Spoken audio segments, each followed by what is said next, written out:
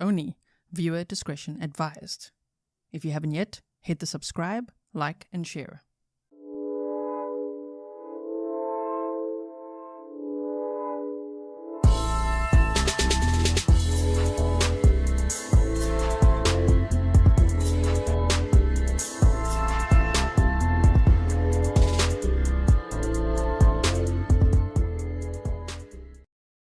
Hello everyone and welcome back to another live stream with me, Grizzly.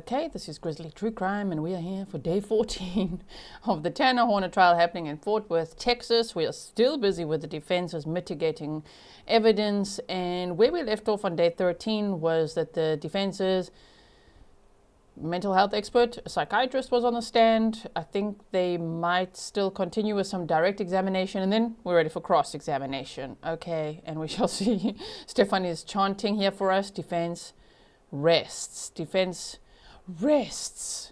Please rest.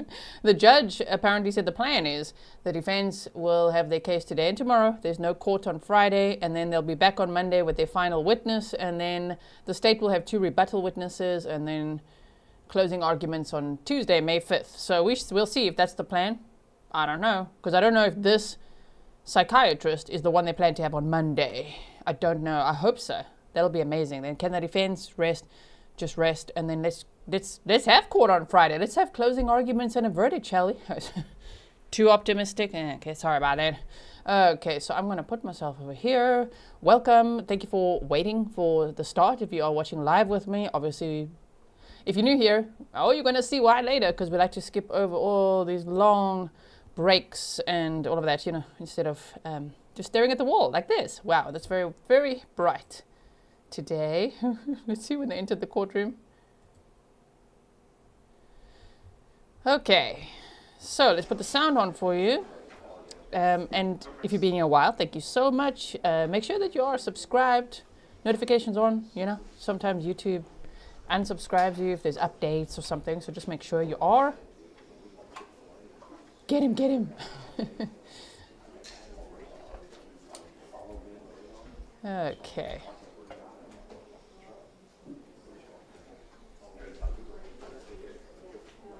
Bubblegum Truth said absolutely no one testifying for the defense is going to help him. I mean, who they have now on the stand is probably the defense's strongest witness. And some of the testimony is like, really? You're getting paid how much now? $70,000. Oh, damn.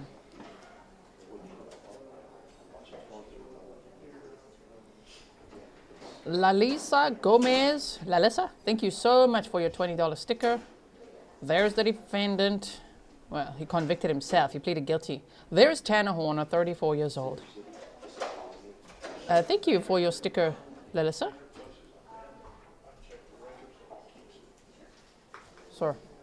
I hope everybody's safe. The judge sent everyone home earlier yesterday because he said that there was a tornado watch in the area. So I hope everybody's okay.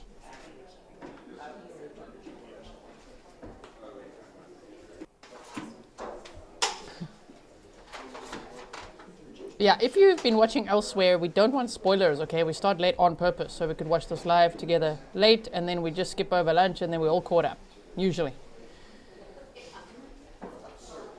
Okay, let me just... There you go.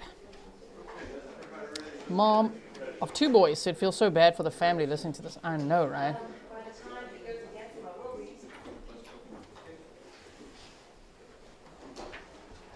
Tanner Horner.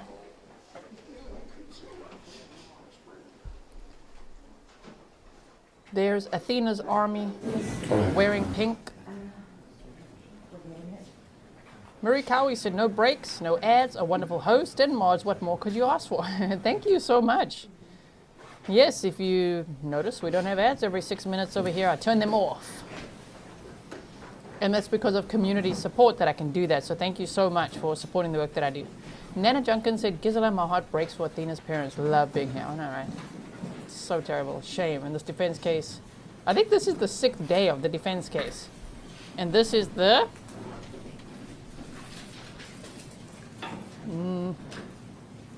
Whoa. The 20th witness.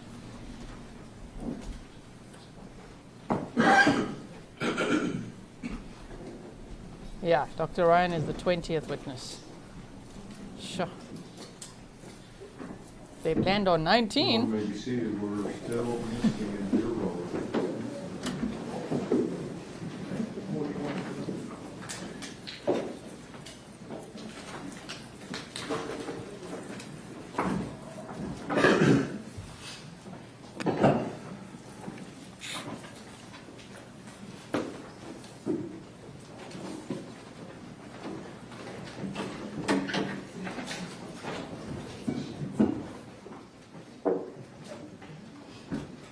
Good morning. Glad everybody's safe. We are ready to proceed. Cross-examination, Mr. State. Thank you, Your Honor. Dr. Ryan, thank you for coming back today. Sure. I know you hadn't planned on that, I don't think, but I appreciate you staying over with us to chat with us a little bit. I won't keep you up there as long as yesterday. I'm going to let you. Keep her up there. Grill it. Sorry. Not snarking at the witness, just the testimony. Ask a lot of questions. Said, wow, so we're starting off strong, hey? We're starting with cross-examination. I like it. Here we go. Head back to the Ohio State University. That's an important thing, isn't it? If they put it on their letterhead. I think it's a proprietary thing rather than an important thing. All right. So the first thing let's talk about your report. Your report in this case we talked about is introduced into evidence. It's about 38 pages, is that right? That's correct. Now, when you do a report like this one, this report is primarily based off what the person you're interviewing is telling you, right? No. Well, I noted in here, there's, I tried to count them, but there's a lot of stuff in here about Mr. Horner, that Mr. Horner reported things to you, is that correct? That's correct. And then Mr. Horner told you things, correct? Yes, sir. And Mr. Horner explained certain things to you? Yes. I mean, there's a substantial amount of this information, I'm not going to go over every bit of it, is all coming directly from what Mr. Horner is explaining to you or telling you about a certain situation. Isn't that correct? Much of it. Okay.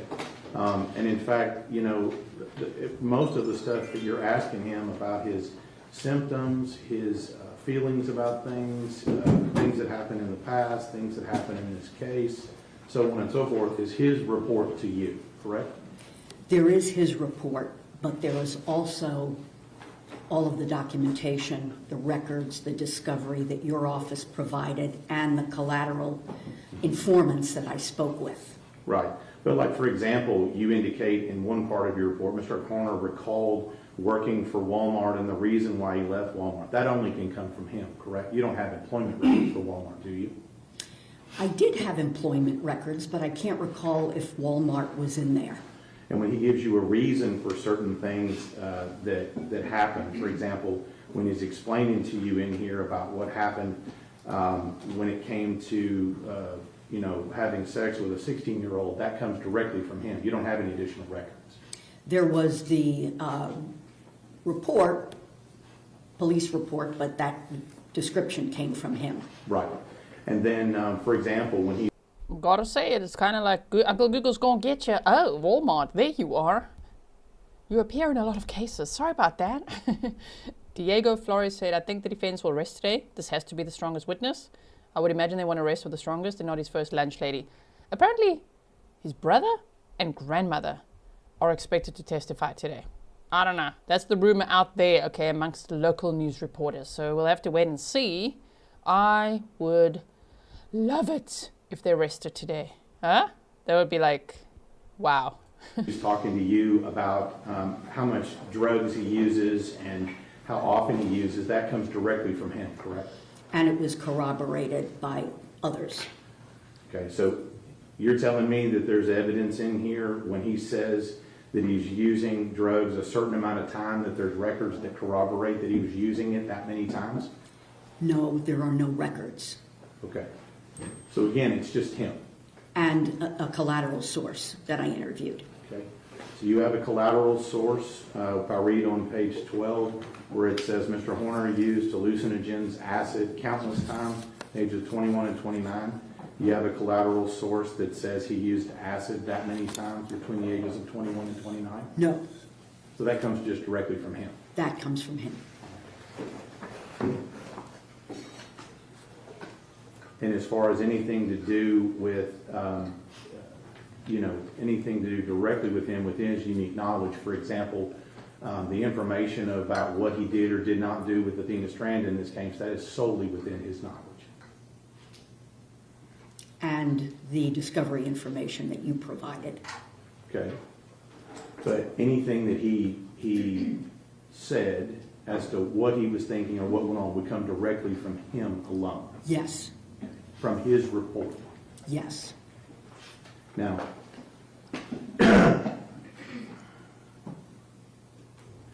and so you'll agree with me that from your perspective, it's important to be accurate with what information you reviewed in order to make certain assessments in this case. Would you agree with that? Yes. And so in this particular case, you would agree with me that whatever somebody you're interviewing is telling you, it's of critical importance that they're being truthful with you. Don't you agree? Not necessarily. It's not of critical importance that the person you interview is telling you the truth? Depends on what the question is and what the issue is and what additional information one might have. So does it concern, I guess I'm trying to figure out, so they can lie about some things and not about others? And that's okay? It's not okay, but it is what it is. People do lie. It doesn't mean that everything that they're saying is untruthful. And that's where collateral sources, discovery information, all of that comes in to kind of be able to weigh, in my judgment, what is accurate and what's not. So when you ask somebody a direct question, you don't think it's important that what they're telling you is the truth? It's not a question of importance when you're doing this kind of evaluation. Okay, well, I'm confused. If they're lying to you and you're making diagnosis based on their lies. I'm not making diagnoses based on their lies. Okay. You're basing it on what they're telling you, right? No, the diagnoses that I made were based on not only what he told me, but on information from records, educational records, social history, collateral informants, medical records. So in a forensic evaluation, you never just rely on what the person is telling you. But you've told me there are certain things in here that you relied on that are solely within the knowledge of the defendant in this case. Maybe it would help if you told me exactly what those were and how they were relevant. Okay. Well, he's telling you certain things. Right.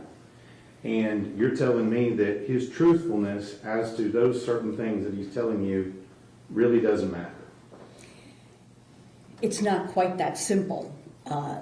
It's clear that he lied on several occasions. What you mentioned before, that he used acid multiple times between the ages of 20 and 29, that came from him. It wasn't really all that relevant to the diagnostic issues that I think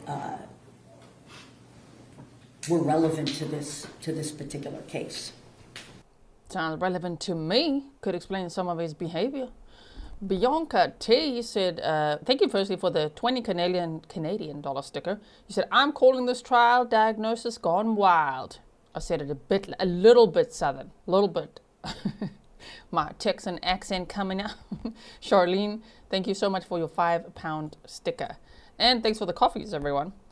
Okay, here we go.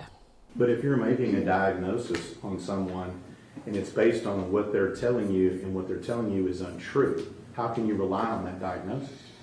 I think we're probably on a different plane in terms of diagnoses. So, for example, if Mr. Horner had been the only person presenting me with information that he had autism spectrum disorder, I would not have relied on that. I would not have made that diagnosis.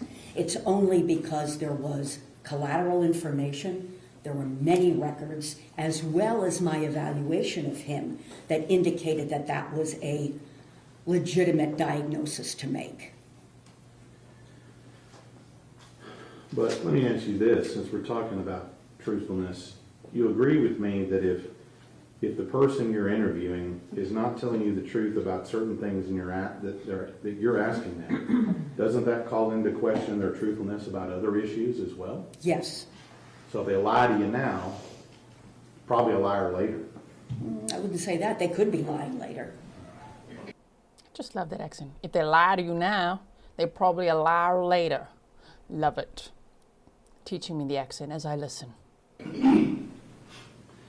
And I would think, and you correct me if I'm wrong, it would be important for you to disclose to us in your report if somebody is being untruthful to you. You believe that's important, right? It depends.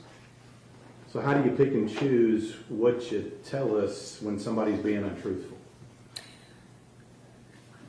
Well, first of all, the report and what needs to be in the report is pretty much dictated by what has to be disclosed in the report.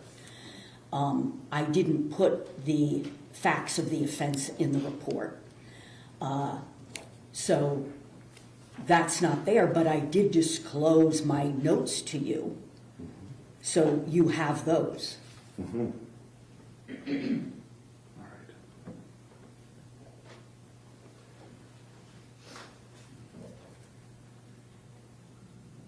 But what you're saying is, and what I'm trying to get here is that you picked and choose what you put in your report. You left some things in your notes and you put some things in your report. You made those decisions. I made the decisions about what would go into the report. There was 18 and a half hours of interviewing, and the report was already 38 pages. I didn't put every single thing into the report. But you dictated what you felt was important for your report and then left out the other things that were not important. I think the word important is not really accurate. I put in the report what I thought was relevant to making a diagnosis, and there are plenty of things, as you are probably well aware in my notes, that are quite favorable to Mr. Horner that I didn't put in the report. I didn't think that they were necessarily relevant to my diagnoses and opinions. We didn't talk about your notes yesterday, did we? I don't recall them being brought up. So as part of your report, you put a list of information and records and things that you reviewed in preparation for this case. Correct. Up to and including today, is that a complete list of every piece of evidence, report, interview, everything that you've reviewed up until today? Is that a complete list? Except what I mentioned yesterday where I forgot to put the interview that I did with the in-home therapist as one of my collateral informants. So that's it. You haven't reviewed any additional evidence at any point up until and including today? I don't believe so.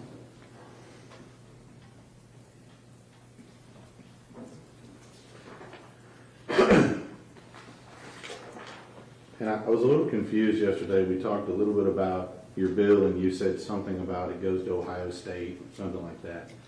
It sounds like if we add together today, your bill is close to $100,000. Would you agree with that? Yes.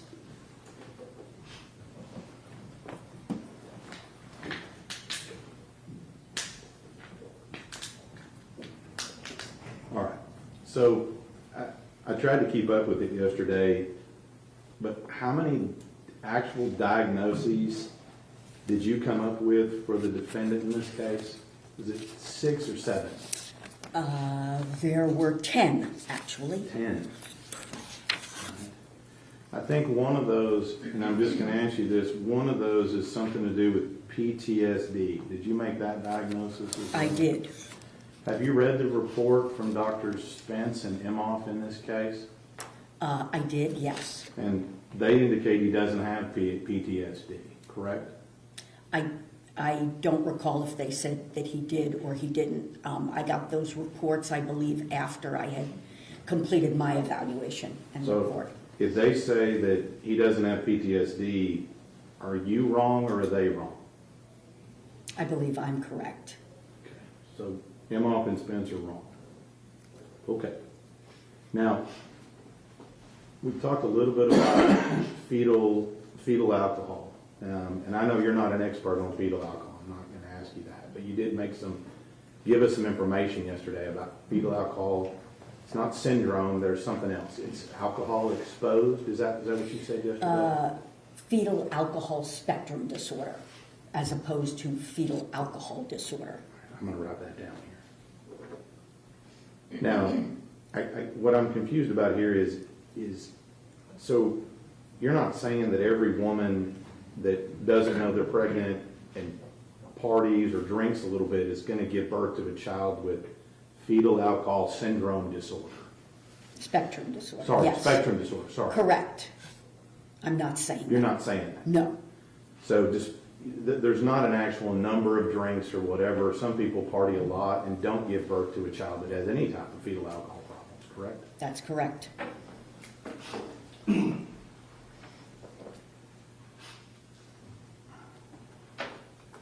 You mentioned something and you made a statement yesterday that your diagnoses went to show how Mr. Horner came to be the person he is. Is that an accurate quote? Yes. But in this case, let me just ask you, a lot of stuff that we had in this case was covered by pretty much all the diagnoses you gave. For example, you said he wasn't able to handle stress, right? He has a great deal of difficulty handling stress. Because of his autism, that's what you said. The combination of his autism, his trauma history, PTSD symptomatology. But that stress we're talking about, that stress, you mentioned, that was FedEx causing him that stress because you said they changed his routes. No, that would be too simple an explanation. I mean, the architecture of his brain is such that these kinds of stressors cause him to become very emotionally dysregulated. Well, let me ask you again, the stress that you referred to and you listed out was something to do with his work-changing stress, correct? Yes. And it was something to do with his girlfriend at the time and whatever was going on with their child. That was one thing. So I'm just giving you some examples here. That was something else, Yes. correct? And that essentially that these were all things that were happening in his life, right? These were life stresses for him. Yes. And I'm just going to ask you, don't you think that some of those life stresses, for example, the things you were talking about, maybe were caused by doing drugs and partying all the time, some of those life stresses?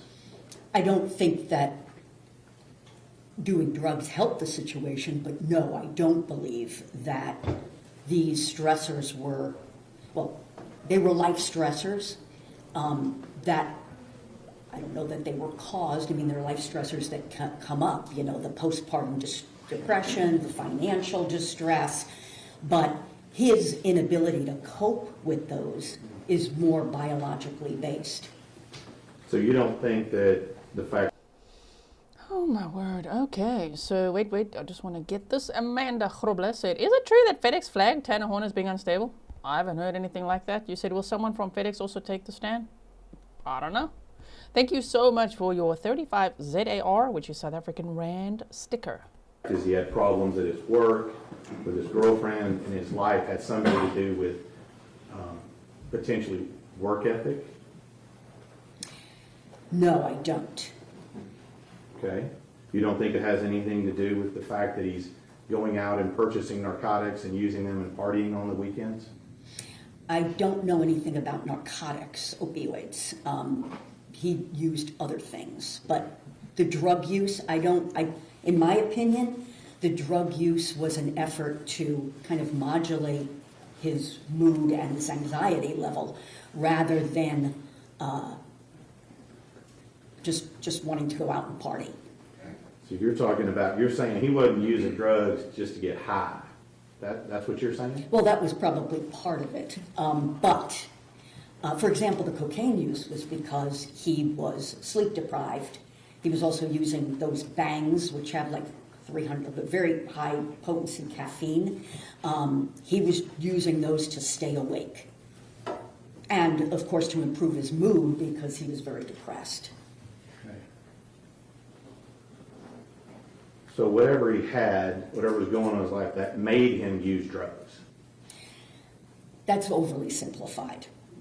He did not start to use drugs until he was 18 years old. So How do you know? Because he told you? Because what he said doesn't really matter because he lies a lot. Not that Mickey said, I work in mental health and never came across an individual with 10 diagnoses. I call bull. Thank you so much for your support. in and of itself is somewhat unusual. I think that definitely the substance use began as part of an effort to fit in with the band and fit in with people that he was hanging out with. So there was a social element to the substance use, yes. So again, going through this, you indicated yesterday he wasn't able to handle executive functioning, and what was that because of? Well, he has poor executive functioning. It's not, he can't handle executive functioning, Right, but so his brain, again, that frontal lobe, prefrontal cortex, he has trouble, in my opinion, because of the combination of the autism spectrum disorder and attention deficit hyperactivity disorder, PTSD, all of these. He has trouble with decision making, judgment, shifting, what we call shifting cognitive sets. You know, when something happens, he has difficulty thinking about alternatives. That's executive function. Okay. And that was, so then you said he had poor impulse control, and that was because of his depression? No, poor impulse control, that's part of executive functioning, but also he has severe ADHD. He also, those two are the major reasons. And you said something about it was hard for him to tell the truth, so he had to create this fake person, and what caused that?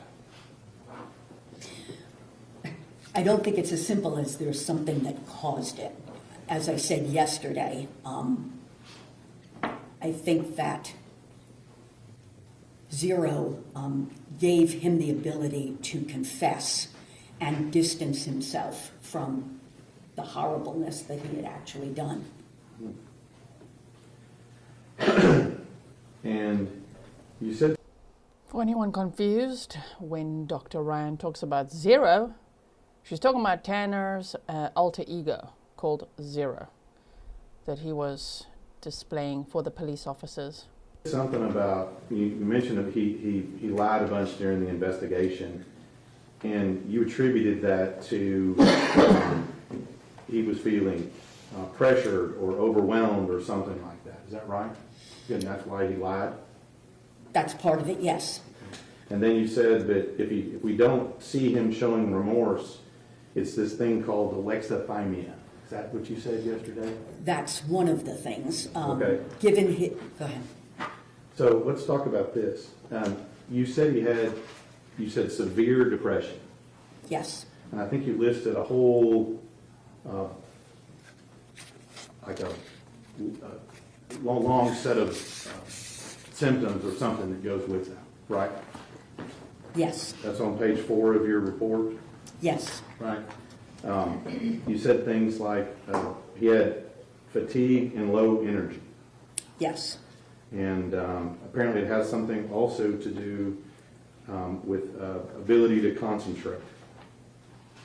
Right, that's what you said on here as well. That's one of the That's two? one of the criteria Okay. of depression that he exhibited or had But problems I with. mean, to be honest, ma'am, if he's out doing drugs, staying up all night, and he's fatigued and having all these problems, don't his own life choices cause these same symptoms?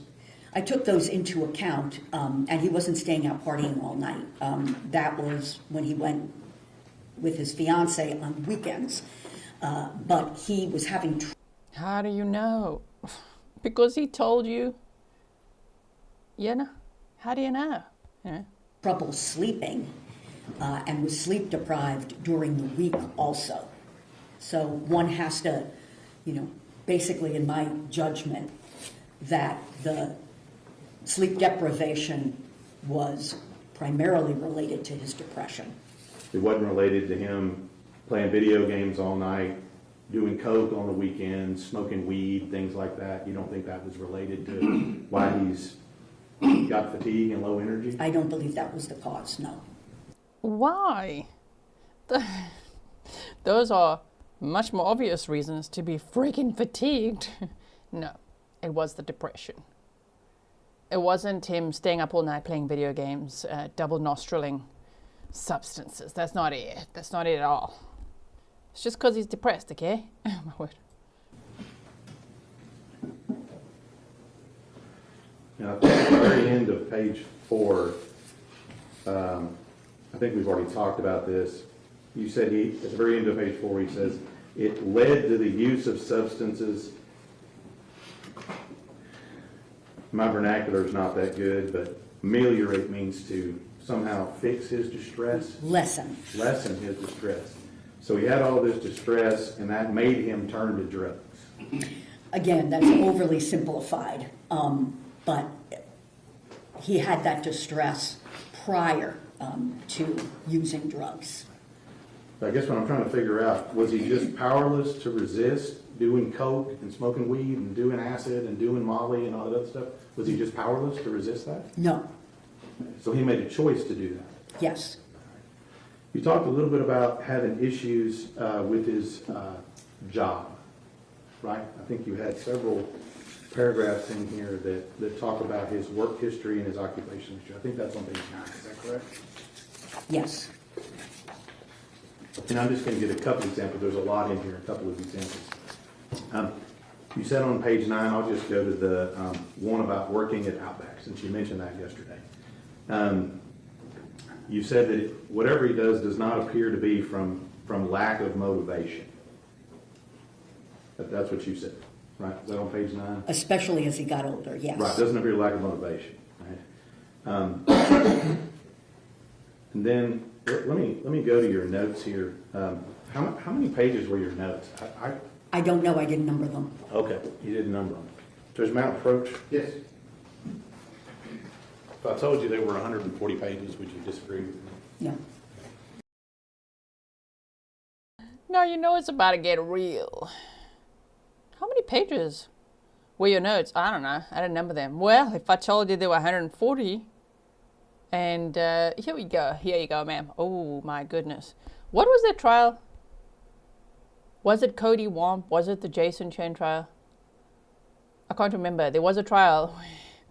They handed the witness, like a whole binder with all these like colorful, post-it notes and everything ready to go, ready to grill on cross-examination. So, okay, it sounds like we're going to be picking apart this 140-page report now. And I'm going to show you. Can you just look at those and see if that is a representative of your notes? Yes, they're mine. Okay, well, hang on to those. We're going to. Oh, Okay. boy. I did put some tabs on here. Those Yeah. are not your notes, but Here's I the didn't have to tabs. have you flipping through all. Is that okay? That's fine. Okay, because they weren't. See, he also put tabs on there. Bianca T, thank you for spoiling the mods with 6 big bear coffees. Uh-huh. Oh, you put tabs on there. You guys are saying, I remember that. Not that Mickey said Cody Womp, right? Yeah, Stefan said Cody Womp had tabs. It was epic, right? Oh, my word. Oh, well, we've got tabs going on here, too, now. Page number. Okay. You hang on to that, man. You said in your report working for Outback that he was overwhelmed with the dishes piling up. That's what you say right here? Yes. Okay, will you go to number 2 on your records right there? Yes. Would you tell the jury what he sent a text to his boss at the time? What did he send to his boss before he left?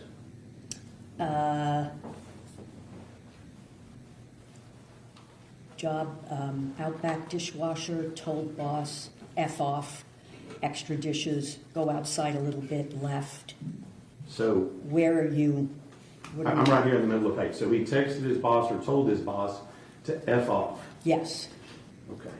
Now, I'm looking in your report. Where is that in your report? What page is that on? I probably didn't even put that in my report. Okay.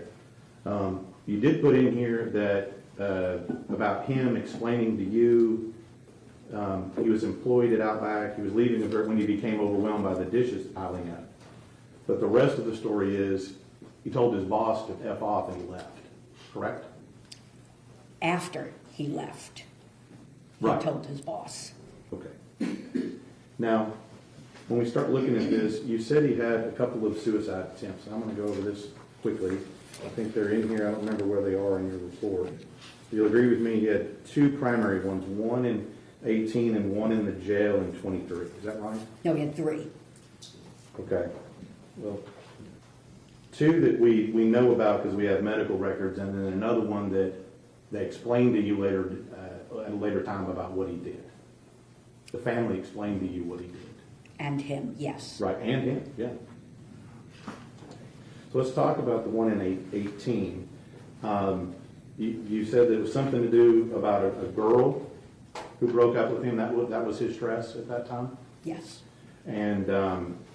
But yet before he did it, he kind of, I'm going to use just my vernacular, he kind of phoned it in and told her that he was going to do this 10 minutes before, right?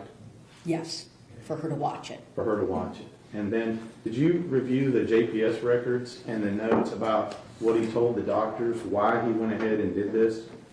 I did review them.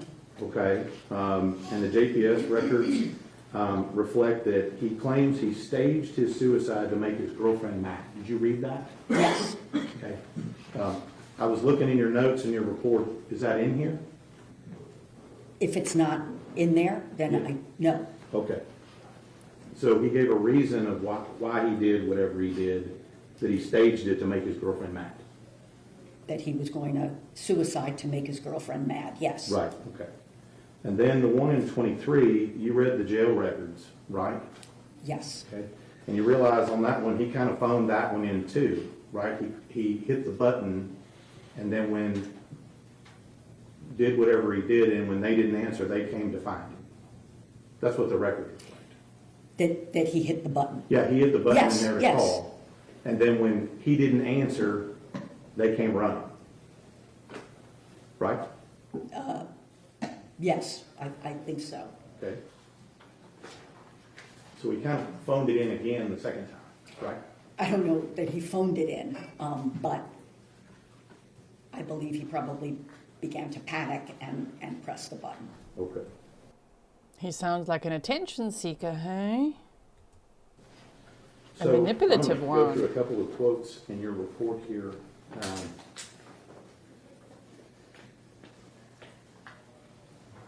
I want to make sure I get this right. On page 5 in your report, I just want to make sure that this is your quote here. That's true. Cozy writes, that's who I was thinking of. Georgia Kappelman to Wendy Adelson. The infamous binder, that was epic. Thank you for reminding me. Yeah, that's the binder with the tabs that I was thinking about. Mm-hmm. It says,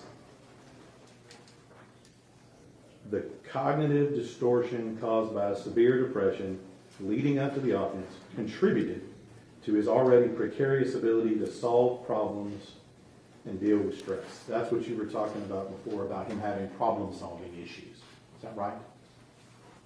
Problem-solving issues as part of his autism, Right. compounded by the cognitive distortion of depression, yes. Right. That's one of the things, he had a problem, an issue with problem solving, right? Yes, Okay. And then you said, and I think, I'm going to get this quote right here, you said his impulsivity combined with the core deficits of autism spectrum disorder, cognitive distortion, secondary to clinical depression, compromise his ability to deal with stress leading up to and during the offense, right? yes, And those are those stressors you were talking about the other day with life, work, car, finances, things of that nature. yes, Okay. Now those sound like things that most people deal with every day. Would you agree with that? yes, And even you according to you, showing up unannounced, that threw him for a loop and caused him a bunch of stress. Yes, So his reaction, due to his autism spectrum, I'm gonna get this right here, because it's not additive, it's compounding, right? That's the word you use, am I getting Yes. that right? Okay. His reaction to his autism, plus his depression, plus stress, his reaction to that, and plus the drugs, was to kidnap a child. That was his eventual reaction. All those things put together, that was his reaction, was to kidnap Athena Strand. the precipitant was panicking because she saw him snorting cocaine. According to him, I don't think that story came from anywhere else. Okay, so that, when we talk about this, that precipitant, that is what you told us yesterday, that's the point of the spear, if you will. That's where this thing begins, according to you. Yes, That's where the catastrophe begins. yes, And so, according to you, if there is him, if he doesn't see him, or she see him snorting coke, none of this happens. yes. That's what you're saying? my opinion, yes. Okay. Now, you said you used the term. That sounds like victim blaming at the same time, right? Just to add insult to injury here. Oh dear. Okay, I think this is possibly going to go on all day. Are they going to rest after that? Then we'll allow it. Go ahead. Everybody just go ahead with Dr. Ryan and then rest. Huh? And I want to get this correct here, a precarious ability to solve problems. That's what you wrote in here. Yes, Now, correct me if I'm wrong, but he didn't have any problem solving the issue of how to get rid of the body of the child he just murdered, did he? no, He didn't have any problem solving the issue of how he was going to keep access to his crime scene the next day, did he? I don't know what you mean by that. Okay, I'll tell you about that.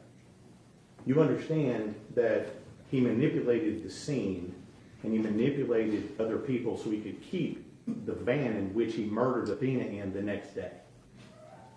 That wouldn't surprise me, but I didn't know about any manipulation. Well, I mean, you understand that, one, he was in the same truck the next day.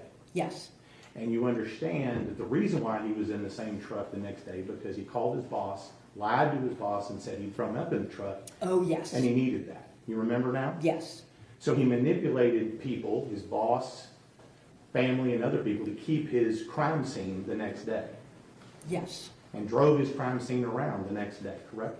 yes, So he didn't have any problem solving the issue about how he was going to keep access to his crime scene the next day. He didn't have any problem solving issues with that. correct.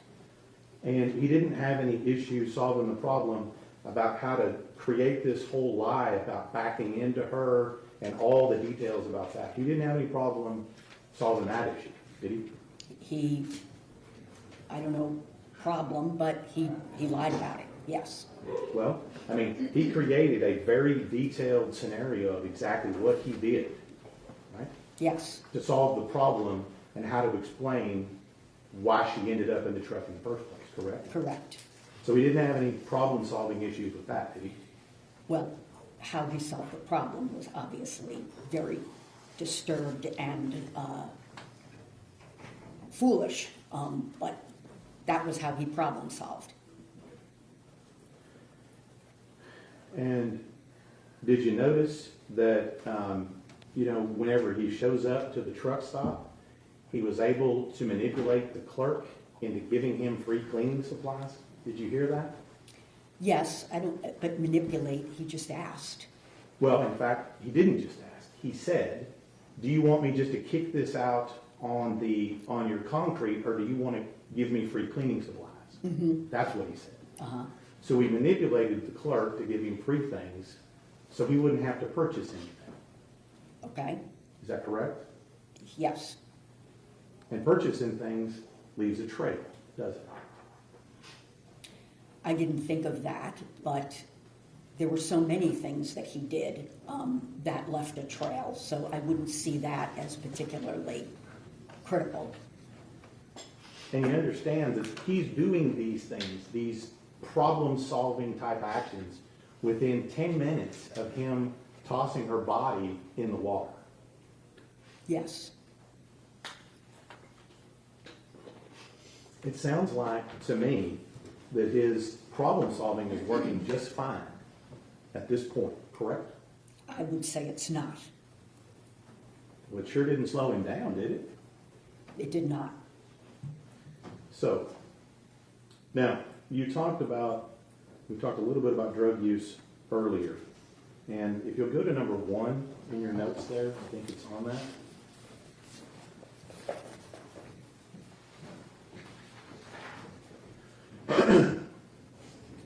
At the bottom of the page, you highlight something in orange, right? Yes. It says there, cocaine 2 weeks before. Is that an up arrow meaning increase? Is that what that means? Yes. And then next to it, you write not ACCU. Is that not accurate? Yes, that's what it would mean. Okay, so you didn't believe him when he told you that? I don't know why I wrote it. I don't remember now. Now, did you put that in your report somewhere? I don't know. Okay. You want to take a look and see if you put it in there? Are you saying it's not in?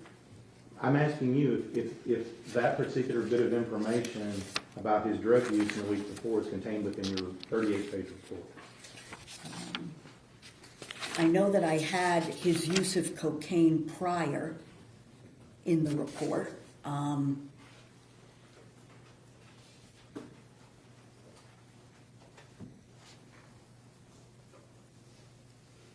Oh, I have down Mr. Horner had not used cocaine for about a month prior to the offense, but on the day of the offense, he was exhausted and anxious and used cocaine several times in the hours leading up to the offense. So I'm not sure why I have down not accurate, if it may have been that I had a collateral source that said he didn't have access to it or what. I don't know. So you don't know and you don't remember? I don't. Now, the second thing you said here when you're talking about this cocaine story he told you was that you said where did he tell you he got the coke?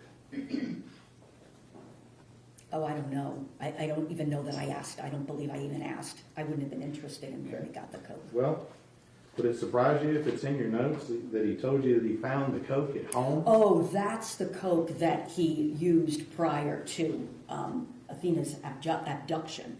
I thought you were asking me who his supplier was. No, I'm asking you, and I'll clarify here, on the day of the offense, what did he tell you where he found the coke on the day of the offense?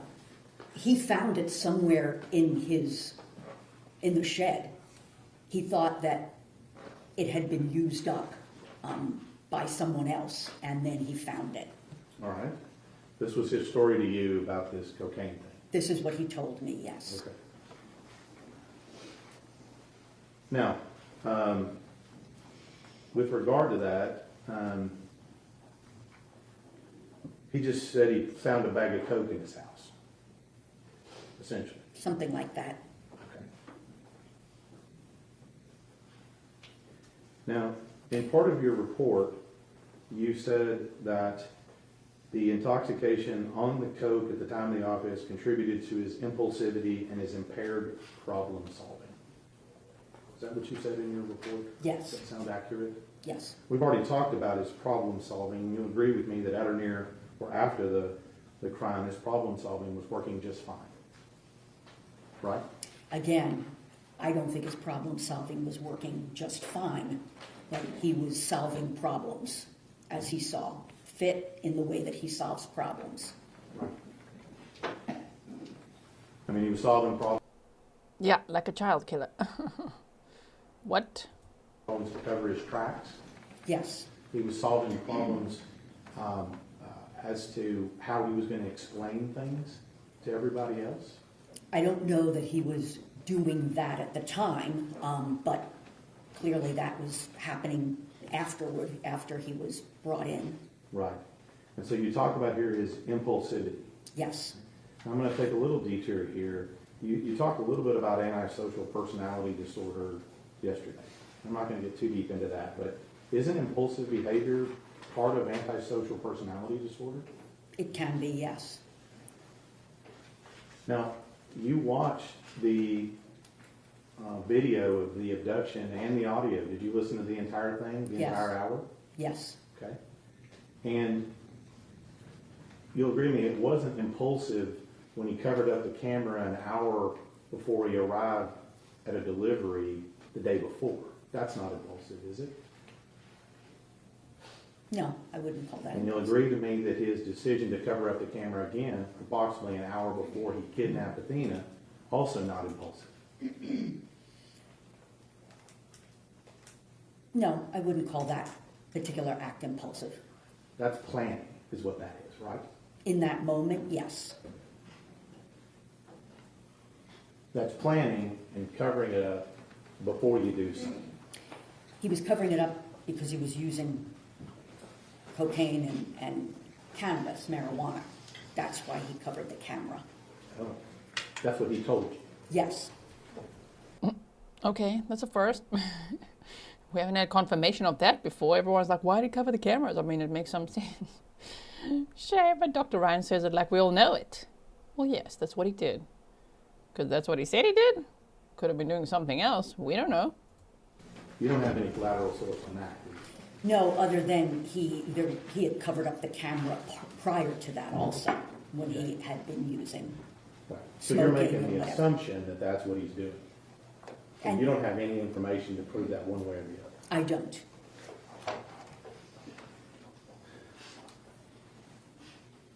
And you don't see any other time on the entirety of that where he covered up the camera except those 2 times, an hour before he arrived at a delivery the day before on the same road, and an hour before he arrived at Athena's house on the same road the next day. He's not covering up the camera off and on all day, is he? I'm not sure. When you watched the entire video, did you not? Yes, Okay, so you don't remember that. I don't remember. And if that had happened, you'd have put that in your report, that he was covering up the camera multiple times to do cocaine, and you didn't put that in there. No, I wouldn't have put it in because I didn't have a section on the actual offense. Okay.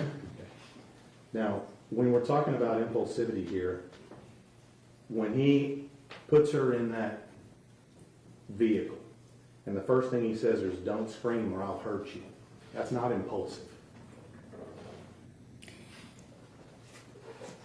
I would say it's neither impulsive or non-impulsive. Well, it's a plan and an indication of what somebody wants at that immediate point. Yes. Objection, Your Honor, to counsel testifying. Yes, And when he goes to a secluded location to sexually assault her, that's not impulsive. He drove 20 minutes to get over there. Correct? correct. And it wasn't impulsive when he calmly tells her and talks to her about her family, school, and other things. That's not impulsive either, is it? I wouldn't call that impulsive. And you would call that him trying to keep her calm in the vehicle, right? Yes, and himself calm. We'll talk about that in a minute, but with regard to her, he's telling her that so she stays calm for what's coming. That may have been the reason. Not for what's coming. I don't know that I would agree with that. I think he's trying to keep her calm. Well, you know what happened next, right? Exactly. He sexually assaulted her. Yes. But that's why he's keeping her calm. I don't know that that was the reason.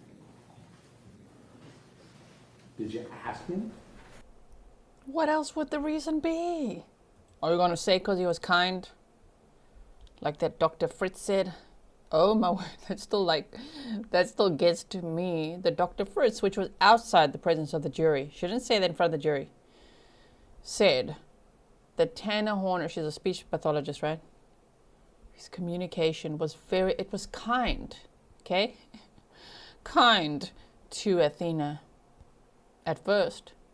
And then it changed to hostile. And I'm like, time, never should anyone say kind about any communication in the context of an abduction right before a child is murdered. That word does not belong there at all. Oh my word. Okay. Why he was having these calming conversations with her before he sexually assaulted her? I wouldn't call them calming conversations. I think he was just asking her questions. I don't know what his motivation for certain questions were.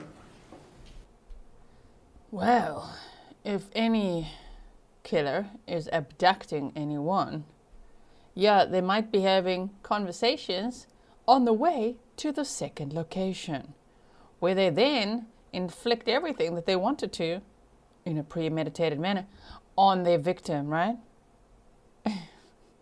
What's the motivation to talk nicely to Athena? Just to get to point B. That's it. Oh my word. You didn't ask. No, I did not. Now,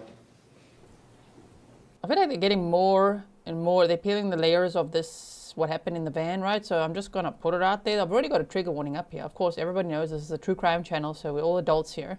However, I will say trigger warning because there might be some upsetting, distressing content coming up. They might be discussing in a little bit more graphic detail what happened to Athena, right?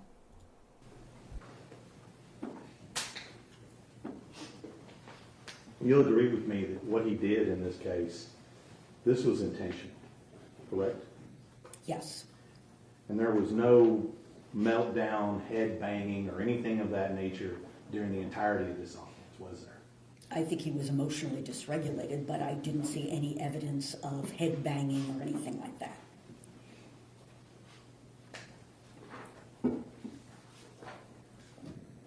Now you said, and I couldn't spell this word, but catastrophizing. Yes. My vernacular doesn't allow me to do that. All right. So basically, this was something that you said when she saw him doing coke, it was all over, and essentially what you're saying is she was dead and she didn't know it yet. That's Those what would you not mean. be my words. No, but I mean, you said once that thing happened, it was all a catastrophe. No, I think that when he saw her having seen him snorting the cocaine, that was when he decided that he needed to do something to stop her from telling anybody. When he put her in the truck, in my opinion, he didn't plan on killing her. It wasn't until he recognized, now it's so much worse because I've put her in the truck, and now what am I going to do? I think it may be in my notes. It was when she asked him, "Are you a kidnapper?" That he thought, now I'm really done, something to that effect. And that's when he made that decision, not when she saw him snorting the cocaine. So we have Ma'am, you hiding your lips tells us everything we need to know, isn't it? You got any more back there that you want to say? How much is it costing? My goodness, this is obviously the state cross-examining, but like, you believe that? You believe that, ma'am? Say it again. Let's see you say that again. the end result, but what you missed was what happened in the middle. Which Right. is what? Sexual assault. That happened in the middle. No. I think that maybe I'm misunderstanding I your mean, he question. kidnapped her, he sexually assaulted her, then he killed her. That's how this goes together. Actually, that's not what he told me, and that's Oh, not my no. opinion. Ma'am, that's actually no, not what he told me, and that's not my opinion. Well, there's DNA evidence, ma'am. There's his DNA in places it should not be on a 7-year-old little girl who was murdered and thrown naked into a river. That's not what he told me, and that's not my opinion. Stop it. Stefan says, "Oh my word." Italiana said she's paid to believe it. I believe that. Oh my word. Okay. Brace ourselves. Here we go.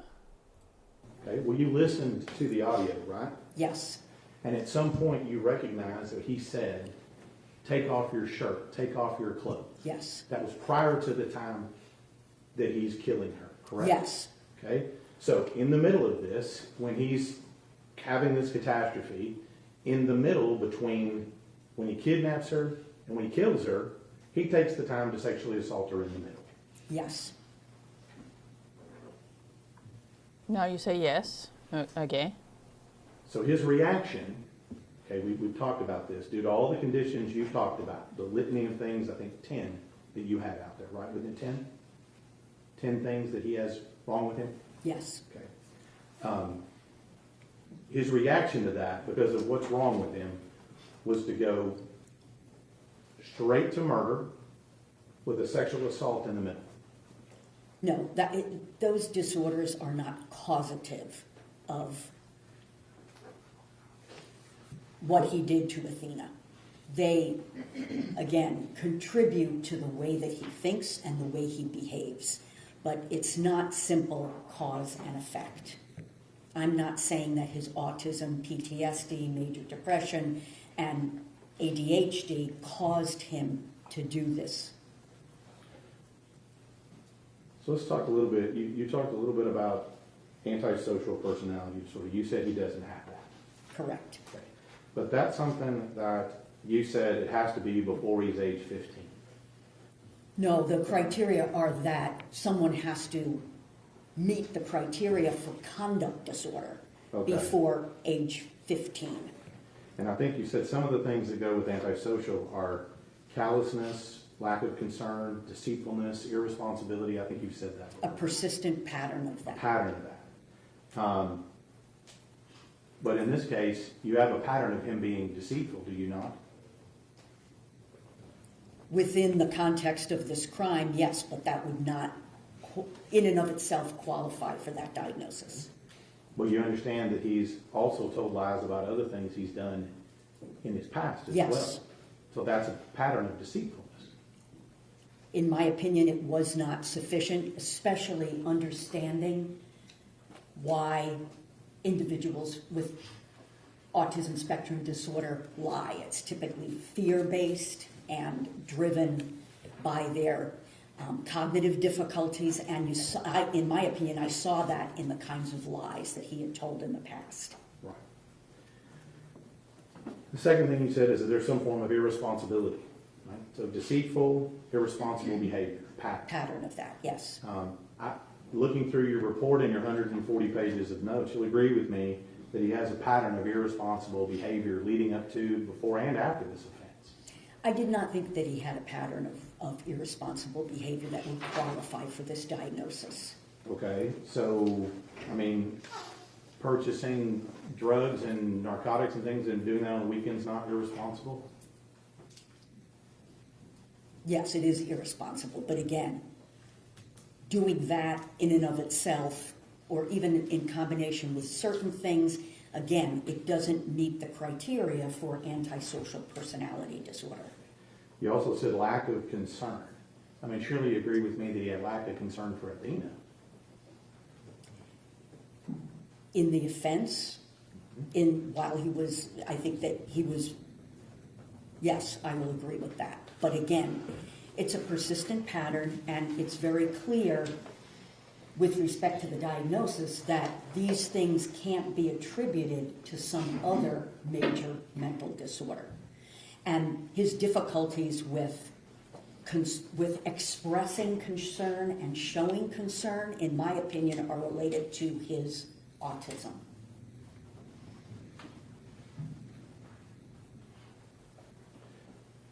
Now, the last thing on here is some form of, you said, callousness, right?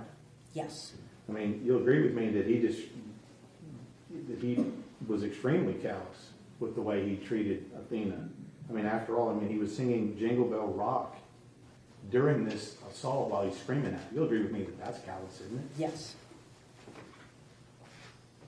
I mean, doesn't some form of antisocial personality explain why he has such a clear disdain and lack of regard for this child? In my opinion, no. you relate it to these other conditions. Yes, Now, you talked a little bit about, I'm going to get the terminology right, pedophilia disorder, pedophilic disorder, what's the right word? pedophilia, or either way, pedophilia. How many years are I think it's pedophilic disorder in DSM-5, same thing.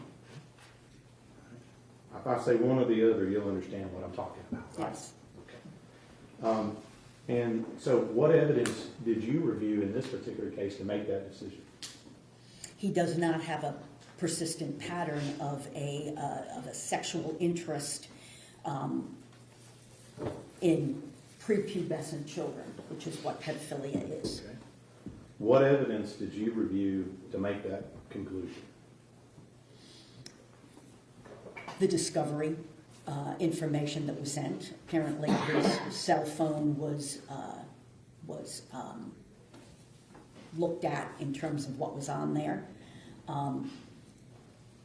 Of course, information from him, but in and of itself, that would really not be very significant, in my opinion, with respect to the pedophilia. But also, there was no information that I had that indicated that he had any sexual interest in children. Besides sexually assaulting a 7-year-old before killing her? That's a huge red flag right there. That doesn't just happen out of nowhere, right? Yeah, I'm getting pretty tired of the spoiler comments. It's really annoying. Please don't do that. If you've watched elsewhere, I don't care. We're not there yet. So just let us experience it live as we're watching this together live for the first time, okay? Thank you so much.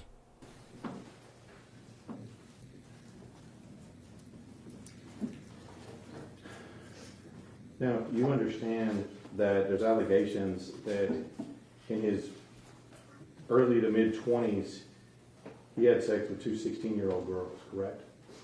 Allegations, yes. Okay. And one of those, I think you put in your report, something about her being drunk at a party. Is that correct? What page are you? Well, I'm asking you. Do you remember that being in your Yes, I report? remember that him telling me about that. And this comes directly from him. There's no other collateral sources. This is just directly from him. I believe it was directly from him, yes. All right. And what I'm going to, let me just guess here. He told you that he didn't know that she was 16. That's what he told you. The one that he told me about, Mhm. yes, he did not know that she was 16. And then I'm gonna venture to guess that he's telling you he didn't do it, and that he's the good guy in this scenario. Correct? He didn't say he was the good guy in this scenario. Well, he said he didn't do it, right? Yes. And that when he found out about it, he immediately distanced himself from the situation and didn't want any part of it. That's what he told you. I know, can you be more specific? He said that he got real mad about it. I mean, his reaction was inappropriate. It was very, I think, typical of the way in which he overreacts to situations. I mean, did you ask him if he had sex with these two 16-year-old girls? Yes, I believe that I did. He denied it. He told me about one of them, and he denied that he had. He said that she told him that she was 16, and he became really inappropriately irate. And as is typical of his thinking, he had not thought she was 16 because someone had sold her cigarettes, and you're not supposed to sell someone cigarettes under the age of 18. That was his, Correct. what he told you. Yes. He didn't tell you that he knew her as far back as the 7th grade, did he? No. Oh, he didn't tell me that. There were two, but no, he didn't mention that. Didn't mention that to you. No. You know, there's testimony, and I think you reviewed this as part of your deal, about the allegations of the two victims in this case that were 16 at the time. My Did deal? you review that in your appendix? I'm sorry, in your appendix. Yes. You reviewed that information. Yes. And he didn't tell you that one of the victims he's known since she was in the 7th grade. He did not. that he would have known. Okay, so he lies a lot. He lies a lot, and he denies things, but yet he's disproportionately angry about things. Okay, then let's not make excuses for all his behavior. Sure. Anyway. If she was 16. He did not tell me that. Your Honor, can we clarify as to which person the state is asking about? If there are two, we need to differentiate between which allegation he's referring. Yeah, because there's more than one teenager that he allegedly sexually assaulted. We need to differentiate between those, okay? Let's just be clear here. Which one we're talking about? Tanner would have denied both, okay? No, I'm redirected if you wish. So do you think if he indeed is having sex with 16-year-olds in his 20s, is that a problem for you? Are you asking me if it's a moral problem or if I think it's compatible with all of the information that I have? Well, what I'm asking you is that, you said that some form of pedophile disorder has to be with what kind of children? Oh, I see what you're saying. No, or I think I know what you're saying. That's not pedophilia. That's hebephilia and still illegal and inappropriate, depending which state, of course, age of consent. But is that okay then? Like, he's charged with sexually assaulting minors between the age of 14 and 17. But now it's like, no, that's not. Okay. I get that the topic here is the word they just said. I'm not going to repeat it because YouTube doesn't love it, but we're just listening. But what is it then? Is it totally normal, and especially in the context that he sexually assaulted and killed a little girl? Wow. Does gratifying himself on a 7-year-old child, that screams pedophilia, doesn't it? No, it's disgusting, but it's not pedophilia. Again, there has to be a persistent pattern of sexual arousal to children, behavior to children. So there must be. I don't know why they didn't find evidence of it, but to just randomly on one day abduct a 7-year-old and have her take her clothes off and do what he did. Ooh, I think there's going to be signs of that. I'm actually surprised they didn't find that, like tons of CSAM. You know what? At his house, on any hard drives or computers or whatever the hell, on his phone. It's interesting that they didn't, because what he did, I don't think that just happens just on one day, just out of nowhere. I mean, did you read the DNA reports in this case? I know there was DNA. Right. And you know where it was found in Athena, right? Not in Athena. I'm not aware that there was any DNA found. Ma'am, oh my word, don't use Athena's name like that. In Athena. You didn't read that they found DNA both in her vagina and her anus? No, I did not. Objection, Your Honor. May we approach? Oh, now the defense is upset. Shame, man. Athena's poor parents sitting there hearing it like this. That was very harsh phraseology. It's the truth, but you know what I mean. It's just to hear the state and the witness. There's her mom. Shame. Use her name like that. It wasn't nice. Oh, Tanner, are we so done with you? Really? We're going to forget all about you when you're sentenced. Sorry. Do you think he heard me? Do you think he heard me from here? Oh, he's so disgusting. Oh, my word. Mr. Tate, you may proceed. Thank you, Your Honor. Ugh.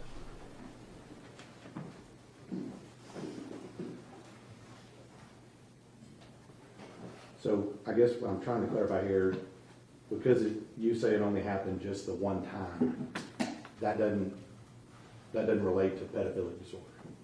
That doesn't in any way meet criteria for pedophilic disorder. Did you review any testimony or interview the defendant's girlfriend? mother of his child? There was a deposition that I did review, yes. And, I mean, wouldn't it be important to talk to her about what Mr. Horner's sexual interests were in making a determination as to whether or not he was into prepubescent children? I did speak with her. Okay, and what did she tell you about that? She told me that they had a normal sex life and that, that there was no interest in children, that she would. Okay, how old was she? I want to still know. Especially when he met her, huh? We don't know. Does anyone know? Wait, I'm going to ask someone who emailed. Was in any way aware of.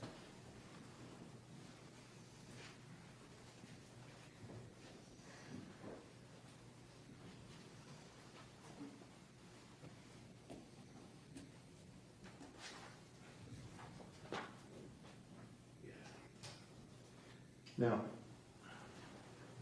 I want to make sure I get this accurate here. You indicate that we've talked about his difficulty in planning, and I think you also said he had difficulty linking actions to consequences. Is that right? That's what's in your report? Yes. Okay. And that he had impaired moral reasoning. Yes. But I think we've already talked about, he knew enough about linking actions to consequences to cover up the camera on the day of the murder, right? Yes. And he knew enough about linking actions to consequences to cover up the inside camera when he was going to sexually assault her.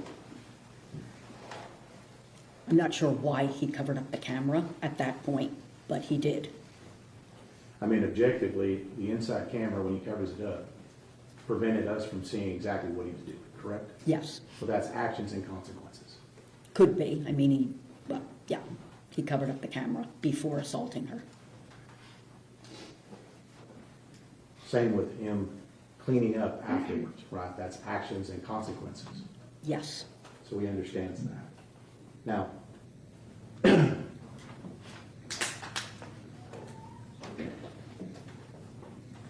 when we talk about, I think you said that there's something, I think you used the term moral reasoning. Did you use that term? I feel like you did. I may have. Okay. And, I mean, moral reasoning, you've already told us, he has enough moral reasoning to understand it was wrong to do what he did. Yes. And what he did to Athena, correct? That was wrong. He knew it had enough moral reason. Yes. Right. And when it came to his knowledge of whether it was wrong to sexually assault children, what did he tell you that he did the night after the offense to prove that he wasn't into children? What did he do? He had sex with his fiancée. So, where? What? Stop it. Oh my word. Okay, we know on November 30th of 2022, he abducted, sexually assaulted and murdered Athena Strand, 7 years old. Then we saw the video of him in the FedEx truck driving, not listening to music, just driving around, having a cigarette, stopping at a gas station, cleaning up. Okay, phoning to ask for the same van the next day. And he says he went home because he went to the FedEx base. His girlfriend picked him up. He says he went home, watched Game of Thrones, and went to bed. And I'm like, after murdering a child, you just watch Game of Thrones to go to bed? Now they throw in that he had sex too? Just to prove that. I mean, just to prove that. Yeah, no. None of that. Ooh. Cassie, knowing that, I don't think they said her name. They said her name before, right? Sorry about that. His girlfriend, if she hears that now or knows that now, oh man. Oh, no. What page of your report is that on? It wouldn't be in my report because I didn't have a section on the offense itself. And I'm just asking you here, you didn't feel like it was important to have a section in your report on actually what he did to commit the offense? It wasn't indicated as part of what I needed to do for a report.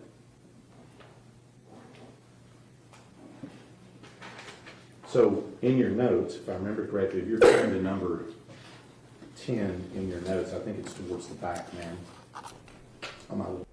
It's monstrous, hey? Sure. If there's a case that qualifies for the DP, this is it. You're able to abduct, sexually assault, and murder a little girl, throw her into the river, drive home, watch Game of Thrones, probably have dinner. Ooh, not even shower because not wash his clothes. We know that still had DNA, all sorts on it. Watch Game of Thrones and have sex with your girlfriend? Go to sleep and just carry on the next day. Whoops, forgot to deliver those other 5 packages, ran out of time for that last night. I was a little busy murdering. Let me just pick up where I left off and just start a little earlier. Deliver those packages and carry on with my day. Crazy, right? Oh my word. Tabs there. Am I right? Yes, And it says here that this is in the same conversation, that night he had sex with his girlfriend, I won't use her name, just to prove he wasn't into kids. That's what he told you. yes. Well, I don't know those were his words. I was pressing him to find out more about any prior interest in kids, and that was something that he told me. Right. So he had, according to him, plenty of energy after committing this offense to go home and do that. He had sex with his fiancée, according. I thought he was so fatigued. There's a lot of contradictions going on here now, hey? Wasn't he just so fatigued and depressed? Went home, watched his favorite show, had sex with his girlfriend. Oh my word. To him. Right. Now, we talked a little bit about some of the interrogations. I'm going to go into that just a little bit here. You listened to the report where he was re-interviewed by his own request by the ranger. Is that correct? Yes, That was 5 days after he had been arrested. Approximately. yes. And what I'm getting at here is that at no point during that time did he express any issues with problem solving, moral reasoning, or any of the things you're talking about when he's trying to cut a deal to get out of jail.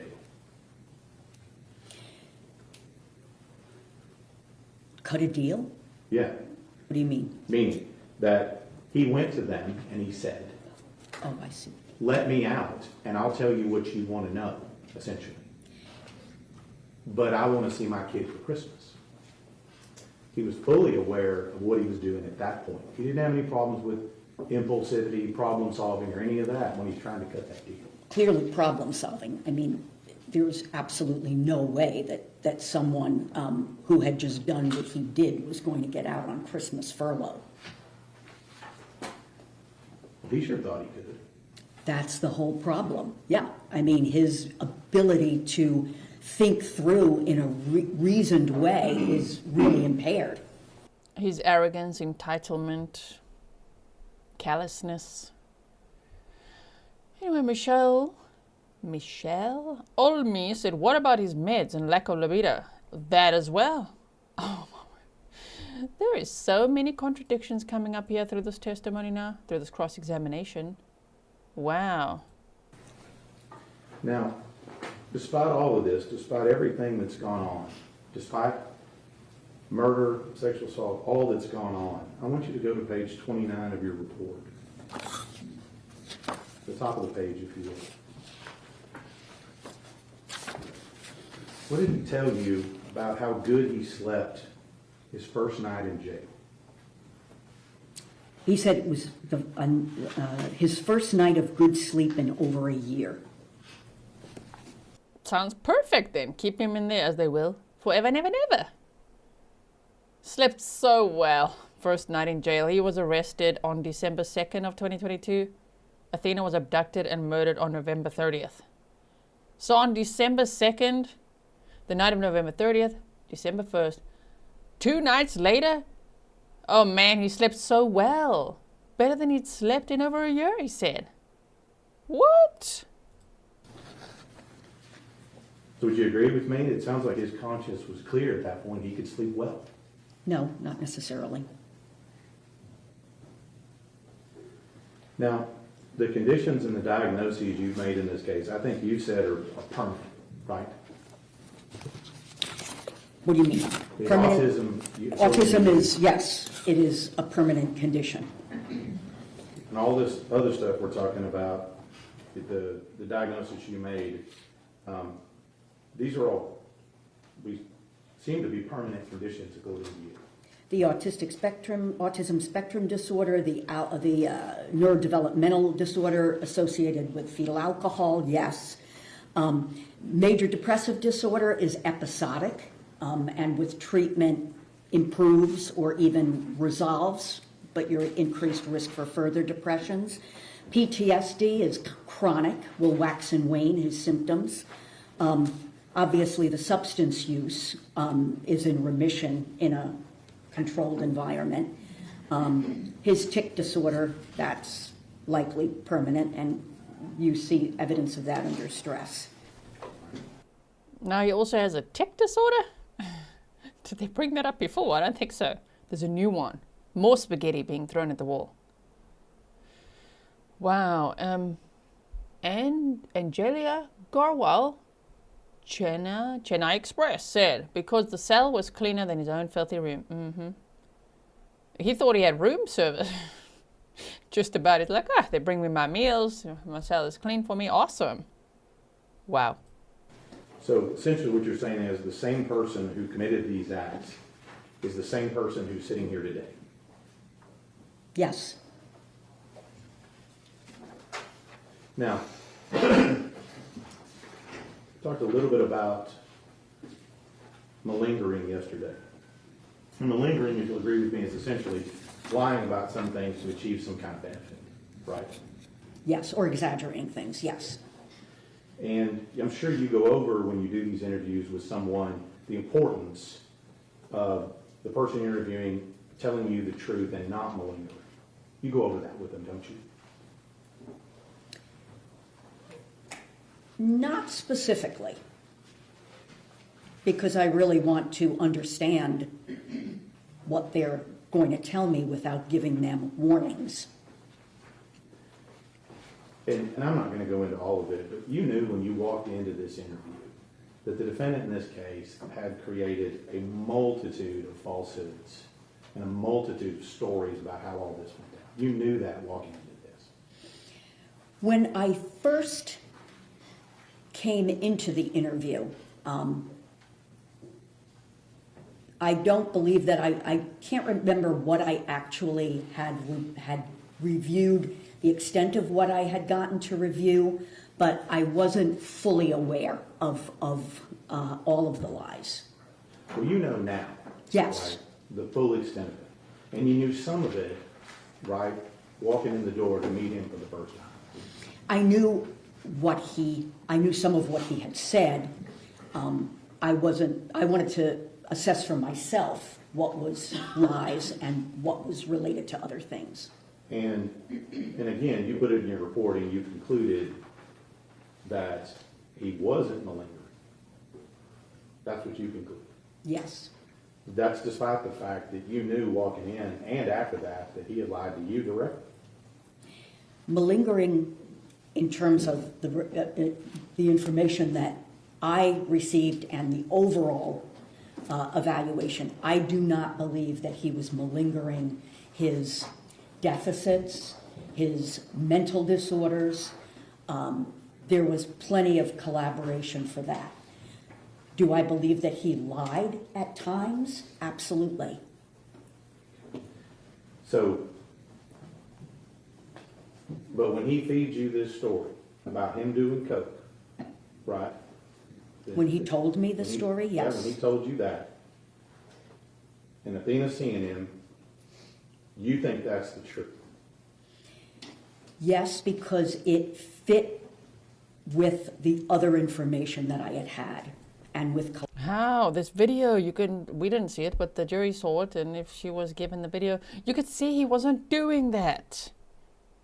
And how would it make sense? Oh no, this little girl saw me snorting, you know what, nose candy. How would Athena know what that even is? And why is he doing that while delivering packages? You know what I mean? If that's the narrative that Dr. Ryan wants to go with. And then his next problem solving. Oh my, stop it. Collateral sources too. as opposed to these other things that he had said that didn't make any sense, really. Well, it fit his narrative as to why he covered up the camera, correct? What do you mean it fit it? Well, it made sense that that's why he covered up the camera. Yeah.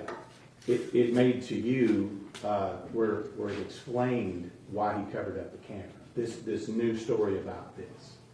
Yes.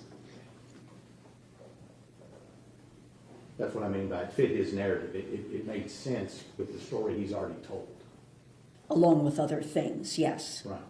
Well, but the other things are things outside of that. It has nothing to do with the vehicle, the truck, anything happened that day, because you said that report of him doing coke, the only place it came from was him.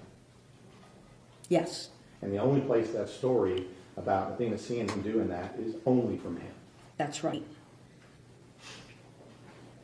So you don't even know if that's not another lie, do you? No. And it's a good chance it could be just another lie like everything else. In my opinion, it's not. In your opinion, it's not a lie. He told the truth that one time, okay? That's the story, right? Blue Bear said it fit the story that you wanted to believe. Mm-hmm.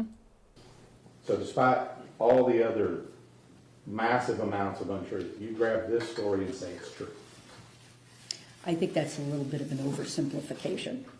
After all that I reviewed, after spending many hours with him and talking with other people too, I think that that is the more, to a reasonable degree of medical certainty, I think that that is actually what happened.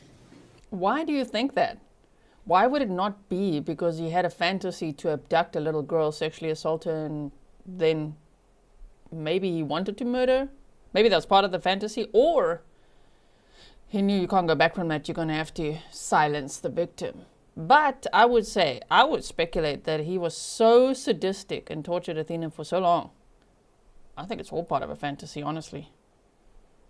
You know? So that's not believable. But what's believable is that that little girl saw him snorting something. Whew, that's it. That must be why he did it. Really? You believe that, ma'am? I don't believe that you believe that. You really don't know, do you? You don't know. I mean, it's coming from the defendant. With 100% certainty, no. So let's talk about this. You asked him at some point what he did to murder Athena, did you not? Yes. And again, you said you didn't put that in your report. No. We have to go to your notes to find out. There, Right. it's in my notes, yes. All right. And I want you to go to the little section on there. I think it has a green tab on it. There's several things in that area I want to ask you about.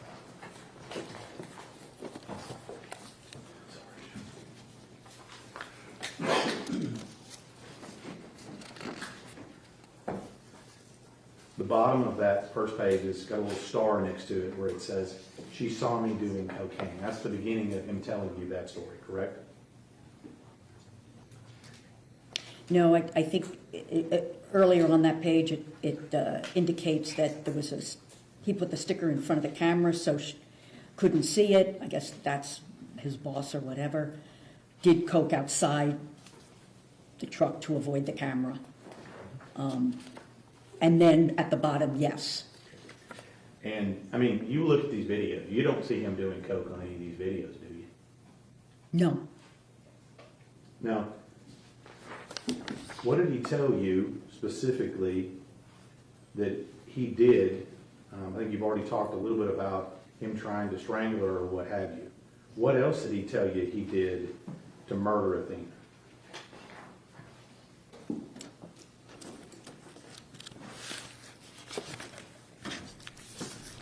Quickly going to pause there. Thank you to the person who answered my question on email. I asked because this person knew Tanner and also the girlfriend. So I'm like, how much younger, my question, how much younger was the girlfriend than Tanner? Oh, damn, 10 years younger than him. Okay. Yeah, all right. So when he was 31 and committed the offense, the murder, she would have been 21. But then, how old were they when they met? You know? Give me a minute. I think if you go to number 6, I think I have them in my notes too. It's more than one page, so I want to make sure that, and just to clarify, do you have a different set of notes? no, than I have the same notes. Same notes. I'm hoping that you copy them exactly. Let's see. Okay. I've marked it as number 6 on mine. Number 6, it's not the green? No, I had actually marked a specific section I'm going to ask you about. Okay, so number 6. Again, we've got to brace ourselves for potentially upsetting, triggering, or distressing content, because they're going to talk about what Tanner said about exactly how he murdered Athena. That's the question. 2514.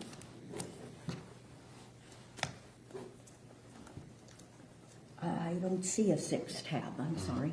Well, at the bottom of one of these, It's witness number 20. I know they said 19. We all thought 19. This is witness number 20. he's on here, what does he tell you that he did to murder Athena? Besides strangle her, try to break her neck, that you've already talked about.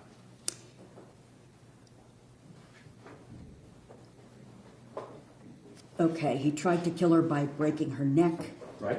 then he choked her. Right. She was still alive after he choked her. You could hear her breathing. He did another line of coke. Okay. I'm going to move you to the bottom of that page. Where it says, does it say something like he stopped by her cheek? Was that where that begins, at the bottom of that page? Is that your words? Or creek.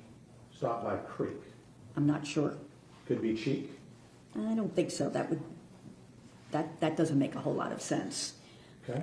Stopped by creek, and he didn't use this term, I did, physical blows to the head with his fist and feet. Okay. So he told you that he used physical blows, whatever his description was, with his fists and his feet Yes, to Athena. yes. So what specifically did he say he did with his fists? I don't know. I don't recall. I mean, you understand this is the first time he's mentioned and admitted to using his fists and his feet. Right? I don't know about that. I mean, you read all the Well, now you know. He told you that. There were marks on her body and on her face that would corroborate that. Oh, my word. documentation, right? Yes, Do you find it anywhere else in there besides right here? no. Okay. So with that, did you ask him what he did with his fists? I don't think I needed to. I don't know if I did or not.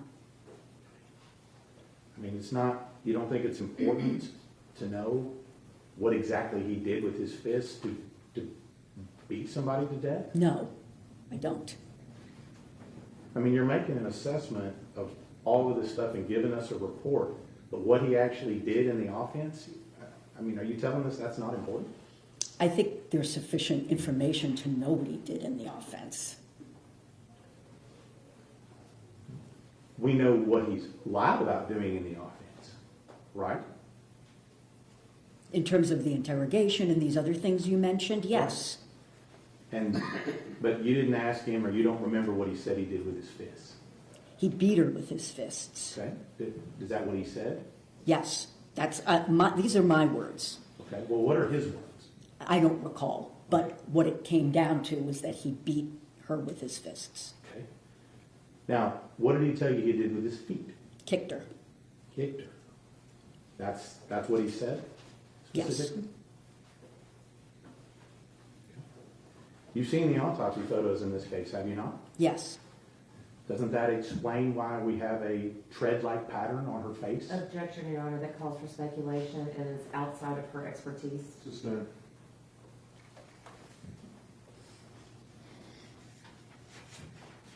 So he kicked her and he beat her to death. Right? Yes, You listened to the audio, did you not? yes, Did you hear the bangs in the audio?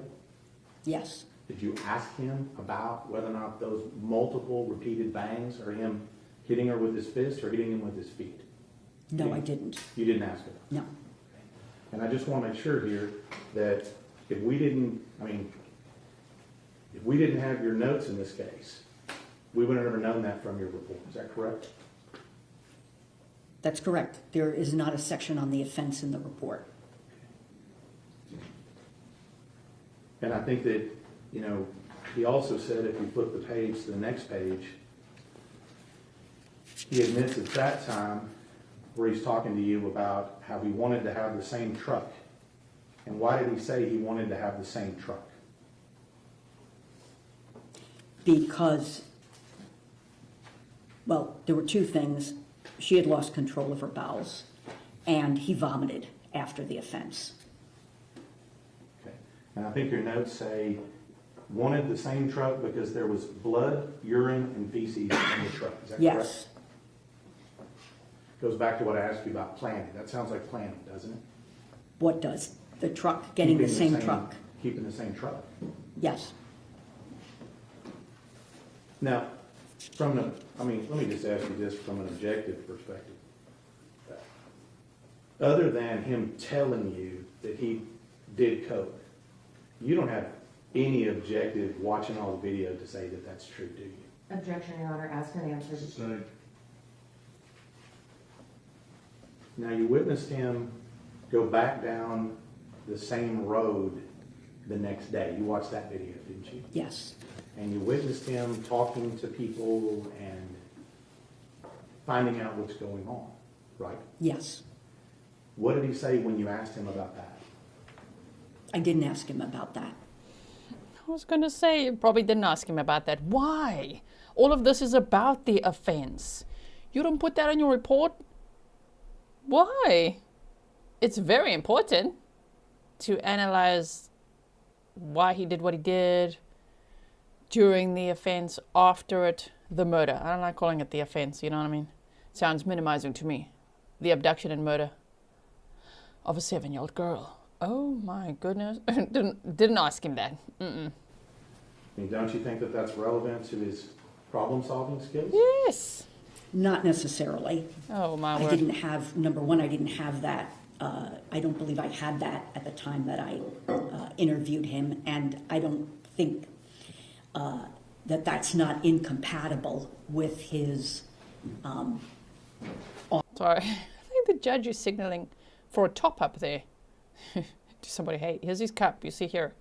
Hello? Need some water there? Autism combined with his trauma history. I mean, doesn't that explain his knowledge of the consequences of this particular act? Driving back through the crime scene? Oh, I don't know why he drove back through the crime scene. Oh, you didn't ask? No, Wouldn't that be important to analyze, seeing as you're assessing him? Oh my goodness. How biased can you be? Coaching. I don't know why he drove back past the crime scene. Maybe because that's what killers do? A budding serial killer, I'll still speculate. You didn't ask him then? Why not? It sounds like something pretty important. Oh my word, okay.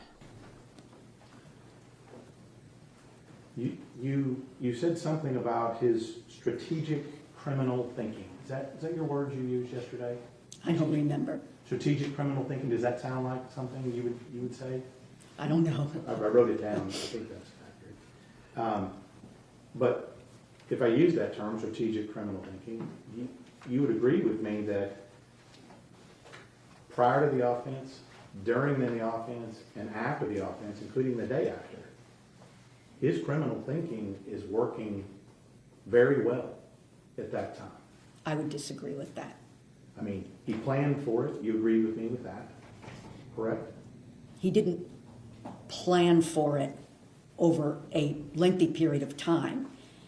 After it happened, he began to, as I said, kind of catastrophize and had very poor problem solving and planning.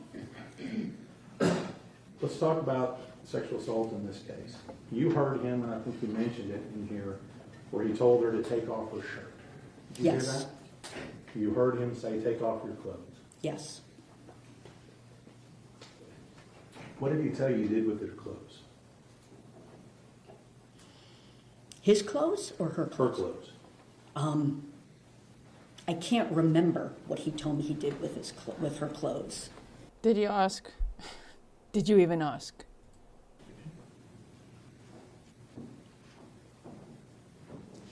So up until this point, and including with you, he denied doing anything sexual to her multiple times. I don't know about multiple times, at least once he denied it. And now I think Just like he denied all the other sexual assault allegations. This is not an allegation, charged, pleaded guilty, all that, but you know what I mean. He sounds like he denies a lot of things, huh? you, if you go to number 7, I think it's number 7 on my notes here. In your notes, you indicate 7. Sure, yeah, 7. Sorry about my handwriting on the notes there. Dr. Lewis, Ryan. Yeah, Judge got some more water there. And he says to you, I should say not water, that's British accent. He got a tap of water. As we listen to all this about Tanny the coin crapper. Ma'am, you were supposed to ask all those questions, okay? If you were paid $100K by the state, you would have asked, right? I guess is to explain the reason why she seems like she's gagging. He tells you he's trying to put a pill in her mouth. That's what he tells you. Yes. You don't believe that, do you? Well, I don't believe that's all of what happened. Okay. What do you believe all of what happened? I believe that he was attempting to have her perform oral sex. Anything to do with that comes from him again, does it not? Partly from him, but more from my interpretation of the video and what I heard. And so you've told us a couple of times, so this information he gave you about the pill and the other thing, that's only found in your notes and not in the report. That's right. There is no section on the actual offense. Then respectfully, get your ass off the stand. There's no section on the actual offense. What do you think we're here for? What did you analyze then? His excuses? Probably that. Sounds like that. Oh my. So he says to you in your report, he exposed himself to her, Yes. and that he also masturbated as well at the time, He attempted to. according to him. Yes. And Oh, he attempted to. He just had semen all over his FedEx outfit. Attempted to. You believe that? Oh, is that because of the medication and his low libido? But then he went home and had sex with his girlfriend. Hello? Could we connect the dots? Okay. when you challenged him with all that and said, hey, I don't believe you, what did he say? I don't remember exactly what he said in that moment. Why not? At some Tay0492 said, that's it, I'm out. Take me with you, Tay. Take me with you. Don't leave us. point, he admitted to what he had done. But his statement is he tried, but he didn't actually do anything. He couldn't get an erection.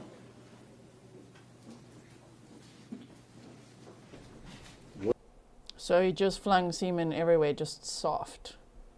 Liar. Hello, just, ma'am. Get your ass off the stand, go refresh your recollection. Read some more reports. Stop listening to Tanner. He lies his ass off, okay? My word. What did you ask to follow up with that? I don't remember.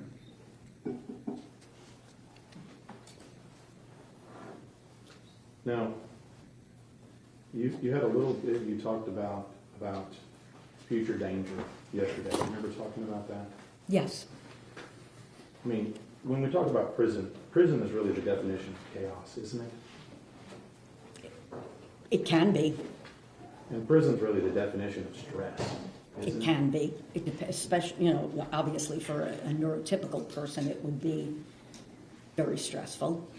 And change in prison is not determined by the inmate. It's determined by the prison system, correct?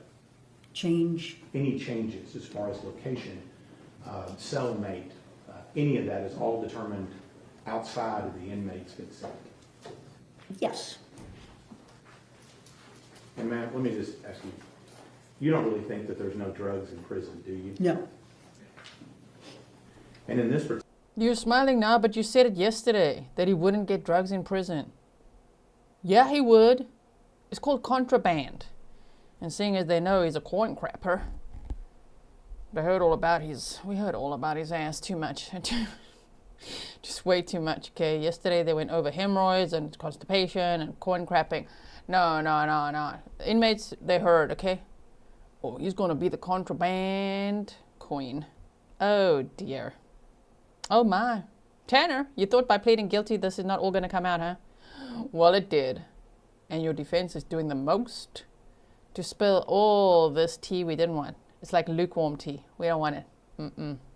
particular case, you realize that prison, I think you said, offers some structure. They eliminate certain weapons and things like that in prison, right?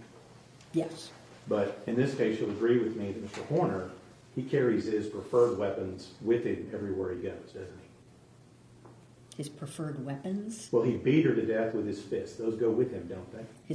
he will be having his fists with him in prison. And his other weapon of choice to murder Athena was his feet. Those go with him, don't they? Yes, And you don't disagree with me that Mr. Horner has the capacity for extreme violence. in that situation, that was the only situation that I'm aware of that he exhibited extreme violence. So he has the capacity. Only with a 7-year-old girl. That doesn't say he's violent. Okay. It does. He's very. But in prison, we all know he's not going to be macho man there. Not machismo walking around. No, if he goes to L Wop, Gen Pop, shame. You definitely going to be the contraband queen. Okay, assigned already.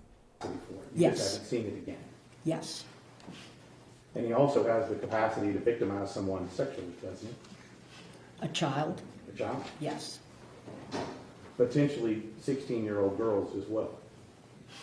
I don't know that he victimized 16-year-old girls. You don't believe them. Okay. I know it's just charges, you guys. I know he's presumed innocent unless proven guilty, or unless he pleads guilty to those charges that he still has to face. But we heard their testimony, right? Oh, ma'am, you don't believe them. You believe Tanner, though. I mean, you would agree with me that having sex with a 16-year-old girl with a 23-year-old male is illegal. Yes, Now, you talked about Mr. Horner's trigger being stress, chaos, with all the conditions you talked about, right? yes, And in this case, his trigger in this case, the end result was a kidnapping and a murder. Correct? correct. But you still say you believe he's going to be prey, not predator. Yes, Now, if I'd asked you that question the day before the murder, you'd have said the same thing, right? yes, You'd have been wrong. No. Objection, Your Honor, that's improper question. She's like, no. He was the predator. Yes. Athena was the prey. You would have been wrong. It's a hypothetical, okay? Hypothetically, you would have been wrong. You would have said November 29, 2022, that he was not at a risk of committing violence at that time. Objection, Your Honor, that calls for speculation. Or a letter answer.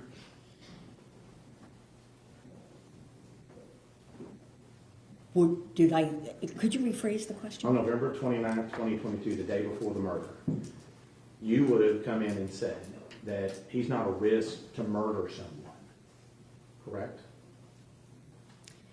I would say he was at low risk. Correct. No one is at no risk under Right. proper, if you want to call them that, conditions. And you would have never concluded that he would sexually violate a child the day before the murder? That's correct. Because you says he doesn't have these interests. Correct. That assessment, if you made that November 29, 2022, would have been incorrect, based on the facts of this case, wouldn't it?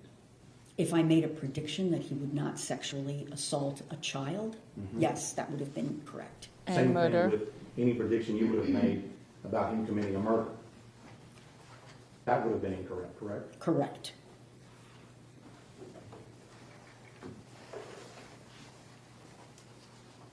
Now, I want to make sure I'm clear with this. The entirety of your report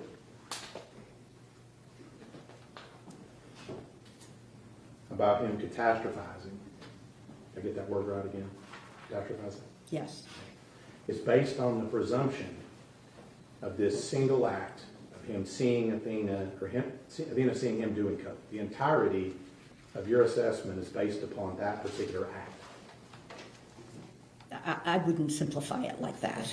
Well, let me help you. In this case, anything that has to do with the catastrophe starts with that one single thing. In this case, his belief, somebody had seen him doing cocaine. And everything else that would follow from that. Right. But if that act, that what he's telling you, the story he's telling you about her seeing him is untrue, and that is false, then everything below that is also false, correct? I don't know that everything below that would be false, but it would certainly change things.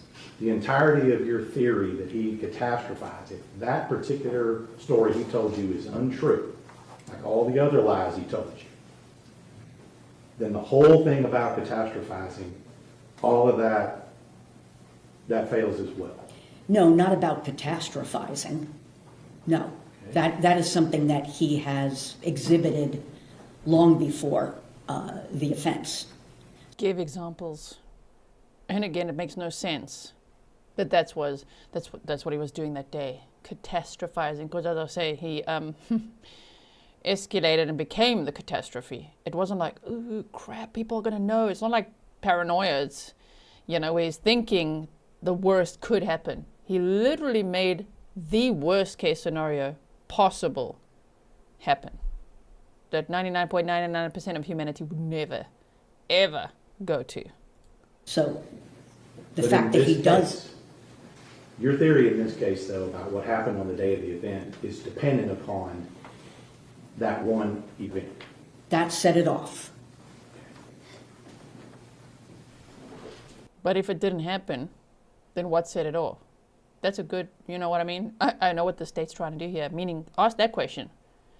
If the nostriling of the nose candy did not happen at all, because it wasn't even on camera, what if that didn't happen at all? Then what? Then what? It's not catastrophizing. Then what? Why did he do it then? Did you explore that option? Now, part of this, and this is where I'm going to finish up, man. Thank you for working with me here. You noted in your report in several places where Tanner wanted to be famous, didn't he? Yes. Wanted to be a rock star. Yes. And in fact, you said that was he told you it was his only goal in life. Yes. And I think you said you listened to some jail call. Did you listen to a jail call where he's talking about telling his story to maybe make some money?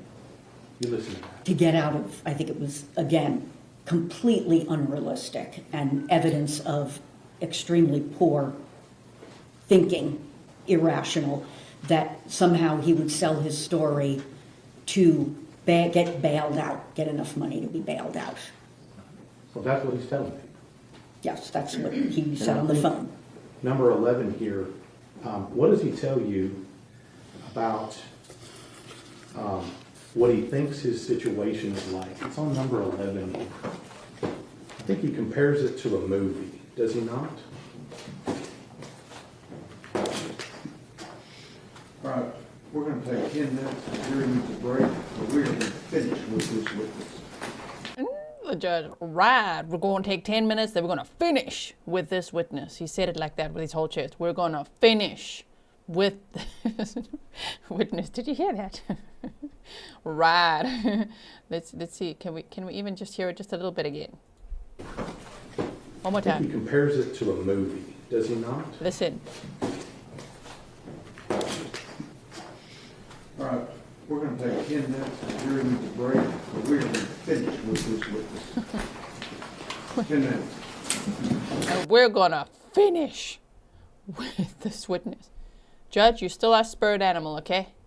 We hear you loud and clear. We're going to finish with this witness. Everybody stretch your legs. Everybody stand, please. Oh, my. Okay.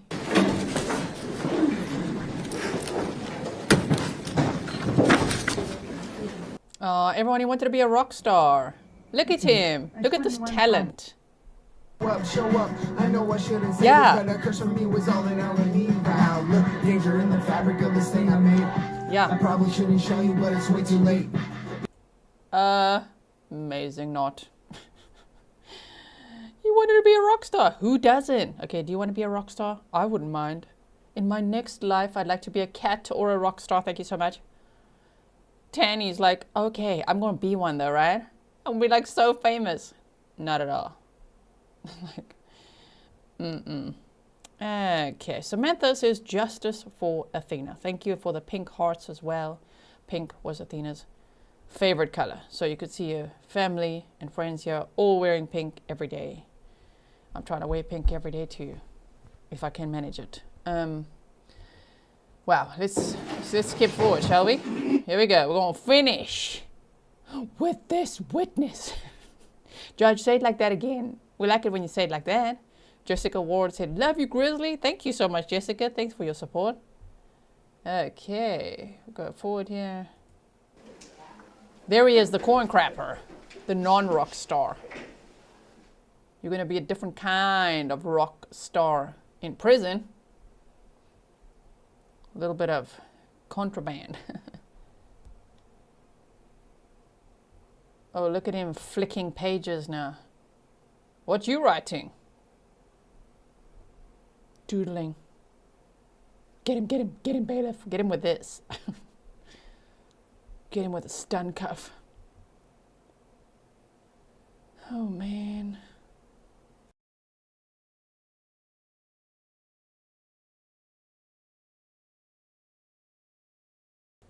Can't even.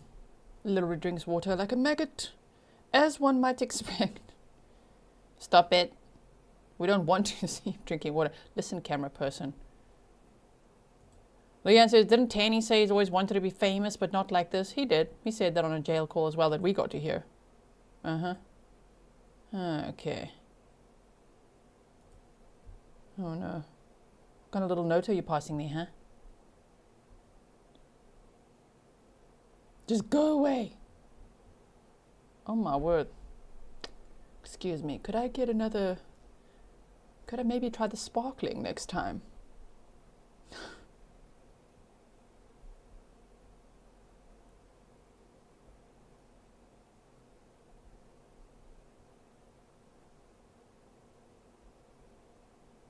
Nope, don't touch your shoulder, ma'am. Better go wash your hands now. There's no sound yet, okay? There's no sound yet. We're just waiting while we're watching this idiot over here. Forward we go. How long do we have to stare at him? Stop it. Shame. There's Athena's mom. Okay.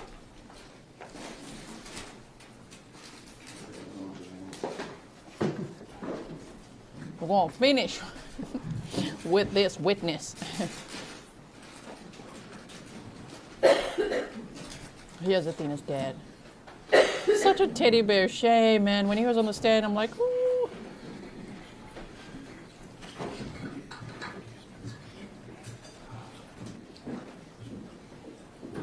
All right, everyone may be seated. Everyone, take a Statement may seat. continue. Thank you, Your Honor. Okay, quick stretch for me. A couple of questions, ma'am. Thank you for bearing with us today. Something I wanted to ask you about when it comes to, you made some testimony the other day about future danger in prison. We talked a little bit about that earlier. You would agree with me that there is some probability that the defendant may commit some acts of violence in prison, right? Yes, there's a probability that anyone will commit acts in prison. Including the defendant. Correct. Now, I'm going to ask you just very simple questions. We talked a little bit about pedophilia disorder. Yes. And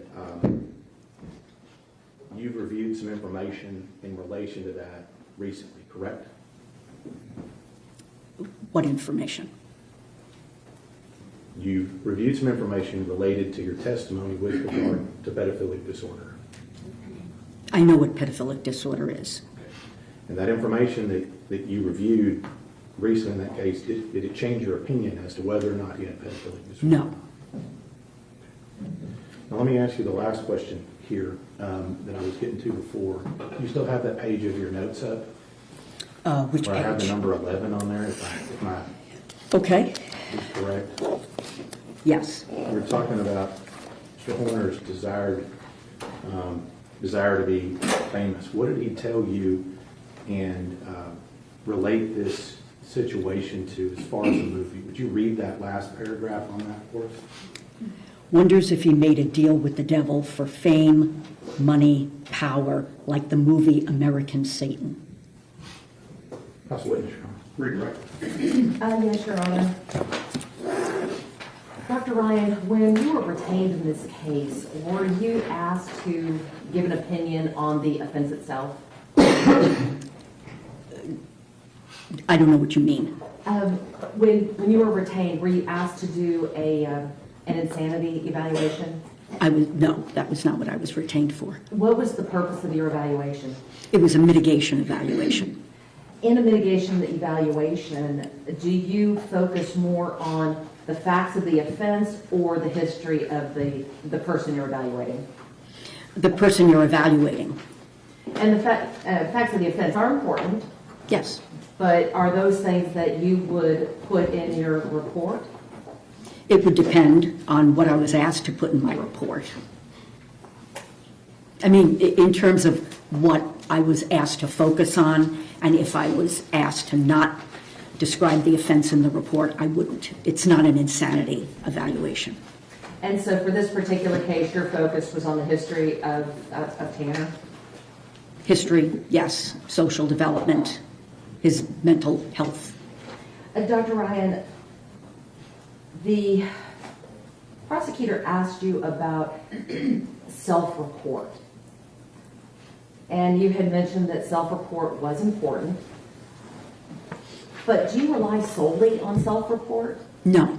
How do you verify these things that you are given by the person you're evaluating? Well, in terms of verification, is it maybe not the correct word, but... Corroborate? Yes. We'll go with corroborate. How do you corroborate what has been self-reported? Just within the context of the evaluation itself, to be able to weigh inconsistencies and what they mean, and what they indicate, and how they fit into what I've already determined or am determining about the person's cognitive abilities, their cognitive status, more or less, their emotional abilities, and then to look at the body of information that I've received, see if things essentially line up, and also to talk with other sources of information. In this particular case, in reviewing all of the records and reviewing all of the discovery that you were provided and the almost 20 hours that you spent with Tanner Horner evaluating him, the collateral witnesses that you interviewed, and you interviewed quite a few of them, did all of that line up with the self-report? Most of it. Most of it all of it was important, and that went into my opinion. The prosecutor asked you about the suicide attempts, and he used the phrase, phoned it in. With these suicide attempts, were they serious attempts? Yes, Were they almost successful? yes. Does that give you an indication that he phoned it in? I think they were very serious attempts with an intent to die. The prosecutor also talked to you about... Okay. Two things. Then, that's not what it sounded like when the state said it, the way that he did it, number one. And two, then why are we at this sentencing phase? You know what I mean? Oh, he wants the death penalty, you said. Okay. Hey, Tanner, put your hand up. Put your hand up. Dr. Emhoff's report, and that you did not agree with him on the diagnosis of PTSD. Is it uncommon for different doctors to have different opinions on very specific symptomology? Well, if the doctors are working with the same body of information, there should be that. That's called reliability. They should be coming to the same conclusion, but especially in a forensic case, this kind of situation, people have access to different types of information. They may not have met with the person for as long a period of time. They may not have spoken with other collateral sources. Do symptoms for something such as PTSD, are they present every time you meet with the person you're evaluating? They're not observable every time. And so if a person doesn't observe it at that time, does that mean it doesn't exist? No.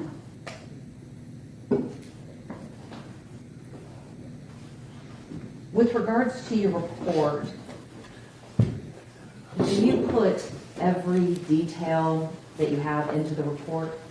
No. How do you determine what is relevant and what is not?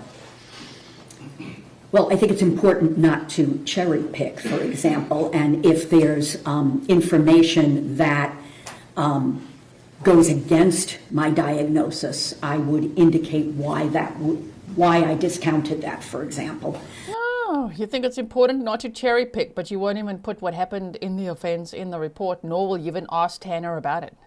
Tanny, the coin crapper. But you think it's important not to cherry pick. Are you sure? You're only saying that to the defense, right? Coaching. It's important to, I think, in a report that it's very clear why I made the diagnoses that I made and why I came to Not the really. conclusions that I came to, why I have the opinions that I do. It's good they cost $100,000, in my opinion, right?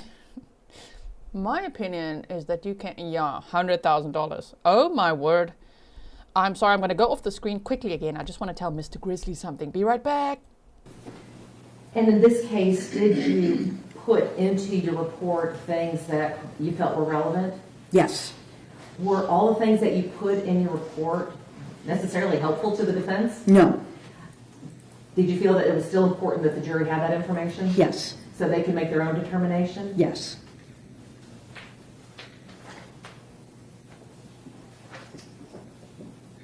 There was a lot of talk about problem solving. And I want to go back to, what do you mean by problem solving? Well, problem solving is different for different situations, right? Some problem solving requires very little executive function on the part of the person making the plan or the problem. So if you have a problem, for example, that you spill coffee on your jacket before going to work, doesn't require a whole lot of executive function to go put something else on. More complicated issues require more executive functioning, better judgment, planning, rational thinking, being able to shift from one thing to another. And then, if you are emotionally dysregulated, that compromises your ability to problem solve. So the more complicated, the more upsetting and distressing a situation is, the more impaired potentially someone with Mr. Horner's deficits are going to be. Well, the prosecutor specifically said, it sounds like he was problem solving when he cleaned the truck. Sounds like he was problem solving when he covered up the camera. Sounds like he was problem solving. Based upon your training, your experience, and everything that you've reviewed in this case, what is your opinion about Tanner's ability to problem solve in that situation? I think it comes down to what's his ability to problem solve in a reasonable way. And on some level you can say, well, it's reasonable to clean up your crime scene, right?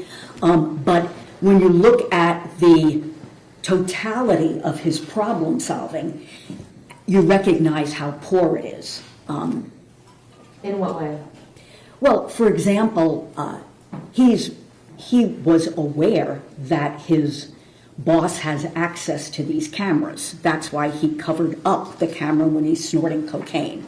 So it's not good problem solving to think that he's going to get away with this because he cleans out the back of the truck. You could say this about any and every killer. You know what I mean? Even serial killers, organized, disorganized, whichever one they are. You could say the same statement about them. And also, Tanner, we don't know that he covered the cameras up in the days leading up to the abduction and murder because he was snorting cocaine. We don't know that. That's just what he told Dr. Ryan. He might have been doing it to see, did they pick up on it? And they didn't pick up on it. They didn't. Unfortunately, Big Top Spin, who was monitoring the cameras, did not pick up on it. So to me, that tells me that's premeditated and practiced. He's trying to see if throughout my workday I cover up the camera at times. Does anyone notice? No? Don't get in trouble for that? Excellent, right? Chronically Horror said, did she say it depends on what I'm asked to put in my report? Because that feels weird. Sending love to everyone. We're all here for Athena. Thank you so much. You brought up the covering up the cameras.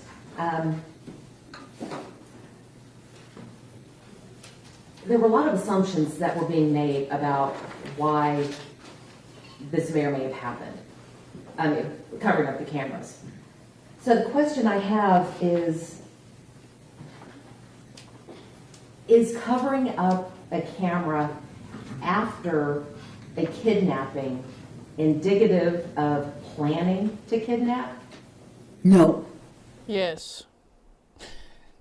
Oh, sorry. Am I not supposed to chip in? Yes, it can be. It might not be, but you know what? Given the totality of the circumstances in the case and what he did during the abduction and murder of Athena, yes. I think yes. Tell me more about that. Well, I think it's an indication of his poor planning and problem solving. There really wasn't planning involved, right? So if he had planned... Sounds like premeditated to me, which is planning. Same way he was acting weird around other little girls the day before he abducted Athena, till the parents came out. Same way he was acting weird at another property where he didn't even deliver a package, just fed the dogs and loitered around, which the guy that lives there posted on his Facebook page. We showed it the other day. I made a short out of it as well. That was after the murder. Yeah, okay. And that he would, I mean, we talked yesterday about the difference between IQ and some of the other deficits that he has. He would not have done this in the way he did if he had planned to kidnap Athena. The other thing that the state had asked was about actions and consequences. Would it make sense to uncover a camera while you were trying to clean up the evidence of a crime? No.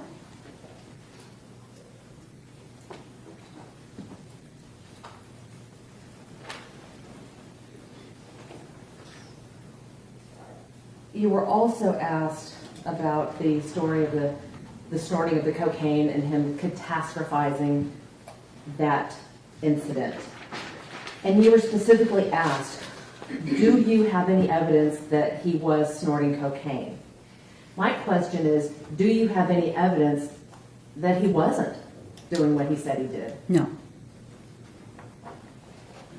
Which brings up the difference between malingering versus lying. Please explain to the jury what the difference is between malingering and lying. Well, malingering involves lying, but lying doesn't have to involve malingering. So, in my opinion, the lying that Mr. Horner has done has been consistent with the lying that people with autism spectrum disorder do. It's fear-based, basically to avoid getting into trouble. Right, let's not call people on the spectrum liars. Is that what you're doing on the stand now, ma'am? You trying to add some stigma there? No, thank you. I object. That's the way I would see it.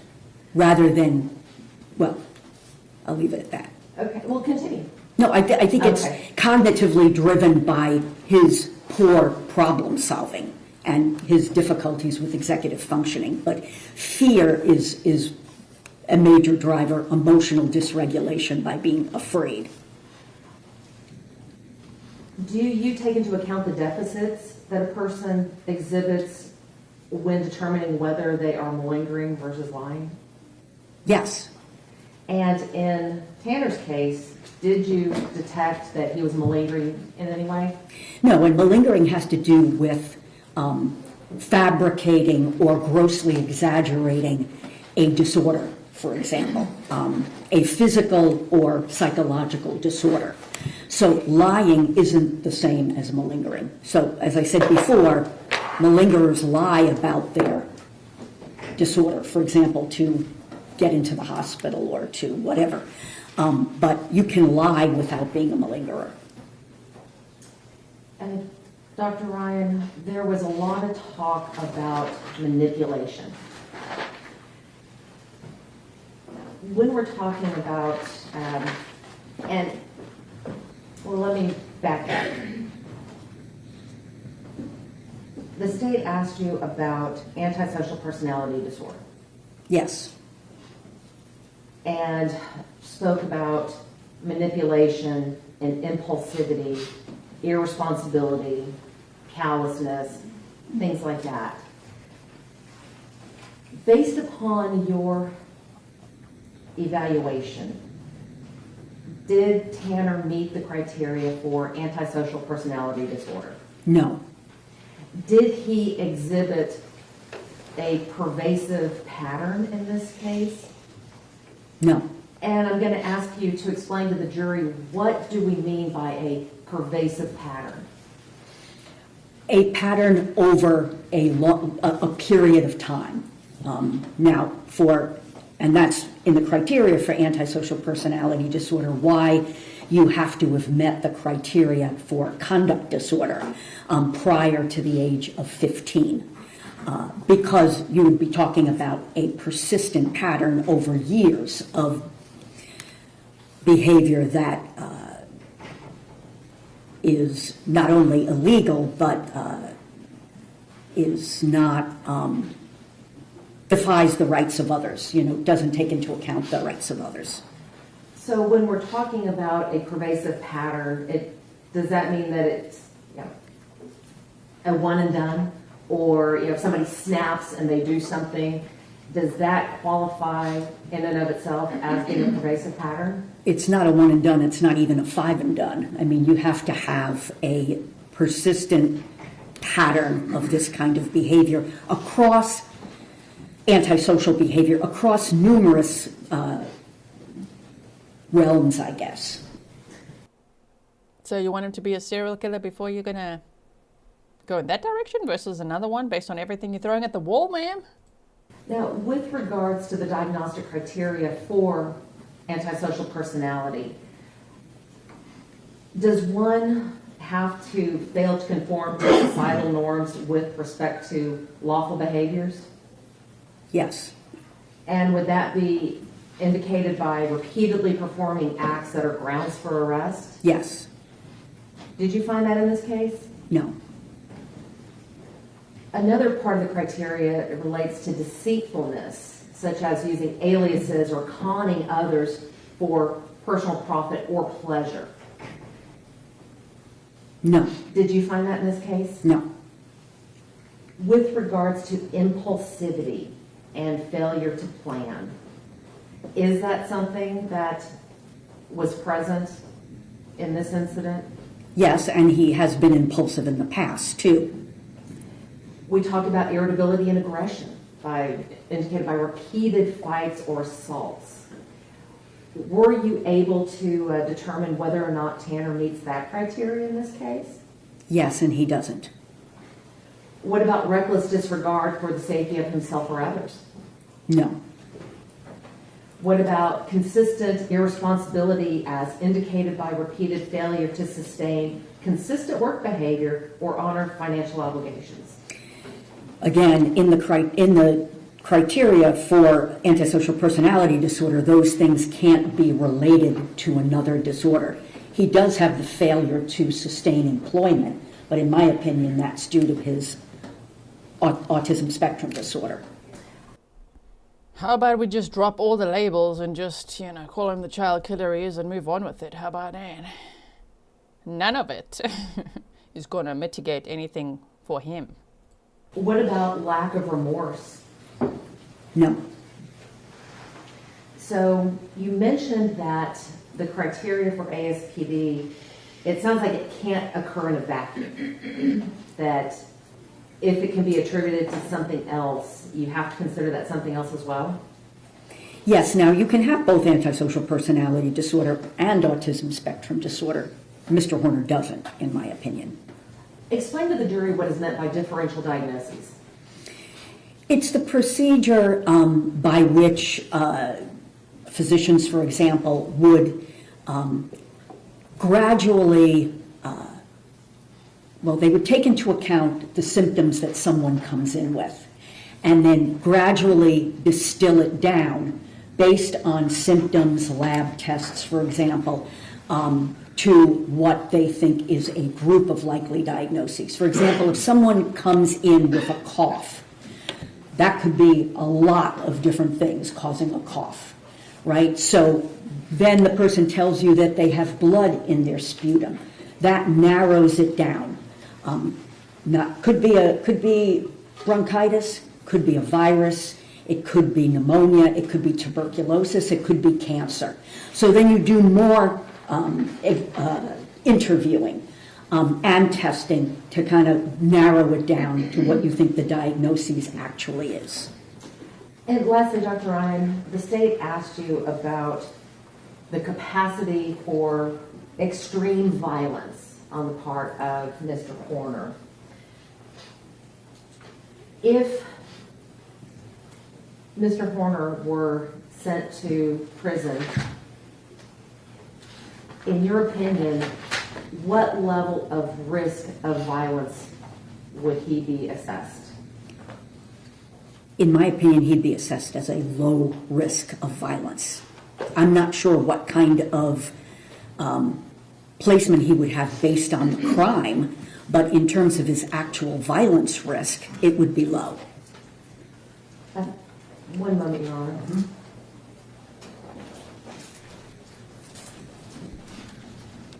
Because prison isn't full of 7-year-old little girls. Put him in a primary school, Put him around other little girls, put him back in the FedEx van, and let's see what kind of a risk he is. You know what I mean? Oh, my word. But you know what? Okay, good to know. He won't be he's a low risk for prison. Okay. Life without parole is fine by me.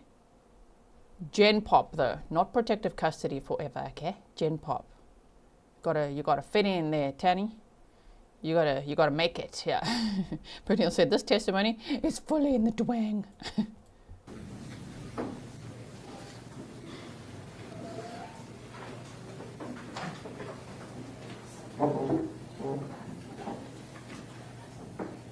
Are we done? Nothing further, Your Honor. Mr. State? All I'd like to do, Judge, is offer, I think, a market estates 309. 309, the good doctor's notes that you've been talking about in this case. And you're offering it for all purposes? Yes. Any objections? One moment.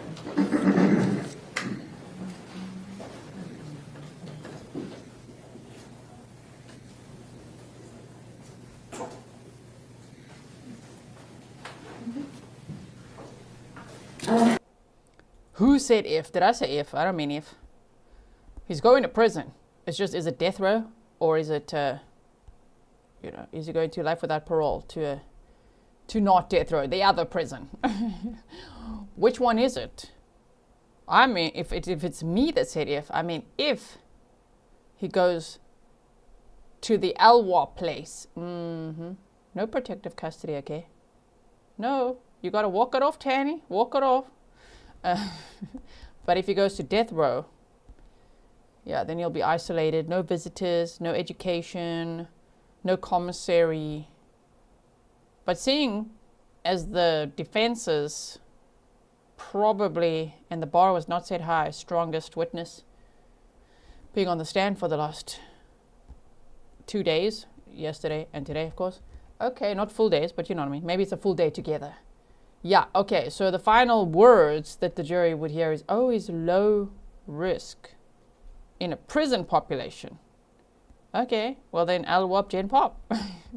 Can you imagine having to fit in with the other inmates? Ooh, I think he would probably, it's weird because I think he would probably want the death penalty. I think he'd want death row based on what we know a little bit about him, right? Why?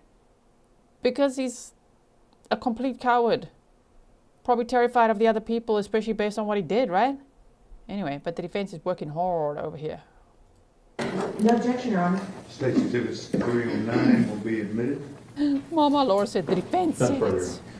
The doctor Well, that. The defense said it. Thanks, Shame. You don't have to buy another sticker to say that. Thank you so much for your support. Listen here, defense. He is going.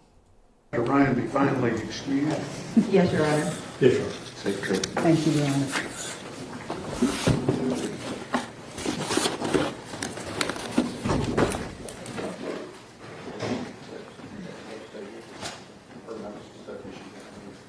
She's got a copy. Yeah. Who do you have next?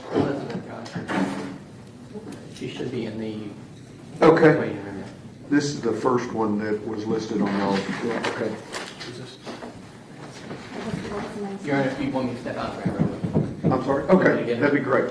Never mind. Go there.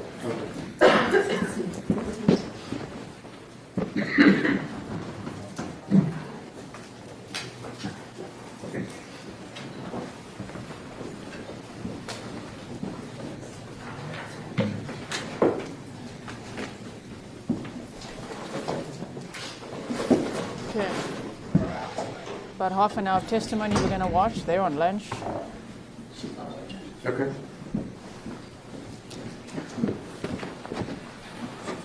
More witnesses. Easy said, is anyone in court supporting zero? Freaking hope not. Good morning. Thank you for your sticker. Ooh.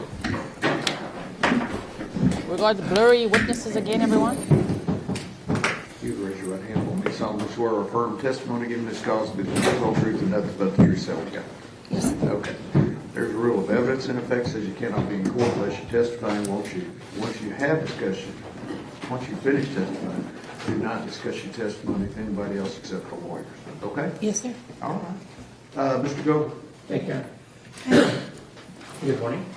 Good to see you again. For the purpose of this hearing, I'm going to just call you Elizabeth. Is that okay? Yes, sir. Okay, I think we're using pseudonyms here. Tanner's friend, Elizabeth. Direct, defense us. Wow, life is rough. Thank you so much for the $50 super sticker. Holy crap, thank you so much. He said, gee, you are the best. I wish we could get Athena back. Yes, and send him out. Heartbreaking. Maybe you can get a massage. You deserve it. Thank you so much. Do you know Tanner Horner? Yes. And how long have you known him? About 5 or 6 years. And how do you know him? We met through one of his ex-girlfriends at a place I used to work at. Okay. And so you mentioned meeting through one of his ex-girlfriends. Are you familiar with kind of Tanner's relationships? Yes. And what type of girlfriends did he gravitate towards? Very controlling women who treated him badly, I guess would be the most polite way to say it. Would you consider Tanner to be a leader or a follower? A follower. Why? He's more just to go with the flow, not the one to always just sit there and take control.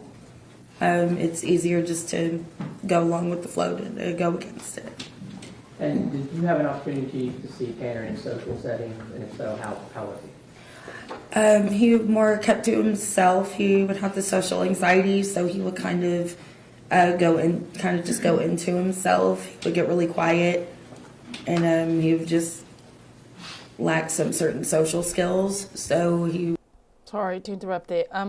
We got like triple blur on today. Listen here, what's with the triple blur? It's even more blurred than before.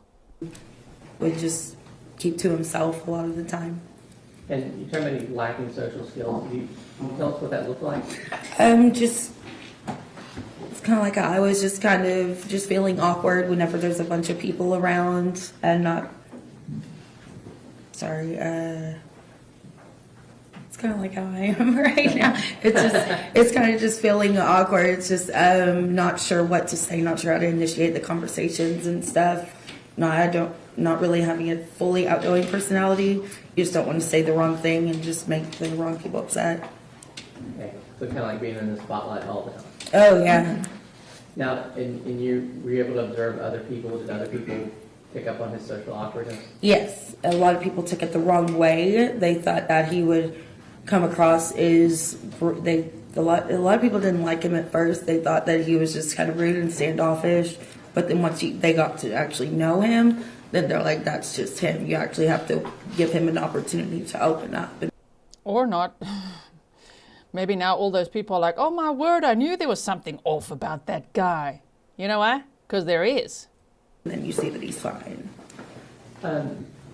What were Tanner's interests as far as you know? Definitely music. He loved to play the guitar. He liked to sing as well. One of his favorite bands were Linkin Park. He enjoyed video games. He did like reading as well. Mostly talking about movies and music for sure. Now, in your experience with Tanner, was he ever violent? No, not at all.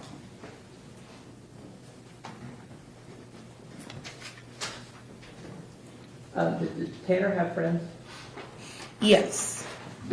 Not many. We shared the very few select friends.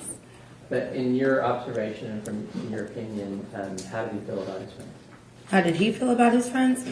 He absolutely adored his friends. He would do anything for them, and he did have some people take advantage of him because of that kindness. He would give somebody the shirt off of his back, but they wouldn't always do the same for him. Now, did he ever mention mental health or developmental issues to you? Yes, me and him have talked about mental health a lot. Well, you talked about it, but did you ever observe any behaviors from Tanner that made you think he had mental health or developmental issues? Yes, whenever it would come to the short attention span with ADHD and with the anxiety as well in high stress situations. And what were you talking about, the short attention span, what, like ADHD? Oh, yeah, Can you expand on that a ADHD. little bit? Yes, getting easily distracted, going off on a tangent, and just having your mind running a certain way, so where he would say something you would think it's completely random, but it's just the ADHD mind connects a lot of things really quickly, and it comes across to a lot of people as random, but that's just how. Did you ever see Tanner panic? Yes. What would cause him to panic? Sometimes his women would push him to a certain point to where it feels like they would just try to make him crazy. one of his woman. I don't like it. exes did something, and we got to see his reaction to it, and he's just grabbing the sides of his head, just trying to calm himself down, but just freaking out. So that was directed towards himself? It's mostly directed towards himself. He wouldn't when he was panicking, he wouldn't lash out at people. If anything, people would be trying to calm him down. He would actually pull himself away. And you talked about someone doing something intentionally to him, but did it have to be something big or intentional? No, it can be the littlest of things. If let's say he can't find his favorite hat, he'll freak out and he'll just run around until he finds his hat. And you mentioned his anxiety a couple times. What sort of things would trigger that? Really, just thinking you did something wrong. If he thought that he said something wrong or upset somebody. If something happened at work, something happened with one of his exes, it varies with everybody. Really. Did you ever believe that Tanner was depressed? Yes. And why is that? He's been through a lot, and I've seen him be put through a lot. That would make any normal person depressed. He's been cheated on. He's been let go from jobs. He's dealt with a lot.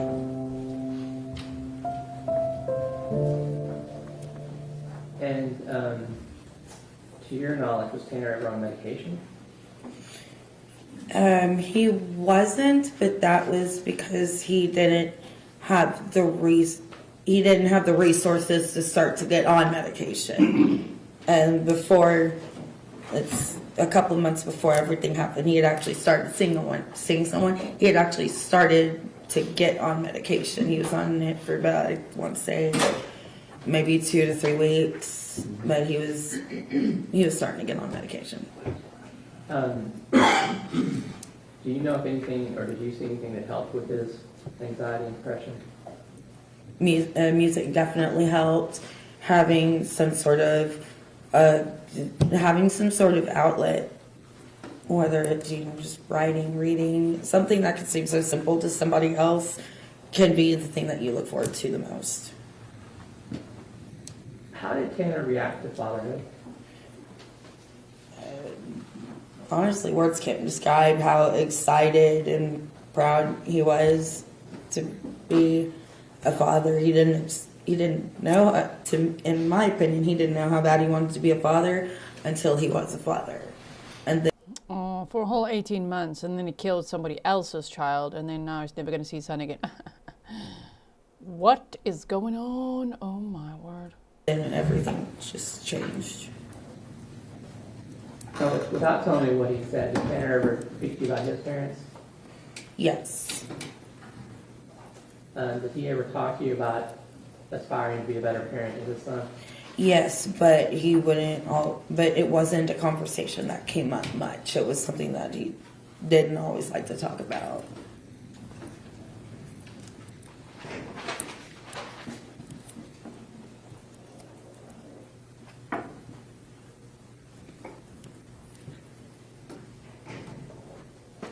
Now,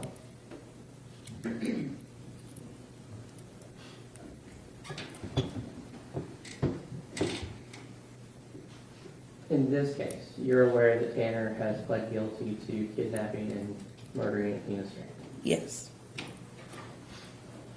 Just got 1 second. Yes.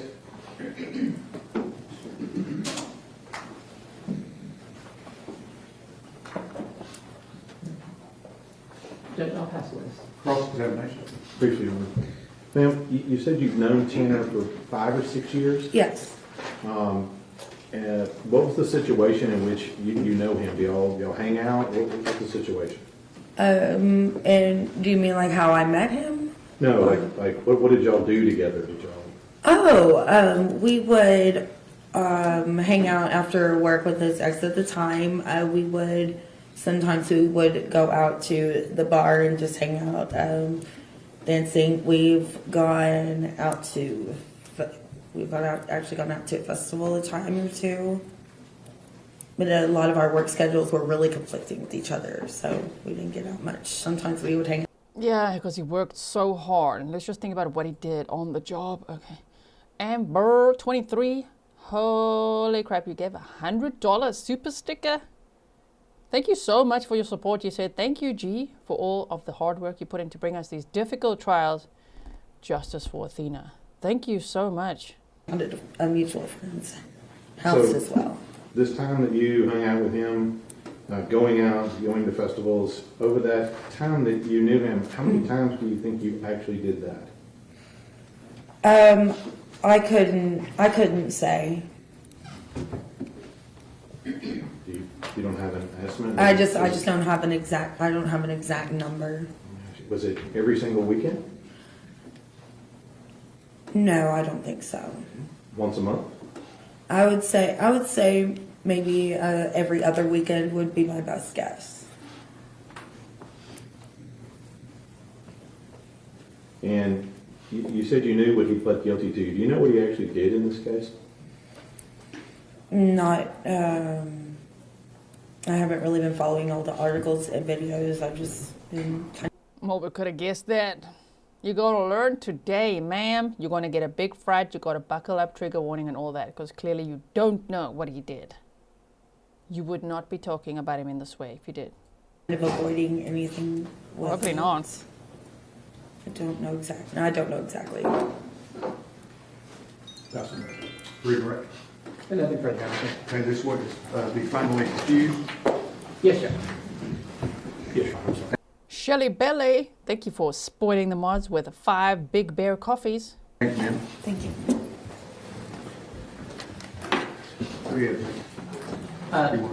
Lee, Your Honor, can we approach for one? Sure.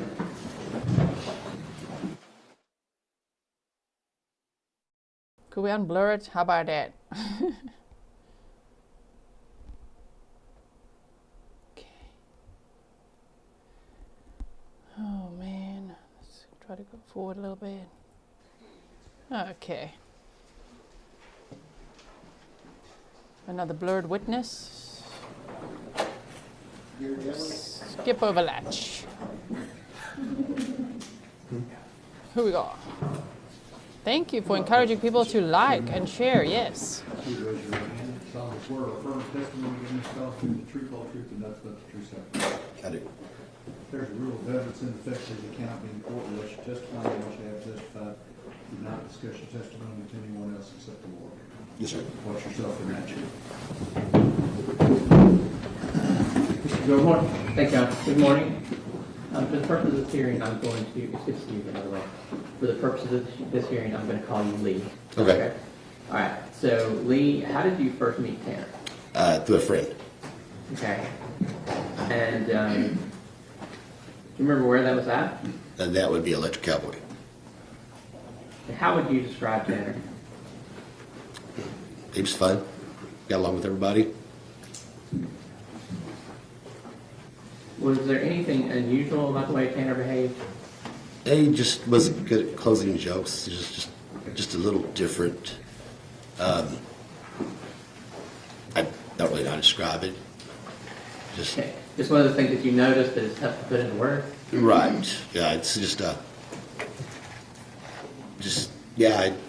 little different. Well, and you said he struggled to tell a joke.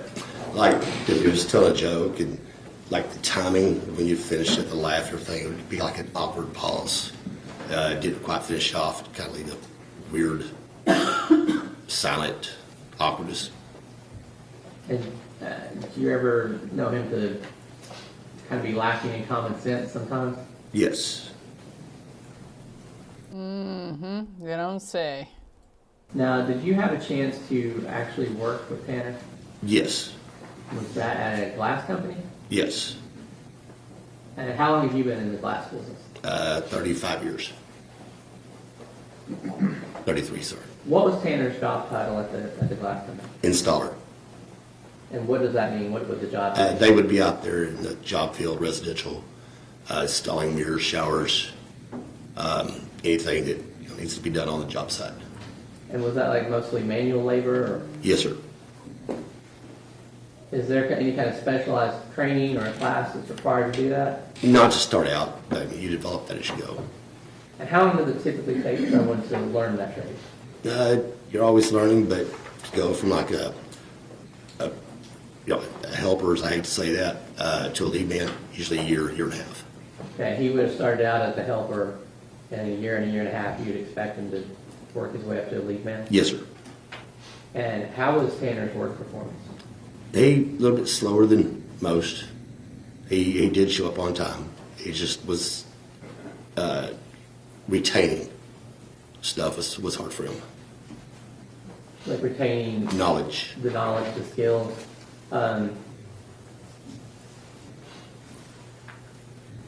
How did he get along with his coworkers? Good.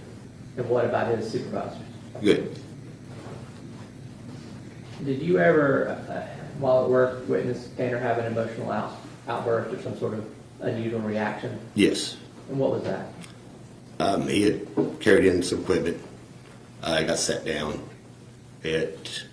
Door got open. It was behind the door. We couldn't find it. Something so simple, but he just kind of lost control. Freaked out. Like he couldn't handle himself. It's kind of like not really screaming, but almost crying and slapped himself in the head and such. So that was kind of directed towards himself. Yes. And was it? Again, it's irrelevant because blunt force trauma to a 7-year-old girl. He changed. He evolved since 20 years ago, whenever. You know what I mean? Yeah, okay. Expensive equipment or just? No, it's just simple stuff. But you just can't do the job without it. And did you also have social interactions with Tanner? You said you met Yes. the Electric Cowboy. Is that, Yes. what is that? It's just a nightclub. Okay. And did you have a chance to observe his interactions with people in that social setting? Yes, sir. Was that any way unusual? Hadn't been, no.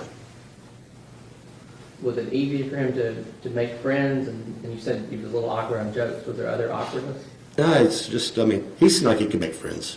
He didn't really go inside much. He more or less stayed outside, smoking cigarettes and such.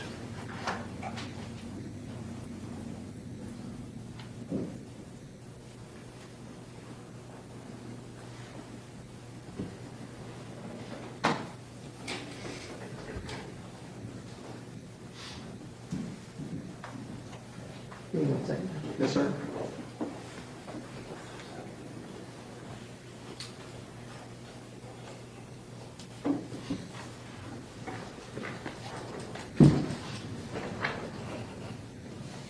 Now,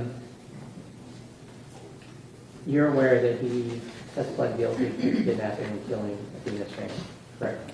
Yeah, I guess so, yes.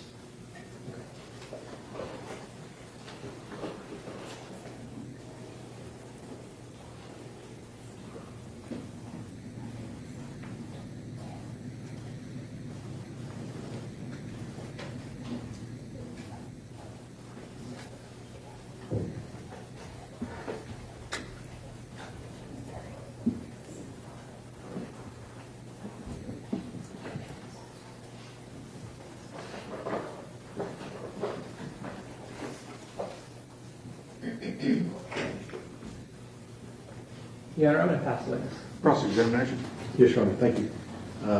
Sir, Yes, sir. Lee, if Yes, you will. How long ago was this that you knew Tanner? Job-wise or friend-wise, Well, let's start from the very beginning to the last time you saw him. I would say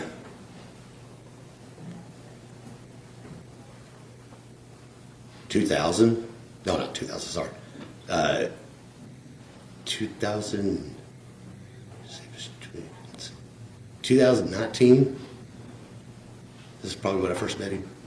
Last time I'd seen him would probably be right there around 2021, 22.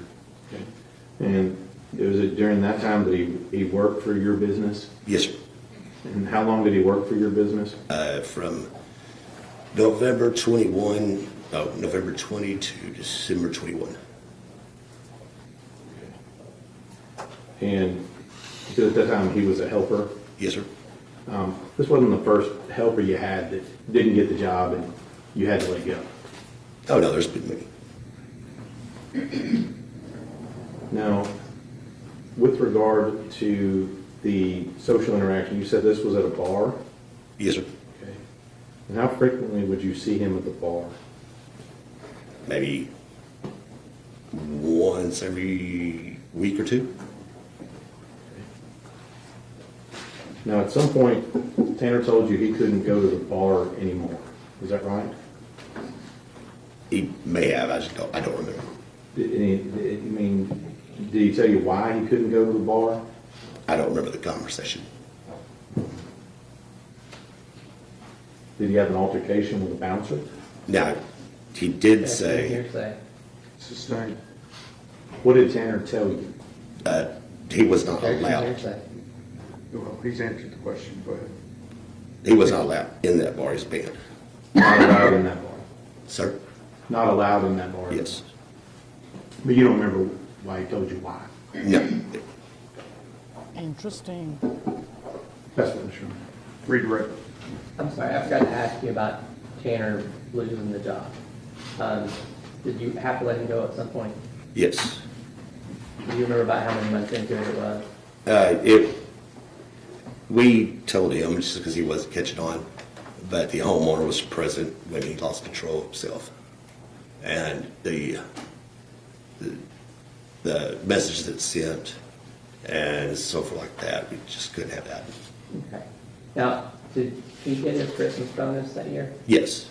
And did he really earn it? Or? We do our best for everybody. And did you, even after that, did you remain friends with Tanner? We didn't see each other too much, no. But, we crossed paths sometimes. It was a while. But that wasn't kind of the, No. you didn't cut him off because he didn't do that job? No, sir. That's what, Sheriff. Mr. State, Nothing wrong. Thank you. may this witness be finally excused? Yes, Sheriff. Thank you, sir. Thanks, sir. Appreciate you coming.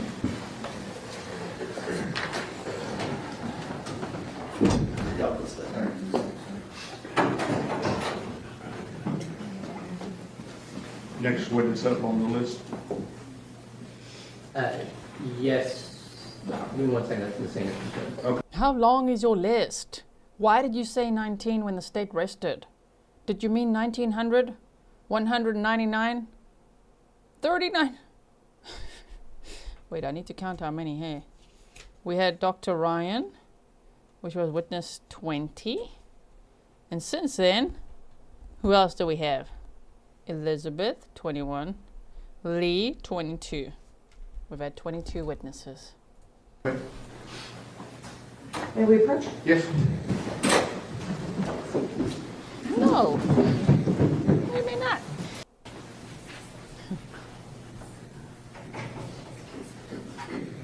Stefan's like 119.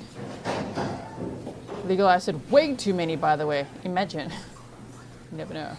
They could go on and on and on and on. Yeah, Pernell says, gee, you had some dirt on your screen there. Ooh, look at him. Look at him. Got double dirt now. Because see, there's two of him. Just to clarify. Oh, yeah. You heard that, Tanner? They lied to you when they fired your ass. You lost control in front of one of the homeowners. We're just going to have to let you go. Because, you weren't catching on. Yeah.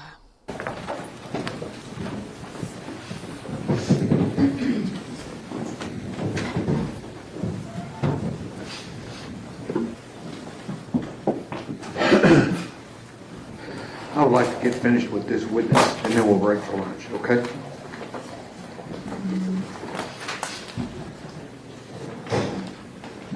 Come in, please, sir. Raise your right hand for me. I solemnly swear or affirm testimony given this cause to be the truth, whole truth, and nothing but the truth, so help you God. Okay, have a seat. There's a rule of evidence in effect says you cannot be in court unless you're testifying Once you have testified, don't discuss your testimony with anybody else except the lawyers, okay? Yes, Your Honor. All right, very good. Ms. Anderson? Yes, Your Honor. Sir, how are you doing today? Okay, thank you.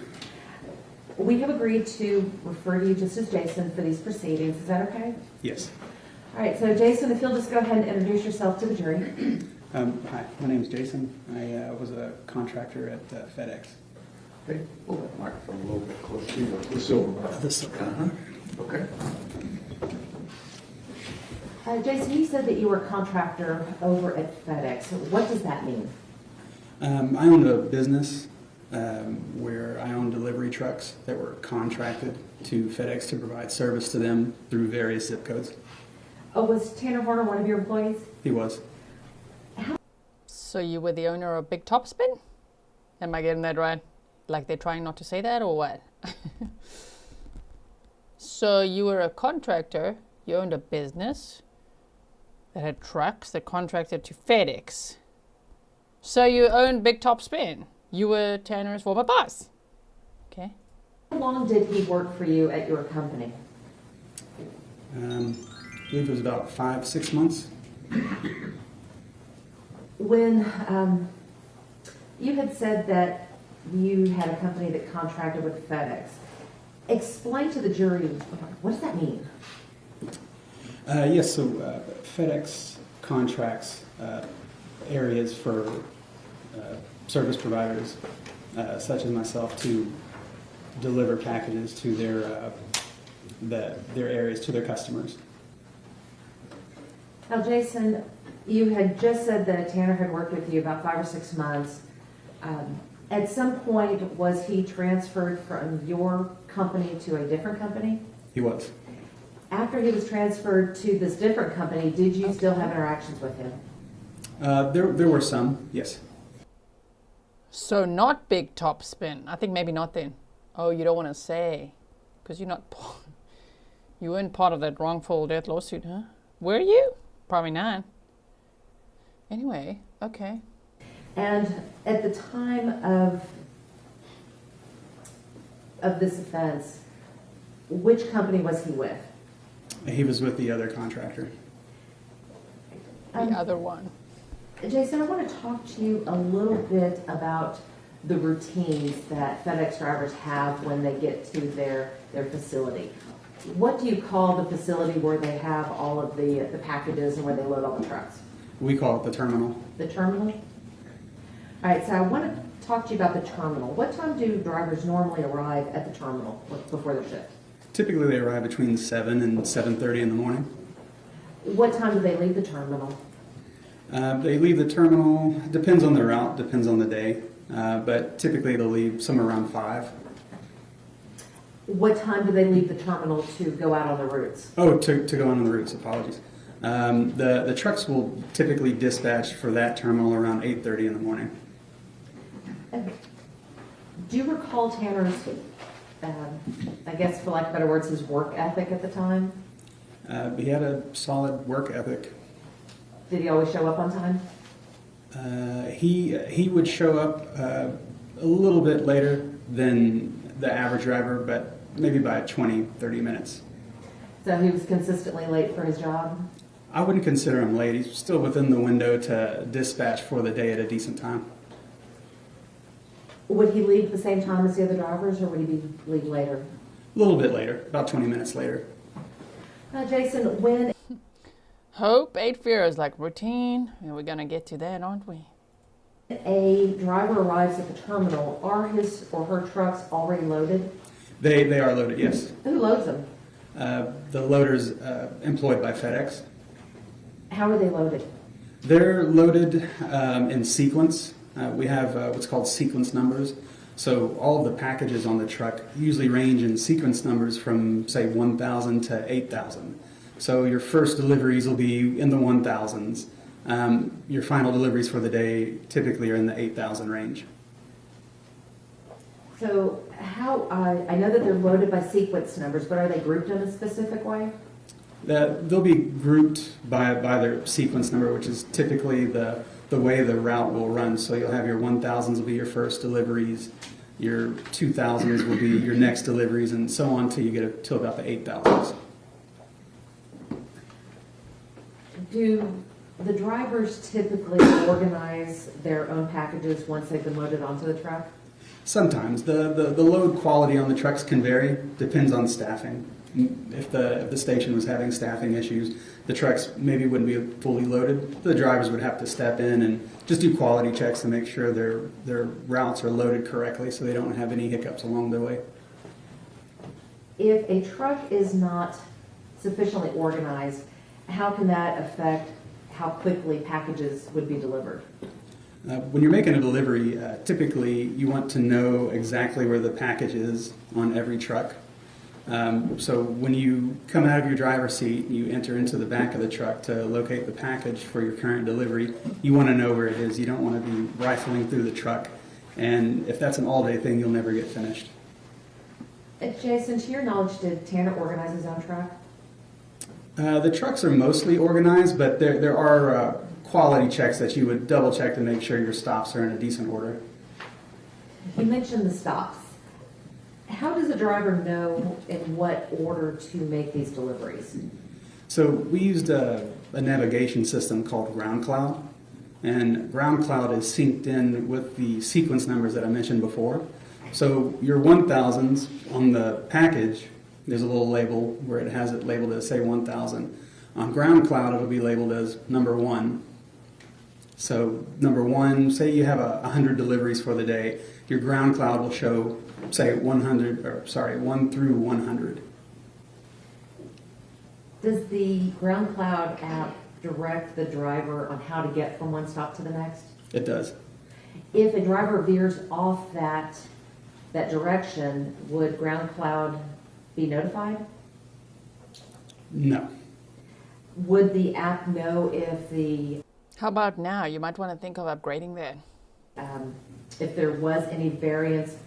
Let's say he decided to deliver package 5 first before delivering package 3. Would that be noted in the Ground Cloud app? No. While on their routes, are the drivers their own bosses? They pretty much manage their own days, yes. Well, who's responsible for the time management of these drivers? That would be myself or other managers. And while they're on the route, who actually determines how long it takes to get from point A to point B? The routes, I would time them myself. So I would just go out on these routes and I would deliver it at a normal pace. I'm not running, I'm just walking as if I have somewhere to be. Carefully navigating through the deliveries, for example, like 1 through 100. And that sort of estimate of time would be more or less what we would use to judge whether a driver was way ahead of schedule or way late for the day. But at the end of the day, is the driver responsible for making sure that all the packages get delivered? Yes, ma'am. And what happens if a driver isn't able to complete his route? If there's some issues during the day, the driver would notify either myself or management. Did this happen with Tanner, where he wasn't able to complete his route? He did have an instance where he wasn't able to complete his route, yes. Just one? That I recall. Was it possible that he had more than one time that he was not able to complete his route? It's possible. Did you check into any other missing kids in the area? On those times? That's what I'd be asking. Court liquor said, why would a driver drop a package off and not mark it as delivered? That's what Tanner did the day that he abducted Athena. Dropped the package off at her house and did not mark it as delivered. Like a dumbass. Within 24 hours, they were looking directly at him. Jason, when is the peak delivery season for FedEx? So the peak season would revert to the Christmas holiday season.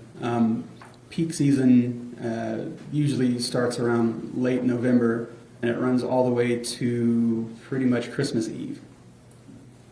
What is the atmosphere like at the terminal during this peak season? The terminal's a busy place during peak season. The volume almost doubles for the building. lots of extra loaders, lots of extra trucks, and lots of extra drivers.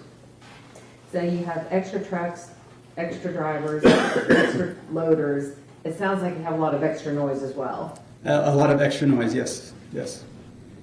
Oh no, how overwhelming for Tanner, who chose to have this job. Nobody forced him, you know what I mean? During this time period, because it's so busy, can it get overwhelming for a driver if he's just not ready for it? Absolutely. Can it get overwhelming for a driver if he is ready for it? Typically, if a driver is ready for peak season, they'll be okay. When you have these busy days during peak season, is it preferable for a driver to have a route that he is familiar with or one that is new to him? Preferable with something they're familiar with. Why so? Just route knowledge. You want to know where all the deliveries are. The average vehicle will also see an increase in their volume for the day. So every day is a little bit busier. Route knowledge comes into play. Their areas do shrink during peak season because the volume is so heavy. So they wouldn't normally cover the same amount of mileage that they normally would outside of peak season. So do the routes change a little bit during peak season? Yes, they do. Did they tell Tanny about it? Because apparently he doesn't like that. And if they change his routes, he's going to abduct a child and kill her. Psh, Tanny had a tantrum, you guys. It was too much for him. It was noisy and they changed his route, okay? Did they, though? While Tanner was with your company, did he stay on the same route the entire time? No, not the entire time. How often was his route changed? I wouldn't say very often. There would be times to where we would have to rotate routes a little bit. Someone puts in for vacation. We also have flu season comes around, people get sick, so we would have to shuffle the routes around a little bit to make up for that absence. But for the most part, would you agree that he stayed on the same route? Yes. You had mentioned about why it's important to have a route that people know during peak season. Is it important to have a route that you know during non-peak season? It's comforting to know what you have in front of you every day when you come to work. Oh, when Tanner was transferred to this other service provider, was he kept on the same route that you had him on? I don't know. Was he switched from switched to the Paradise route? Eventually, yes. Jason, I wanted to talk to you a little bit about the difference between an urban delivery route and a rural delivery route. Are they the same? No, not necessarily. They have their differences for sure. Rural routes usually have less deliveries to make because they have more mileage to cover, whereas urban routes they have less mileage and more density within the route, so they would have more packages to deliver because they have less mileage to cover. Well, Jason, do you believe that you should put a city driver on a rural route? No, it wouldn't be advisable, but it does happen. Why is it not advisable? That's not what they're used to. There's big differences. You wouldn't want to take a rural driver that doesn't face rush hour traffic and things like that and then place them in, say, a route that's having issues with rush hour and school zones and all those. And Jason, the last thing I want to talk to you about is your relationship with Tanner Horner. Yes.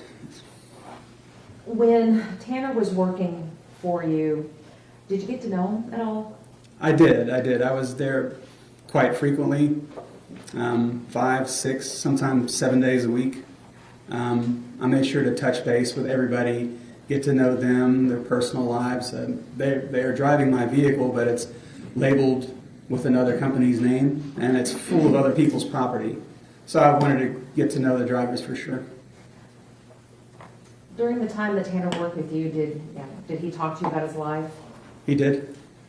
And based upon your interactions with Tanner, and again, without telling us what may have been said, Did you get the feeling that he was struggling with things at home? Financially, yes. Did you know whether or not he had just become a new father? I did know that, yes. Now, you mentioned the financial difficulties. Did you try to help Tanner with his financial difficulties? Yes, ma'am. I gave him a loan. Do you remember how much of a loan you gave him? I believe I gave him about $1,100 to help him with his family, Are you crying, sir? his living situation. He had car troubles. I'm sorry, was it the music? My bad, sir, my bad. KJ said thousands of other drivers are under the same duress, not doing what Tanner did. Move this guy along, please. Shaking my head. Thank you for being a member for 40 months. I wanted to help him. He needed help. He didn't have anyone else to go to. And he seemed like a good enough person. Jason, do you remember a time in May of 2022 when Tanner had to take a leave of absence? I do. Do you recall how long he was gone? He was gone for approximately 1 week. And to your recollection, was that due to a medical issue? Yes. I'll pass the witness. Cross-examination.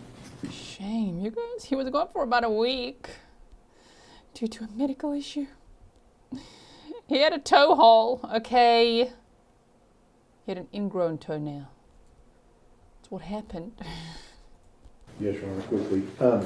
All these, it sounds to me like, Jason, that, and just given your statements today, that you seem to get to know all your workers. Is that right? Yes, sir, that's true.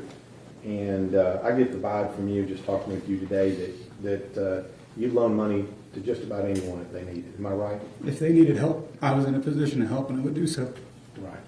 And I'm betting your employees appreciate that and value that in you as a boss, don't they? They do. Now, in this particular case, you only knew Tanner 5 or 6 months, right? Yes, sir. And during that time, with all the other drivers that are going on, how many other drivers do you have at that time? At that time, I had close to 20 delivery routes. All right. Each route has a driver, I'm assuming. Yes, sir. And then you probably have a couple of extra to help out. I do. And in that particular situation, the routes for all the drivers can change at different times, can't they? It happens sometimes, yes. It's not preferred, obviously, but it does happen. It does happen.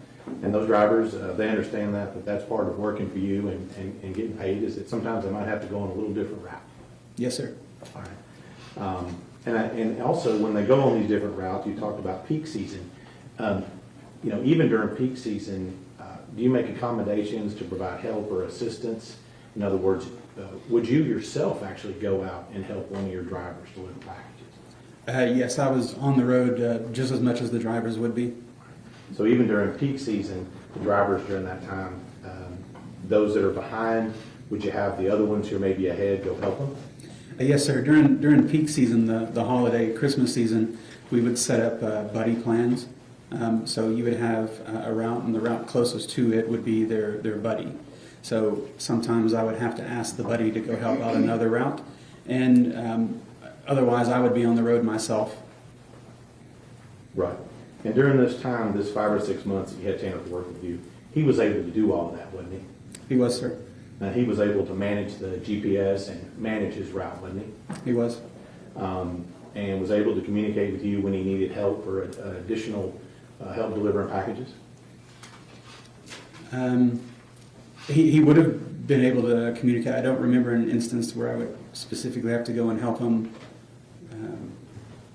except for the one day when he had to leave early and go take care of a personal issue. Right. But you didn't have any problem with him doing all the things that you needed him to do during that time that he worked for you? I did not. That's the witness. Redirect. No, Your Honor. May this witness be finally excused. Finally, indeed. Any objection? Not for me, Your Honor. None, Your Honor. Thank you, sir. I gotta have disclaimers. Some people misread, what I'm doing and saying when I play the Sad, sad violin. It's just for Tanner being like, oh, shame, poor Tanner. And, you know, the mitigating evidence and just all the sob stories we've had to hear. I am by no means snarking at the witness. Okay, just to make it clear. I'm just feeling upset by the testimony. Poor Tanny, you guys. Shame. Okay? Thank you, Your Honor. Okay, your lunch is here, and we'll see you at 1:15. Buckle up, everybody. We're about to go forward big time. Ready? 3, 2, 1. Boom, we're back. And we're back. There's no lunch.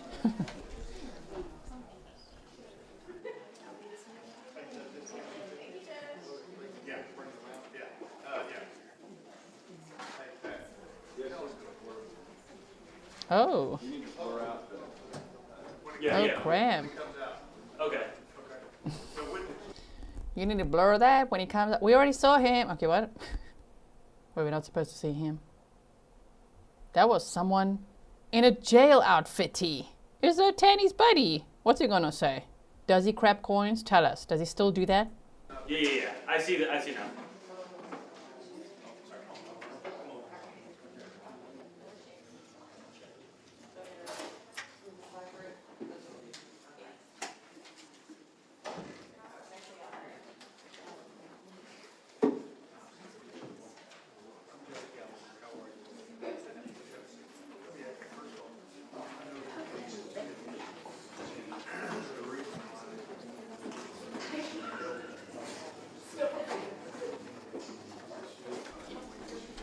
A fellow inmate is taking the stand.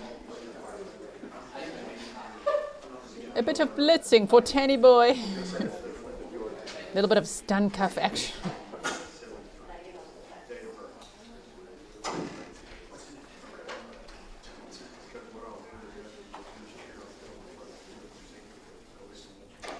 Stefan, let's practice my German. Ich möchte dein Stun-Cuff aktivieren. Bitte. Ja, bitte.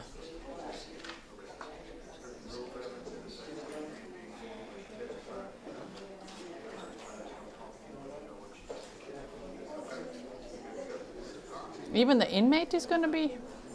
Well, he's in jail. He's presumed innocent unless proven guilty in a court of law, and this is not his trial.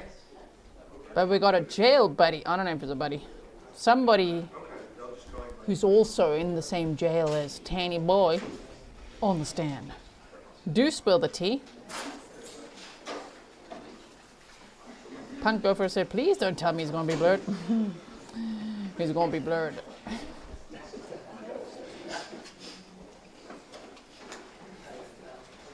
Kathleen Orr says, why does this witness have to be blurred? Wait, we've got to see this action with the with the bailiff there. Why? Well, probably because other inmates might see that as snitching. Maybe for his own safety. I think so. And because he's obviously in jail, so presumed innocent. Oh, feeling dunk, Stefan.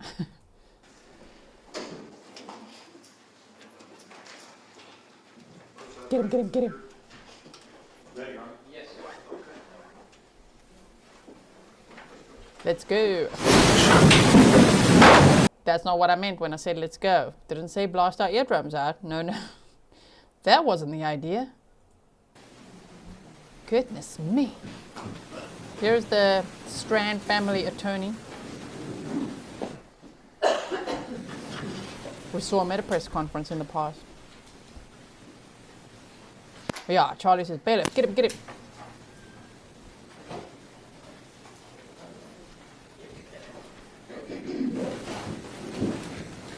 Everyone may be seated. Good afternoon. We are ready to proceed, ladies and gentlemen. This witness has been previously sworn to testify truthfully. Mr. Goebel. Yes, sir.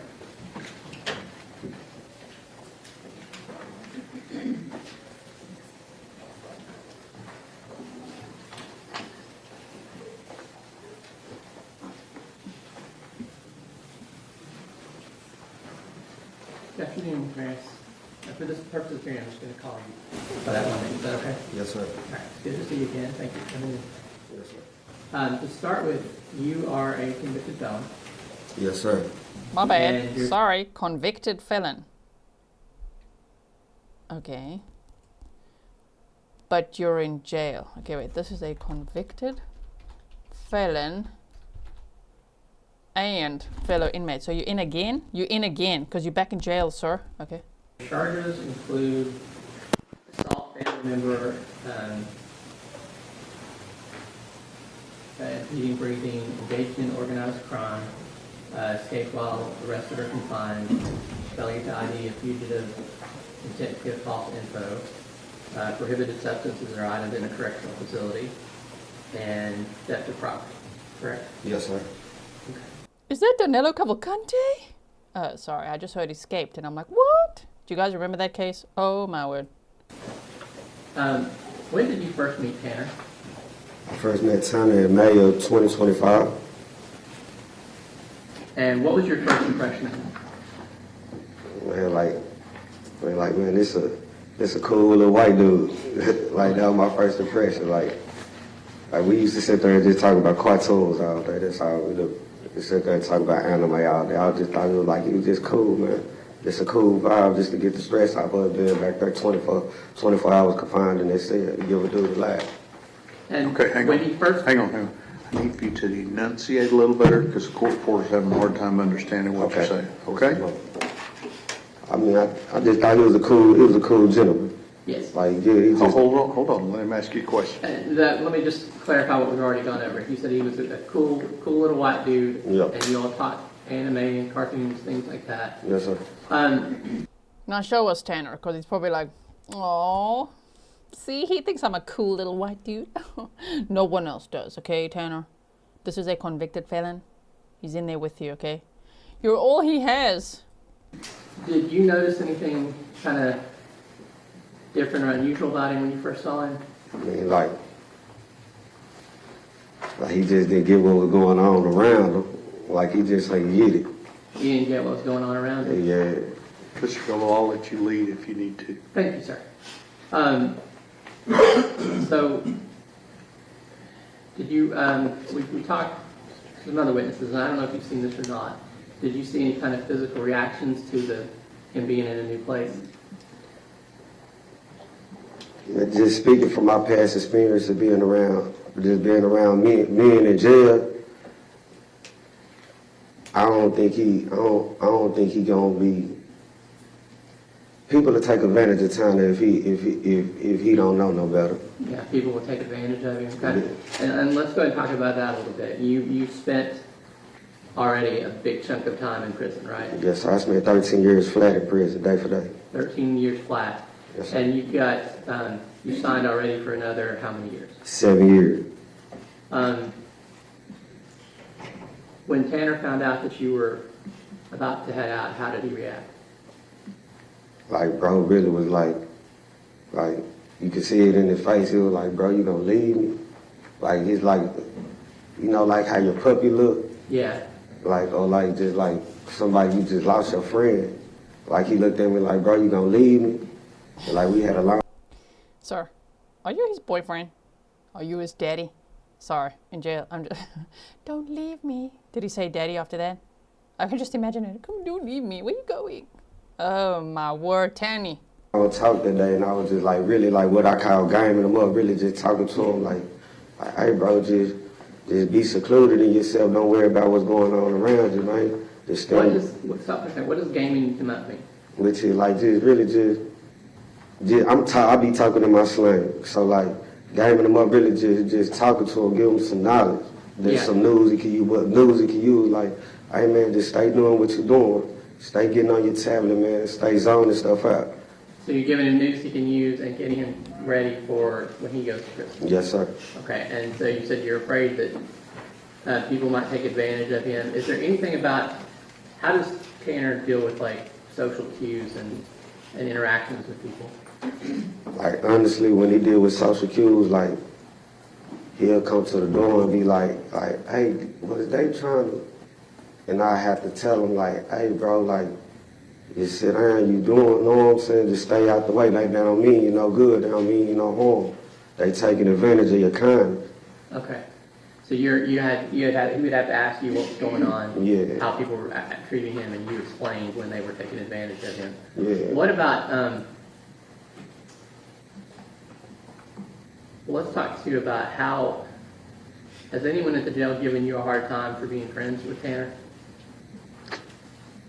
I'm not gonna start. They don't give me no hard time, but like they'll try to use it to be like, you know how like sometimes like a person will try to use like try to like talk down on somebody to get cool with you. Sure. And like they'll try to be like, man, look at your boy over there. He be such. And I be like, look at you though. You doing such. So they tried to. The court reporter writing all that. Look at your boy over there, man. He doing such. And then I'm like, but look at you, man. You're doing such. And then I was just explaining to them that, you know, he's a contraband boy. Is that what happened? Sorry, I'm just trying to connect the dots here. Oh, and then you explain to all the others, this coin crapper here, he's a contraband guy. You see what I'm saying? Analytical one said, sir, tell the truth, Tanner showed his ability to lay coins like a chicken lays eggs, and you were hooked. He was very useful then, right? Thank you for your sticker. Pick on him to get on your good side, and Yeah. you just gave it back to him. Yeah, just give it back to him. Sure. Like, who was me to judge? He ain't never showed me nothing like that, nothing wrong like that. And what, besides cartoons and anime, what do you and Tanner kind of talk about? Man, we just talk, man, the news, Donald Trump, man, we Bible study. Man, we talk about everything that's not don't pertain to being locked up. Yeah. We just keep our mind up out of jail. Well, let's start with the kind of Bible study. What sort of stuff have you done with that with Tanner? All right, like, this what we'll do. All right, we got tablets, we got Pando tablets in ourselves we use all day, but like, sometimes we'll do this, like I'll get the kiosk and they'll open up my slot. We'll get our Bible, I'll be like, man, Tanner, I call him Thorn. Yeah. I'll be like, Thorn, man, or he'll call me, look out, chicken.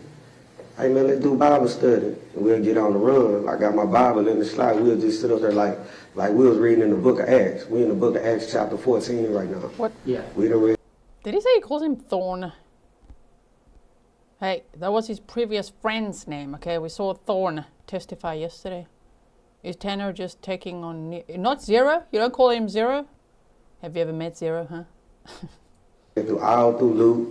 We read through all Matthew. Like, so we're in the book of Acts right now, the conversion of power. So like... One second here. So your nickname for him is Thorn, his nickname for you is Chicken. Yes, sir. And you're in two different cells. Yeah. But you'll be able to open the slot and sit down and go through the Bible together, and you work through Luke, and you're in Acts chapter 14, the conversion of Paul. Yes, sir. Go ahead. And so like we just sit there and break it down, interpret it, and then like we'll go back and like, man, and just really apply it to our own life. Mm-hmm. And just like Paul, man, like if he able to change and God didn't condemn him, like it's the same thing for us. Right. So you're taking those lessons and applying to each of your lives. Yes, Has sir. that been beneficial for you? Man, it's been beneficial to me. I know it's been beneficial to my friend, because at the same time, like, y'all don't see what I see throwing in their cell 24 hours a day. Like, early in the morning, he ringing his hand. Early in the morning where I got to tell him, hey, bro, pick your head up. Hey, it's going to be all right. Pick your head up. Oh, man. Brindle says Thor. Okay, so Thor, not Thorn. He decided, let me use my friend's name, Thorn, but drop the end. I'll just be Thor. You wish. Tanny. Hey, how you doing today? Hey, bro, you good? Hey, man, come talk to me, man. So, like in the morning you wake up, you see him already wringing his hands. Is that kind of a sign that he's anxious? Yeah, because like he don't see me. I see him though. Like I get up and use the restroom. It probably be like 3 o'clock in the morning. He already up pacing his flow. At 3 a.m. he's already up pacing. Pacing his flow. Yeah. I gotta come to the door. Look out, Thorn. Man, sit down, so what? Hey man, come to the door, man. What's up? What the news talking about? Change his mind. Yeah. You know what I'm saying? What's up? You want to talk about it? No. All right, then. Hey, bro, what's up, man? You remember this such episode? Hey, you remember we were little watching Pokemon, man? Yeah. You know what I'm saying? Just change. So you redirect him back to episodes of Pokemon, things like that, to Yeah. get him calm back down? Do you also change his diapers? Calm it down, just to try to get his mind off the situation. And we talked, I know you and I talked a little bit before, but to the jury, about when he comes back from court, is that another time when you need to kind of pick him up or distract him? Man, but every day I come back from court, every day he come back from court, I look out, throw him how today was, thumbs up or thumbs down. He do me like that, I know not to question him no more. Yeah. I'm finna go watch Naruto. Yeah. I know he's finna go watch cartoons and zone it out, get his stress up off him, lose himself. Okay. When he comes back and he's like that non-responsive, he's got to take time and I try already- to get away. And you mentioned earlier like the tablet and Pando. Pando is an app on the little computer tablets that Yes, you sir. all use, right? That's how you all get information now. It's not like the old days where someone would come around with books. Yeah, it ain't the old days. No. Nah. All right. So let me see.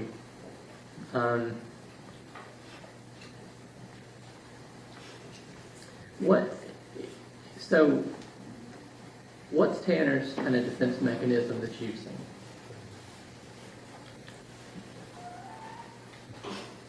Man, Tanner goofy, man. Tanner Goofy? goofy. Yeah, man, Tanner goofy, man. Is it kind of immature? Yeah, where you gotta be like, man, did this dude just say, did he just remind me of me being in middle school or something? Yeah. You know what I'm saying? Is he ever like a smart aleck or anything? I mean, I gotta answer it like this. If y'all give me a chance, like to explain it. Sure. I gotta answer it like this. Cause we come from two different walks of life, two different places, Yeah. right? Two different walks of life. So like, if you don't know, you'll think he being sarcastic. Right. But like, him being him being what he do being, like, it's him. You know what I'm saying? It's just Yeah. him being funny, him being humorous, him being him. So it's not him being sarcastic or mean, it's just him trying to be funny. Funny, he's That's trying to. his way of telling the That's, joke. you know what I'm saying? That's his way of socializing. Sure. You know what I'm saying? That's his way of trying to like fit into the environment. That's him trying to find a way of being friendly. So like, if the next person don't know, or like just take the time out to understand him, like they'll think like he's being sarcastic or he's being pompous. And you said you started out with two different walks of life, but you've kind of taken that time to get to know him and like you said, do the Bible study, talk about things he likes to talk about the news, Yes, sir. music. Yes, sir. Okay. And I think you said before that because you have experience and you realize he's not everyone's cup of tea, right? Yeah. That you've tried to explain to him going into prison how he needs to behave. Basically. And go ahead. Basically, like, I explained to him, like, really try to discredit all, like, because people have a view of being in prison, like, it's just this bad, but, like, you have this side, and this side is just the lane you choose to go down. But, like, you still have people down there that prey on people.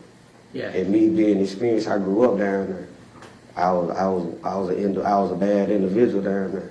Yeah, So, wait like, one second. So you said go down there, everyone thinks that everyone's bad, but it's not that way. It's not that but way. There are people that will prey on.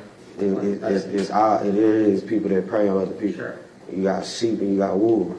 Yeah. And like time, like people that get a man with messed up intentions, I think being a good man, because Tanner being a good man, just want to help somebody. They're confused that with being green. Right. And I don't think he's doing is just being a good person. And what does being green mean? Naive. Naive. Okay. So as between the wolves and the sheep, which one is Tanner? Tanner, a baby lamb. Baby lamb. Okay. Yeah. So. Tanner is a baby lamb. Kelly Harris, thank you for the 3 delicious coffees. He's definitely not a baby lamb. He killed a little girl. With a little worse than a. But I understand the context, okay? Just throwing in my own commentary there. Tanny, the baby lamb. Okay, a lamb is a baby sheep. That's double. Kristen Vasquez said, sounds like he is crushing on him. Thank you for your support for 13 months. So you're telling this because you're worried about his safety. Yeah, the past experience with people, us just being in a little vicinity behind them doors back down there. Just back there and on it. Like it's been situations where I had to, hey bro, go on, chill out now, he don't go. Or like just, I'm gonna tell you a situation that just happened, like we had a neighbor over there. Yeah, you had a neighbor, and what happened? And he was asking Tanner for some coffee. Yeah, you asked for coffee And basically messed Tanner over. You know what I'm saying? Told him, I'll give you this for this. And basically really jacked him for his coffee.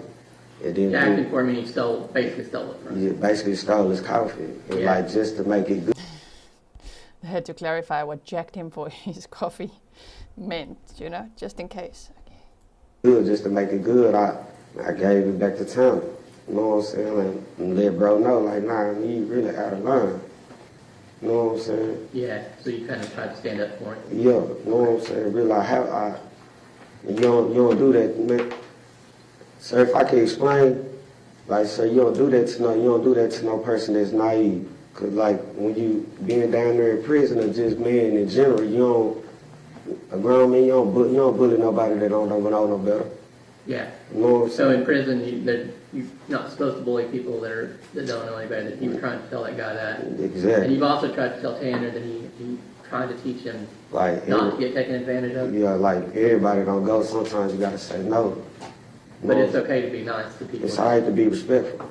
I would be respect get you everywhere with a grown man. I'm gonna approach you with Sean. Yes, sir. I want to show you a copy of the letter that's been marked with this exhibit 88. Yes, sir. You recognize that? Yes, sir. That's my handwriting. That's your handwriting, and who is that letter to? That's the form. Thor. Thor. You wrote Thor letter. Defense Exhibit 88 is admitted. Now, do you remember how long ago you wrote this? Yeah, probably like last month, a month or two ago. And obviously, all like mail between inmates is intercepted and copied, right? Basically. Would you mind reading that letter for us? I say, bro, think about it. Okay, hang on. It might be better if you read it. Yes, okay. No offense. Yes, sir. My bad, Mr. Gallup. Don't worry, I have an accent for you. That's very understanding. All right. Absolutely. Bro, think about Jesus, his character, heart, posture. I just want you to know you're loved, forgiven. Bro, I'm serious when I say you taught me so much, bro. You're a light, and you shine bright in this darkness. Fam, you actually make me grow the fuck up, Thorn. I have a messed up view of life that gets the best of me at times. But you know what? When I come to the door, see you, I have to self-check myself. I have to appreciate the gratitude, the faith, the foundation, the peace you show. I can't stress when I see that you wake up and fight so hard for sanity that for sure I know I wouldn't have the way you believe, and not doubt God is amazing. Bro, stay solid.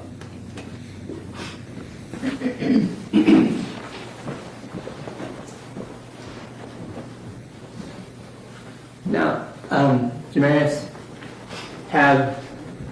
So that was a letter that the guy on the stand wrote to Tanner. He calls Tanner Thor. If you missed any of the testimony in between, he's just talking about Tanner's, life in jail. The Tanner is like a little lamb. Thank you, Ange Marie, for spoiling the mods with 8 Big Bear coffees. Damn. The Tanner's like a little lamb, and that, this trial is tough on him. Things like that. Okay, so the letter that the defense attorney just read was written by the guy on the stand. the guard's been going out of their way to tell you about Tanner's case. Did y'all object if it calls for hearsay? He can answer yes or no. Tell the truth. Just a yes or no? Yes, sir. Okay. So at this point, you know that Tanner pled guilty to kidnapping and murdering Athena Strand. I know we pleaded guilty, but I just didn't know they was going to charge him. Until now or until? Until like did the proceedings and stuff start. Oh, yeah, yes. So once it started, you knew what it was. Until then, you did. Yes, sir. Is Tanner still your friend? Of course. Are you still trying to help prepare him? Man, I talk to Tanner every day about like, hey, dog, when I catch change, man, stay in your lane. Just stay in your little box, man. Don't let nobody interfere, change anything you got going. You is not what they say you is. I keep that on in mind daily. And in the time that you two have been together over there, Tanner hasn't had any disciplinary issues? No, sir. I'll pass the witness, Your Honor. Cross-examination. Sounds like he'll do great in prison. Briefly, Your Honor, thank you. Sir, let me ask, so this situation that you guys are in, are y'all in some type of different confinement where you have to talk through the little holes? All right. What is that? Can I use this for example? Yeah. All right, look, say this. This my Put it cell. on the rail so the jury can see it. This my cell, this Tanner cell, and this the room. We have to talk through steel door. Okay. To big steel door. Okay. I can see Tanner through a window this tall. Okay. We got a beam slot that go like this big. Right. We in there 24 hours a day. All right. That's where y'all are currently. Yes, sir. And how long have you and Tanner been across from each other? May gonna make a year. Okay, so for a year? Yes, sir. Okay. And let me just ask you, sir, it would appear that you've had a bit of a rough life. Would you agree with me with that? Yes, sir. Maybe by some of it your upbringing, Yes, sir. maybe some of it your family? My family all right, but yes, sir. Because rough. State is being very smart here, huh? Oh, so this is your second time in jail. You've had a rough upbringing. What's going to be next? You didn't kill a child, did you? Ooh, are they going to ask that? That's going to be a good question. Family life. Yes, sir. Probably some bad choices on your part. Would you agree? Yes, sir. But I'm looking at your criminal history here. I don't see where you've ever killed anybody. No, sir. I don't see where you've ever abused a child or beat a child to death, have you? No, sir. So when you're in this cell with Tanner, what did he tell you that he did to this little girl? He never told me nothing what he did to a little girl. Okay. You didn't ask? Y'all didn't talk about that? No, sir. Do you have any idea what he did? I mean, like some of the people around me told me. But that don't change my view. I don't let people dictate my view. Okay. Even despite that, you still think he's a good man? He ain't never showed me nothing different. His character good. It's not around children. Nothing for him. I give you finally excuse. Yes, Your Honor. Thank you, sir. Oh my, okay. Shame, the way that he said that this year May is 1 year, sounded almost like an anniversary. Well, got Tanner? Dr. Davies, Your Honor. Dr. Davies. Doctor. Tanner, you made a friend. See, you coped just fine. Shame. Athena's parents having to hear this. Oh my word. Okay.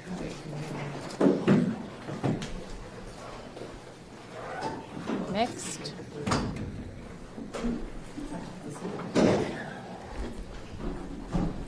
You're going to be typing.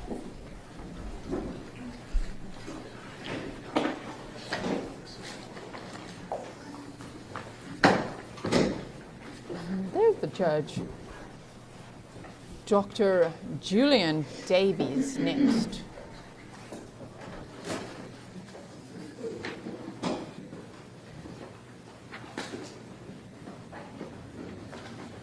Abby Lane says his character is good for prison settings. Exactly. Yeah.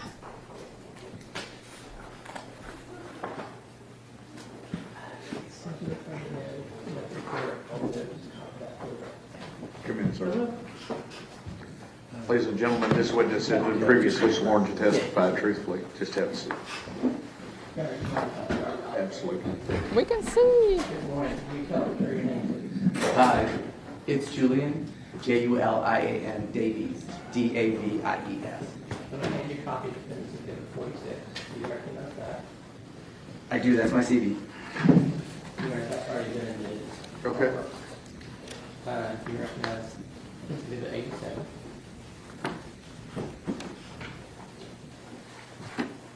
Yes, that's my report. Your Honor, I move to admit Exhibit 87. Any objection? No, Your Honor. Okay. Defense 87 is admitted. Sure. And could you look at... Pediatrician on the stand. Sure, and that's the PowerPoint. Sir, that's a hard copy of the demonstrative. That's exactly the record of it. Any objection to 85 for purposes of the record? No, Your Honor. 85 is admitted for purposes of the record.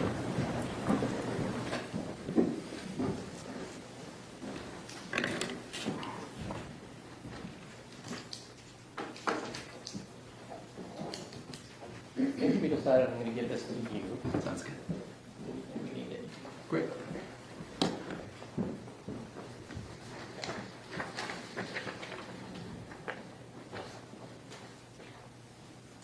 So let's go ahead and start with what your profession is. Sure, I'm a clinical professor of pediatrics, medical doctor. Okay. And pediatrician.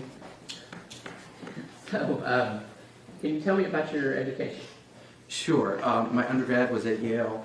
My med school was at the University of California, San Francisco School of Medicine. And then I did my pediatrics residency at Seattle Children's and the University of Washington, Seattle, where I now practice. And what professional accreditations, licenses, or certificates have you been granted? I have medical licenses in the state of Washington, which is where I usually work, as well as licenses in California, Florida, and Georgia. And for the purposes of this evaluation, the Texas Medical Board gave me a visiting physician temporary permit. And do you currently hold any faculty positions? Yes, I'm a clinical professor at the University of Washington, which basically means that I teach residents and medical students, but I have my own faculty practice. And it's a general pediatric practice with some specialties. I see a lot of kids with histories of adoption or foster care. And then I think most relevant to today is that I'm the pediatrician on a team at the kind of the original fetal alcohol spectrum disorders diagnostic clinic. And so I've been working in that clinic diagnosing children and adults with fetal alcohol spectrum disorders for about 22 years. And are you any hospital positions right now? Hospital, I don't do hospital work. Seattle Children's Hospital has me on staff, but I'm an outpatient guy. Okay. And do you say your current teaching responsibilities do include fetal alcohol spectrum disorder? Yes, and so at that diagnostic clinic, we do diagnostic evaluations, but we're also a training center. So we have teams coming in from around the country and actually teams from other countries who come in to learn about FASD diagnosis. And do you have any affiliations or memberships in any professional organizations? Yes, I'm a fellow of the American Academy of Pediatrics, and I'm board certified by the American Board of Pediatrics. And your responsibilities include any organizations that address FASD? Yes, I'm involved in planning conferences and teaching. There have been some conferences held in Seattle that I've spoken at, if that's what you're asking. Sure, and on that same vein, have you given presentations on FASD? Yes. What about, have you been published in that area? Yes, as well. And have you been qualified by courts to give testimony on FASD before? Yes, in about 9 states I've been qualified as an expert in FASD, including Texas. And FASD, is that a recognized diagnosis? It depends who you ask and what country you ask. FASD, or fetal alcohol spectrum disorders, our clinic uses as an umbrella term that describes the full spectrum of birth defects and brain injuries caused by maternal drinking. The diagnoses that we use are under that umbrella term, and there's a couple that you might be diagnosed with if you come to our clinic. Sure. And there's actually, I'm not going to try to confuse people, but if you look this up, there might be some different terms for diagnoses than what you use, but it's the same category, right? Yes. Okay. And familiar with the other doctors too. So. Yeah. Let's talk about, but there are generally accepted methods that you rely on to determine if someone has FASD. Yes, the at the University of Washington, we developed something called the 4-digit diagnostic code, and a lot of clinics around the country and the world use that, and it was developed in the mid-90s, and it's currently in its 4th edition. Now, did you examine Tanner? Yes. And did you review records pertaining to him? A lot of records, yes. Did you review reports of other experts? Yes. And it's the ones that have been testifying so far, and they're coming in? Yes. Are you being paid for your work in this case? Yes. And what is your hourly rate? It's $450. Do you have know approximately how many total hours you anticipate billing in this case? I think I've already billed about 30 to 40 hours, and I haven't added up my recent work, but it could add another 10 to 20. Okay. Now, you kind of talked about FASD being an umbrella term, but can you talk about why is prenatal alcohol exposure important? Sure. Kind of an interesting topic. You'll hear a lot of different things about what amounts of alcohol might be safe and whatnot. So I like to start out before we get to diagnosis about what alcohol can do. So alcohol is a teratogen, and that means it causes birth defects, and in particular can cause brain damage. One thing that's tough about alcohol is that the placenta protects the developing child from many things, but alcohol goes right through it. So the mother's blood alcohol level is the fetus's blood alcohol level. And unfortunately, once it gets in there, the mother has a liver that can detox, but the fetus doesn't have a liver that can detox the alcohol in the same way. So while it's in there, unfortunately, we know that alcohol affects the developing brain on a lot of different levels. It can kill nerve cells, it can send them to the wrong place in the brain, it can make brain structures smaller or deformed. It can really interrupt the really important connections between different parts of your brain. It can affect the signaling, the chemicals between nerve cells, and it can even do lasting damage after the pregnancy by setting up inflammation or locking or unlocking certain genes in the brain. So, yeah. Does it matter like when during the pregnancy the alcohol is consumed? It does. There isn't a safe time to drink, but we know that the riskiest time to drink is in that first trimester. In those first 8 to 10 weeks, you're dealing with an embryo, meaning that the organs are being formed and the foundation is being laid. And in those first 8 to 10 weeks, we see more brain damage resulting from alcohol. It's great to stop as soon as you can because there's continued harm in the second and third trimester. Well, let's talk a little bit about what's under that umbrella of FASD. What specific diagnoses are there? Sure. The original diagnosis, and this was called out in 1973, is fetal alcohol syndrome, FAS. A lot of folks have heard of that. That's one where you might have physical features that show up. So you might have growth problems. There's this unique set of facial features that those 4 kids have, evidence of brain damage or dysfunction. And that's what goes into FAS. That was the original diagnosis. But we've learned a lot in the past 50 years, and now we know that FAS is just the tip of the iceberg. And a lot more people have the brain injuries, but might not have those facial features. And so there are other diagnoses under that FASD umbrella where you're talking about brain damage from alcohol, but you might not have those physical features. Can you kind of walk us through those? This one kind of breaks it down. So we talked about FAS, and again, that's only 11% of the folks we see in clinic. So the next one down is called static encephalopathy, alcohol exposed. That's where the brain damage is essentially the same as FAS. It's just that you don't have all those physical features. That's about 1/3 of the folks we see. But over half of the people we see, and it's the same amount from the animal studies that we did, half of our patients end up with neurodevelopmental disorder / alcohol exposed. And that's where the brain injuries are in the more mild to moderate range, and you have that prenatal alcohol exposure.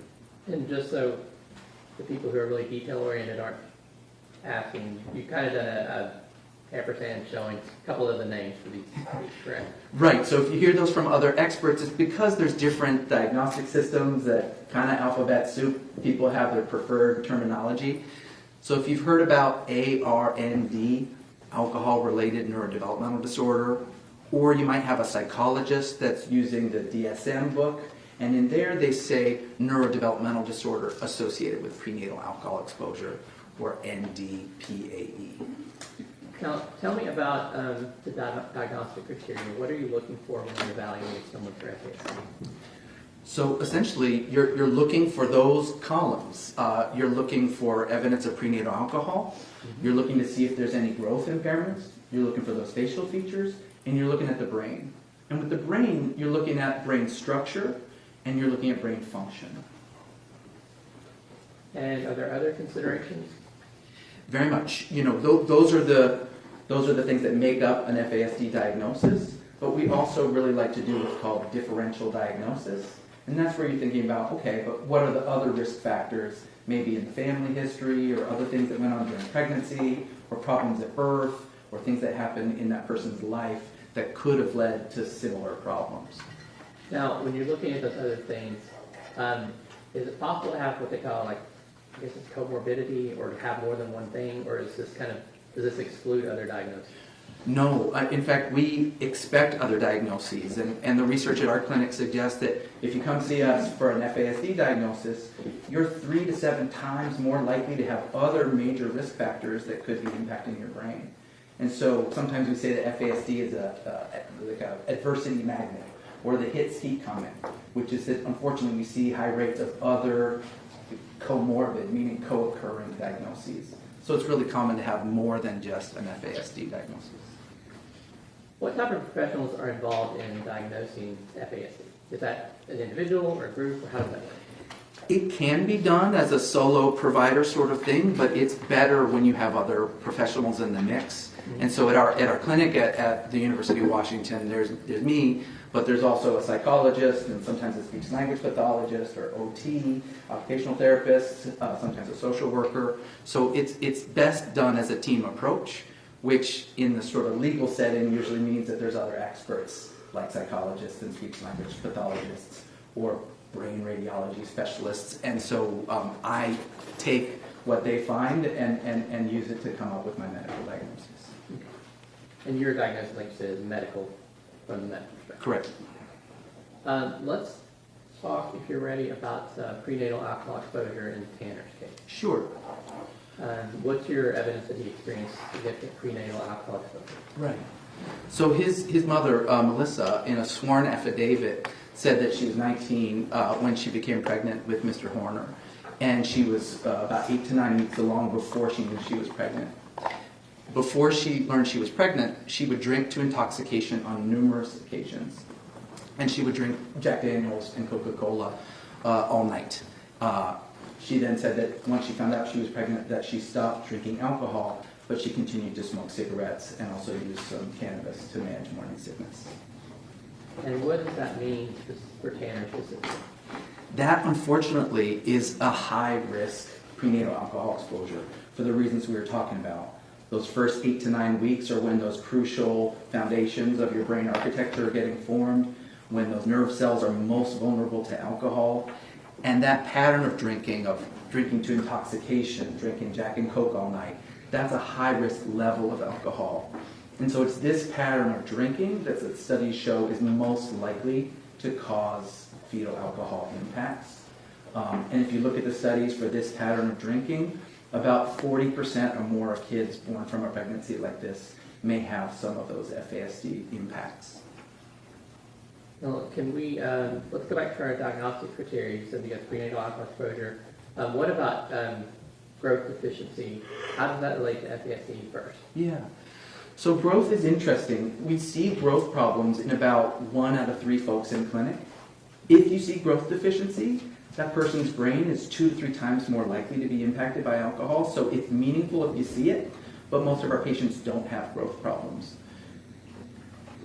Now, what about Tanner? Did he show any growth impairment? From all the records I reviewed, he did not have growth problems at birth or since. So he did not meet the growth criteria. And you talked about the original diagnosis, the FAS, with physical facial features. How did they help you diagnose FASD? For the facial features? Yes. Yeah. The facial features are interesting. If you have them, and you have to have all three of these pretty subtle facial features, it's pretty much only alcohol that does that. But we know from studies that there's really maybe just 1 or 2 days early in pregnancy where those facial features get created. So most of the folks that come see us in clinic, they don't have those facial features. Less than 10% of them do. So basically, it can matter specifically what day you drink on. Pretty much, it's day 19 or 20 of a human pregnancy.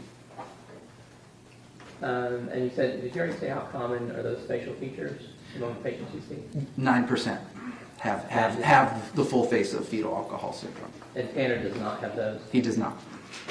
The other criteria we talked about was, I guess the next one. What evidence of brain damage do you look for in an FASD evaluation? Right. That's where, again, we're looking for, is there any structural evidence of brain damage? And that alone could get you to an FASD diagnosis. But we also really want to look at how the brain is functioning, right? And so when we're looking at the kind of scoring how impacted the brain is, we're looking at structural stuff and we're looking at functional things. Now, we've talked to other experts about diagnoses being based on deficits. So is your diagnosis based on what's wrong with the brain and not necessarily what it does well? Yes, it's the same here. In fact, we really expect an uneven pattern in FASD where you can have some deep impairment or deficits, but also some skills that are more normal. And how do you determine structural evidence of brain damage? That's where in clinic, you know, the easy way is to take a head circumference. If you have kids, you might remember us doing that when they're young. That tells you how well the brain is growing. That was not present in the records I have for Mr. Horner. So then it's irrelevant. Okay. Sometimes we have the benefit of neurodiagnostic imaging, and I think you've already heard about that, but like an MRI or a quantitative EEG or a PET scan, these are ways that help us look at the brain structure and function. Okay, so we said you don't have in his medical history a small head, and there wasn't any like epilepsy or things like that, right? There wasn't at least any medically confirmed epilepsy. I think there were some seizure-like movements at one time after maybe a head injury, but there wasn't enough to say he has epilepsy for me. Now, the jury has already heard from Dr. Lewine and Dr. Bigler. You're familiar with both of them, correct? Yes. And familiar with the reports that Lewine testified about? Yes. So, did the brain imaging show any abnormalities that matter to your diagnosis?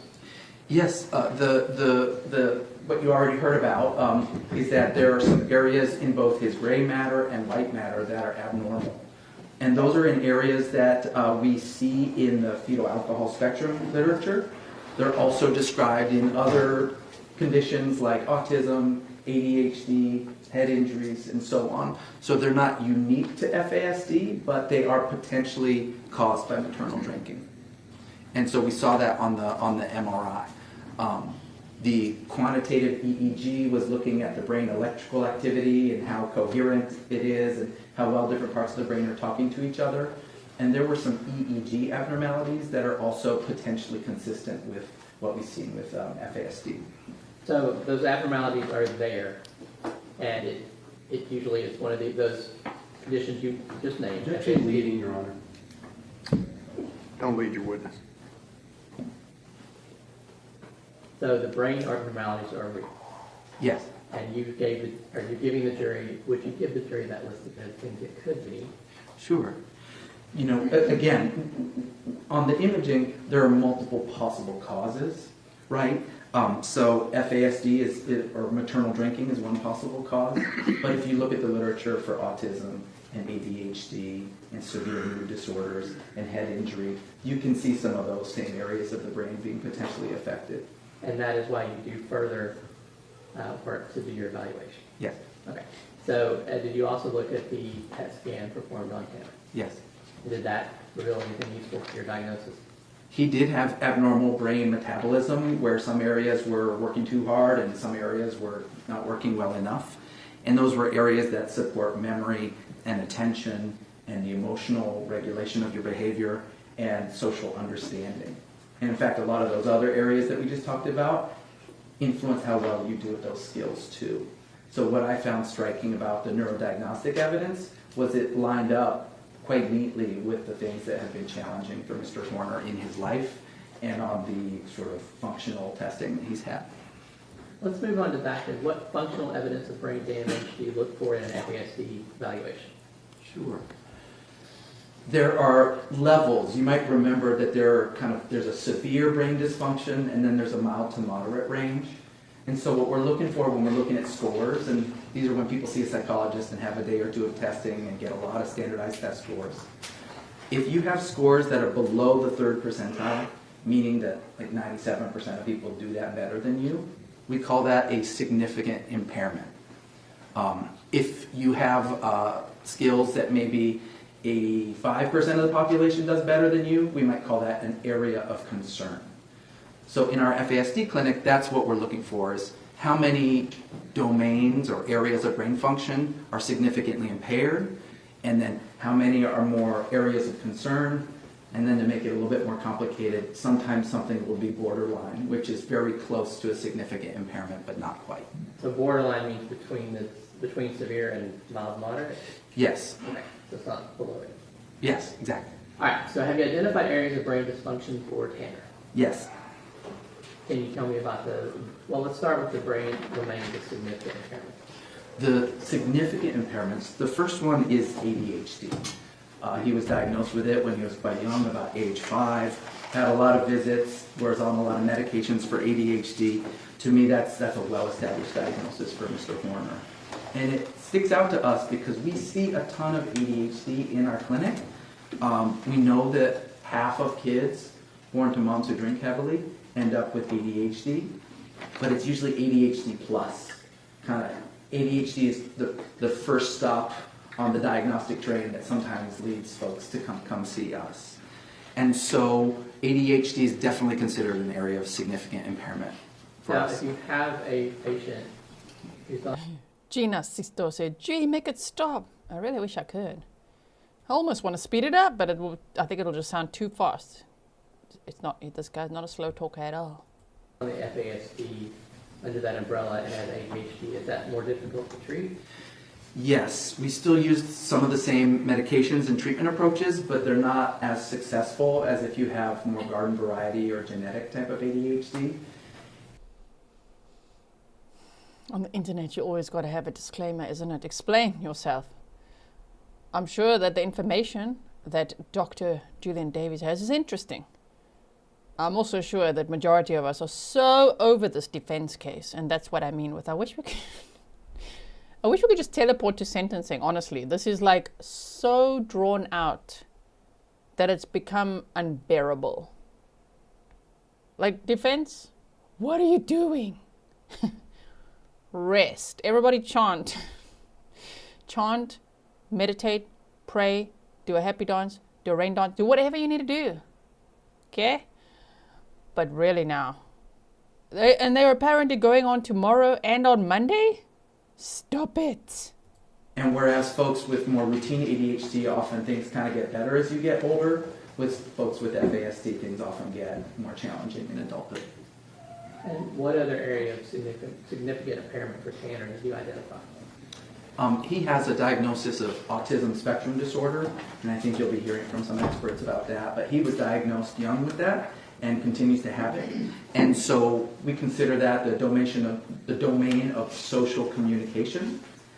He's also had some testing by a speech language pathologist who's done testing of his language and found that he also has some severe impairments in his higher level use of language.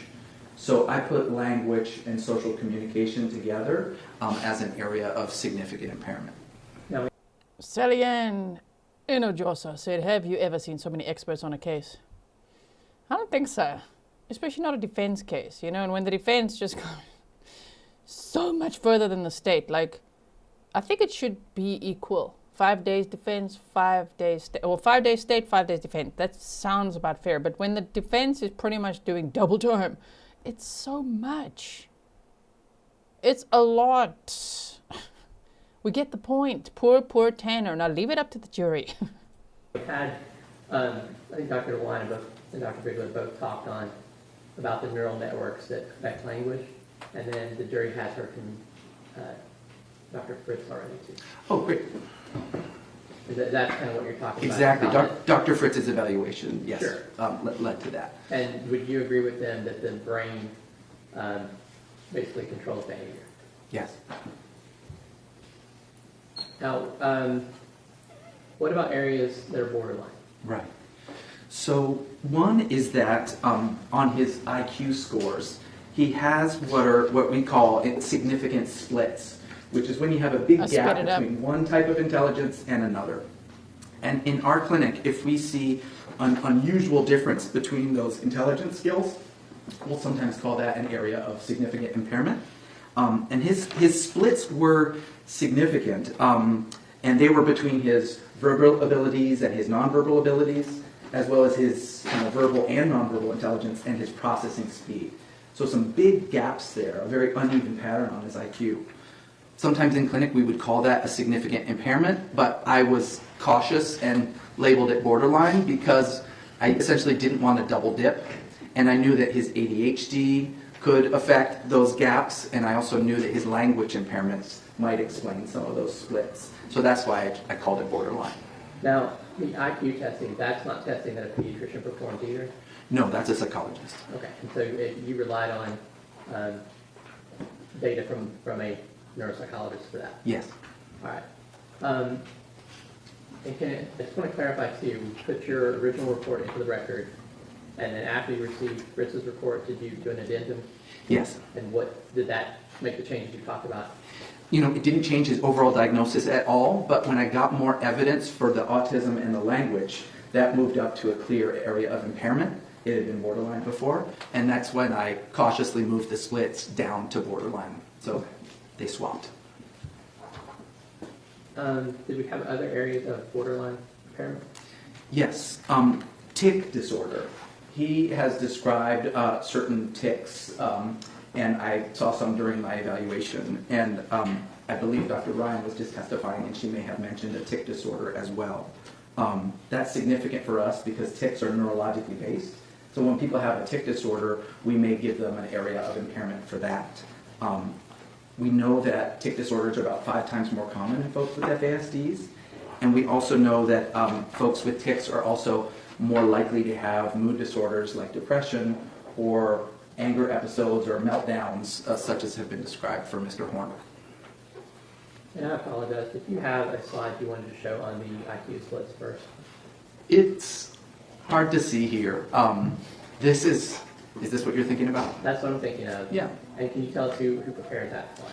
So the neuropsychological testing was done by Dr. Kaufman, and the graphing was done by a colleague, Dr. Connor, who does a lot of FASD psychology work. And I'm not asking you to go deep because it's hard to read like you said, but basically, what does the green line represent there? Sure. The green line is average for the general population. And what's the red line representing? That represents more than one standard deviation below the mean. That gets you into the area of concern range. That's at about 80, when you're in the 16th percentile or below. And when you answered before that you kind of vary, is that what you're seeing here? This is what we call in clinic a very spiky profile. He has some unusual differences in his IQ, which you can see there on the left. And you can see that some areas of brain functioning, he's got some normal things, right next to some areas that are in the area of concern or significant impairment range. And some things that aren't on this are his diagnosis of ADHD, and also Dr. Connor didn't yet have Dr. Fritz's report. So you'd be seeing some lower scores for language there if it were on there. We need another 23 diagnoses, sir. He has everything. Now, what other, do we have any other borderline areas of concern? The IQ splits and the tic disorder are the borderline domain. And in the other domain, what do we have? So for areas of concern, and again, that's generally if you're in the bottom 16% of ability. There were some of his executive skills that were lower. He definitely had some learning and memory scores that fell into that area of concern range, particularly short-term memory and facial memory. He had some visual perceptual skills that were in that area of concern range, and his fine motor abilities were also in the area of concern range.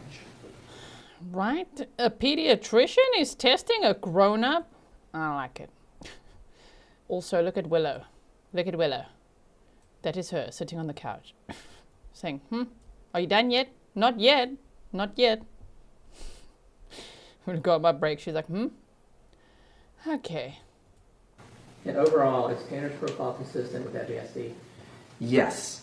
All the things that we've been talking about, we see all the time in clinic, including that uneven, spiky profile.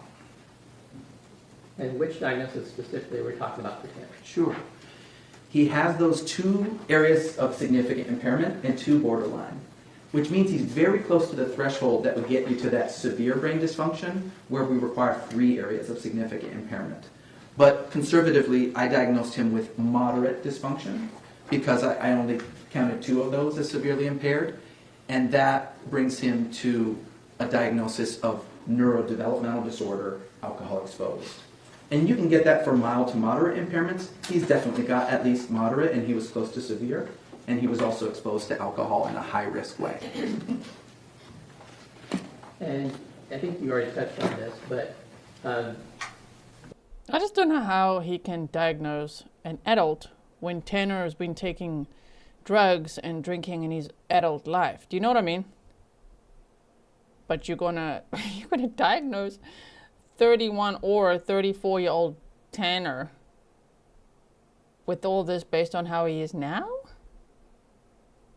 Okay. NDAE, that's a common diagnosis among people with FASD? Over half of the people we see have this diagnosis, and over half of the animals, which is not the happiest studies, but at least in those animal studies, you can control for all the other risk factors that humans have. You can kind of eliminate those and just look at what results from a known amount of alcohol. And in those animal studies, over half of the animals had the animal version of this diagnosis. And what does that mean for Tanner?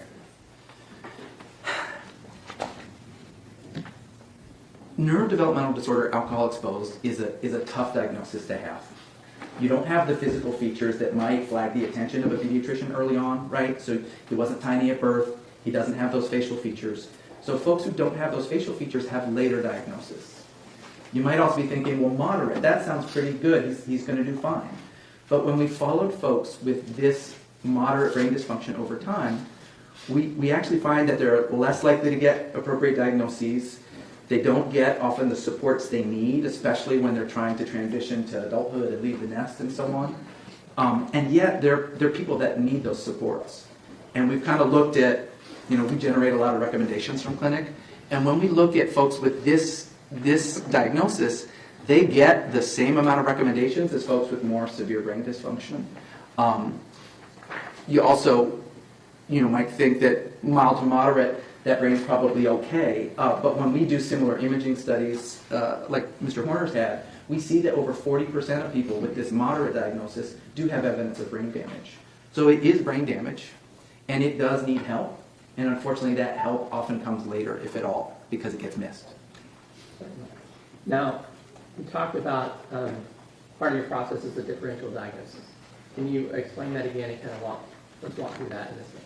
Sure. I think I've got a slide for that. Mr. Horner had a lot of risks and has a lot of diagnoses, and you're probably hearing from a lot of experts, so I appreciate your patience on that. As an adult, you're a pediatrician, sir. Suze, thank you for the 6 Big Bear coffees for the mods. As I said, folks that come to see us in FASD clinic have 3 to 7 times the number of these risks that folks in the general population do. And so when I looked at Mr. Horner's history, a couple things popped out. Sure. Tell me about the family history. So we know that he's got a strong family history of substance use disorders. And that, together with being exposed to substances while you're in the womb, really increases your own risk to have substance use problems when you get to adulthood. We also know that there is a family history of psychiatric disorders and suicidality, and Mr. Horner has suffered from similar things. Because of that family history and because of his autism, I did do some genetic testing because I was curious to see could we find a difference in his genes that would explain his outcome. And we did pretty comprehensive genetic testing, and we didn't find a clear, aha, it's this gene that caused all of this sort of thing. Did you talk about other potential prenatal exposures or things like that? Did you consider those in your differential diagnosis? Not yet. You saw his mother's statement that she smoked and used cannabis as well. And when you look at all the things you could use during pregnancy, unfortunately, alcohol is common and legal, and it's the worst thing you could be exposed to. But those other things have risks too. So if you smoke during pregnancy, it can increase the risk for ADHD or antisocial behaviors. If you use cannabis or weed during pregnancy, it can affect your executive skills like planning and organizing.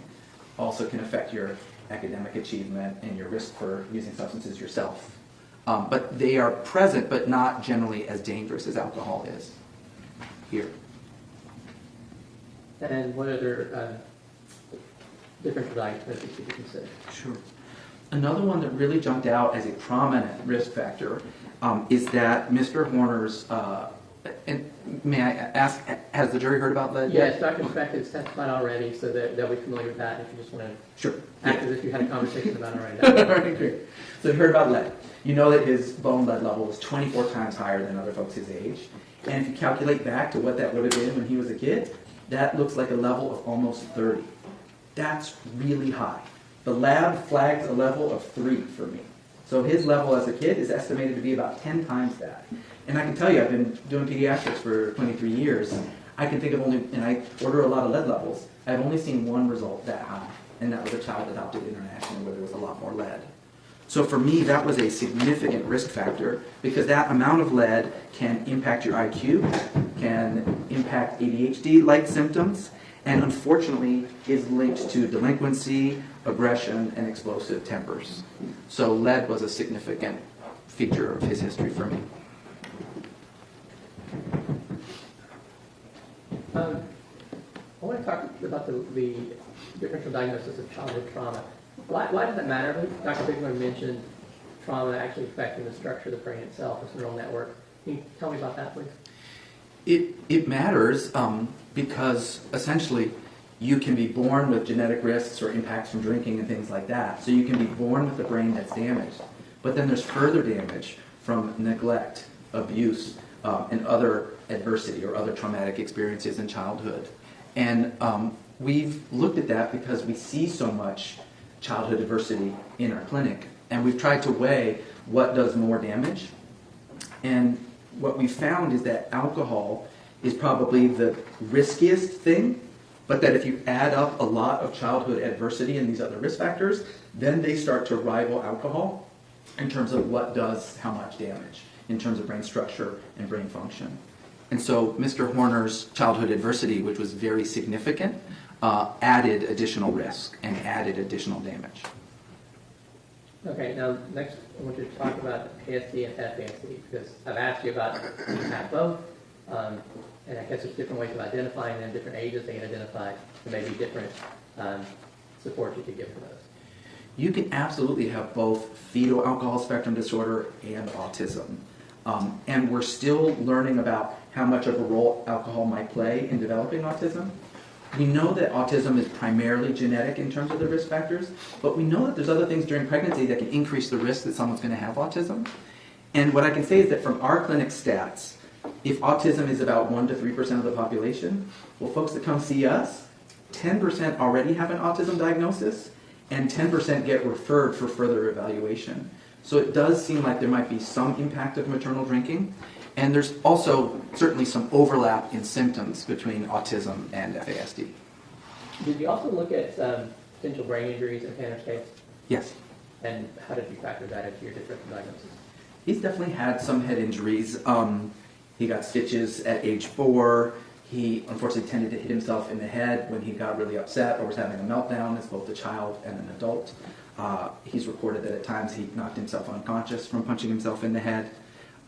He was knocked out in his mid-20s, passed out, and then there was a suicide attempt that involved strangulation where he was unconscious for some amount of time. So he's had a number of head injuries that could have added, harm to his developing or young adult brain. And did you consider Tanner's substance use in your differential diagnosis? I did, and when I do these forensic legal evaluations, we hear about a lot of substance use that often starts very early, middle school or before. And so Mr. Horner did use substances, but for me it was lower risk compared to other legal cases like this. He tended to prefer cannabis or weed and did use a lot of that. He also used K2 or synthetic weed from about 18 to 23, and also has used some other things, but maybe not as much. So MDMA and psychedelics were things that he used sometimes. And more recently, before the instant offense, there was use of cocaine as well. Based on what he told you. Did you have a chance to You don't know review, him. You didn't know him as a child, Mr. Pediatrician? mental health records for Tanner? Yes. And how did that factor into your differential diagnosis? There was a lot there. There's depression, there's anxiety, concerns for bipolar, self-harm, suicidality, suicide attempts. And we know, unfortunately, that when you're going through life with disabilities and the risk factors that he's had, and the childhood that he had, and the family history that he's got, that we really unfortunately expect to see a lot of that. So in young adults with FASD, with his kind of risk factors, we expect to see those. But I don't think that those mental health diagnoses better explain, what we see on his testing. So what was your ultimate conclusion from that differential diagnosis? Right. So there's a lot on that slide. There's a lot we just talked about. When I weigh those, I know that the research tells us that alcohol is a dominant risk factor that in our clinics explains a lot of the brain damage and dysfunction. So we'll usually put that near the top of the list of culprits. But in Mr. Horner's case, we've got that really high lead level. We've also got autism. We've got a lot of childhood trauma. And so in terms of weighting those, this is one of those situations where you can't scientifically say 100%, I know what this risk factor did, right? I can tell you with my clinical and research experience that I do think that the high-risk drinking caused at least some of what we're seeing. And in particular, I'd point at ADHD as a common result of maternal drinking. I'd point at those language difficulties and those IQ splits. I'd point at some of those behavioral and mental health challenges. But that's not me saying alcohol is the only thing that did those. I think we've got a mix of risk factors here, and I think his FASD diagnosis is part of a broader picture where his brain has had a lot of hits from before he was born to now. And I know we brought you in here to help give us a why and how Tanner's brain works. But ultimately, those abnormalities are there, they're structural, there's functional issues, and all that's present, and you are just trying to tell us kind of a root cause of it. Yes. Approach, Sean? Yes. That together, MDJ said they're basically blaming Tanner Horner's mother for his actions when he's a 32-year-old. Well, now he's a 34-year-old man. 31 when he committed the crime. I mean, man. Look at the judge. He's also like, oh. And apologies to you, Dr. Davies, and the jurors that I did not get this document for you. Identify it. And this is the Exhibit 8. Yes, that's the addendum. And I would wish to admit this. Let me check. No objection. Thank you. Defendant's Exhibit 89 is admitted. And then KPM said, according to all these experts, Tanner should be in a padded cell. Mm-hmm. I was no sir, I'll pass this. Let's take a short break, and then we'll call you back in, okay? About 10 minutes, all right?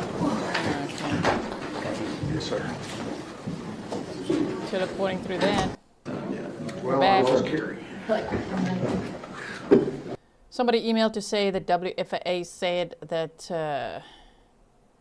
we're getting grandma tomorrow. Sorry, I'm running my eyes because there'll be more tomorrow. Really? You're really not going to rest today? You're going to have grandma tomorrow, and who else? You're going to take this to Monday? There's no court on Friday, by the way. I think we all literally will need a break on Friday. No YouTube on Friday. We're all going to be like, no more.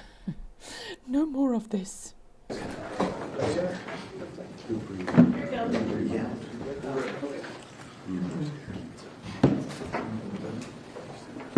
Grumple Mumpskin, unfortunately not. He's gotten in trouble for that before. Thank you so much for your £2 sticker. Not in this case, by the way. 8 years ago.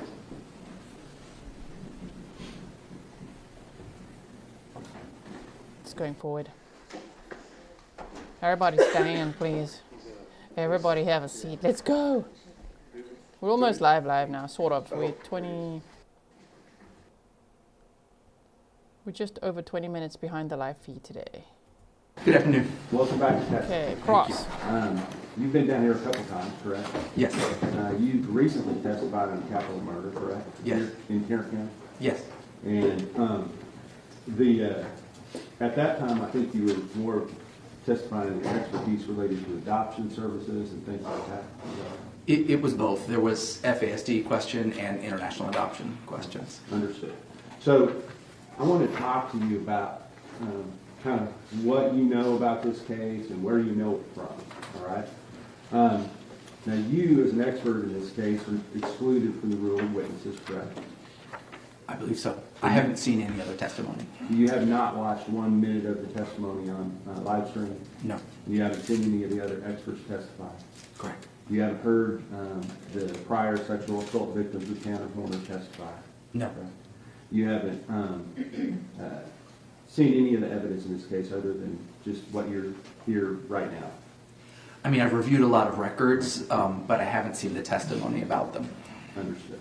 So I want to talk about the records that you did review. There's a list in your report of the records that you did review, correct? Yes.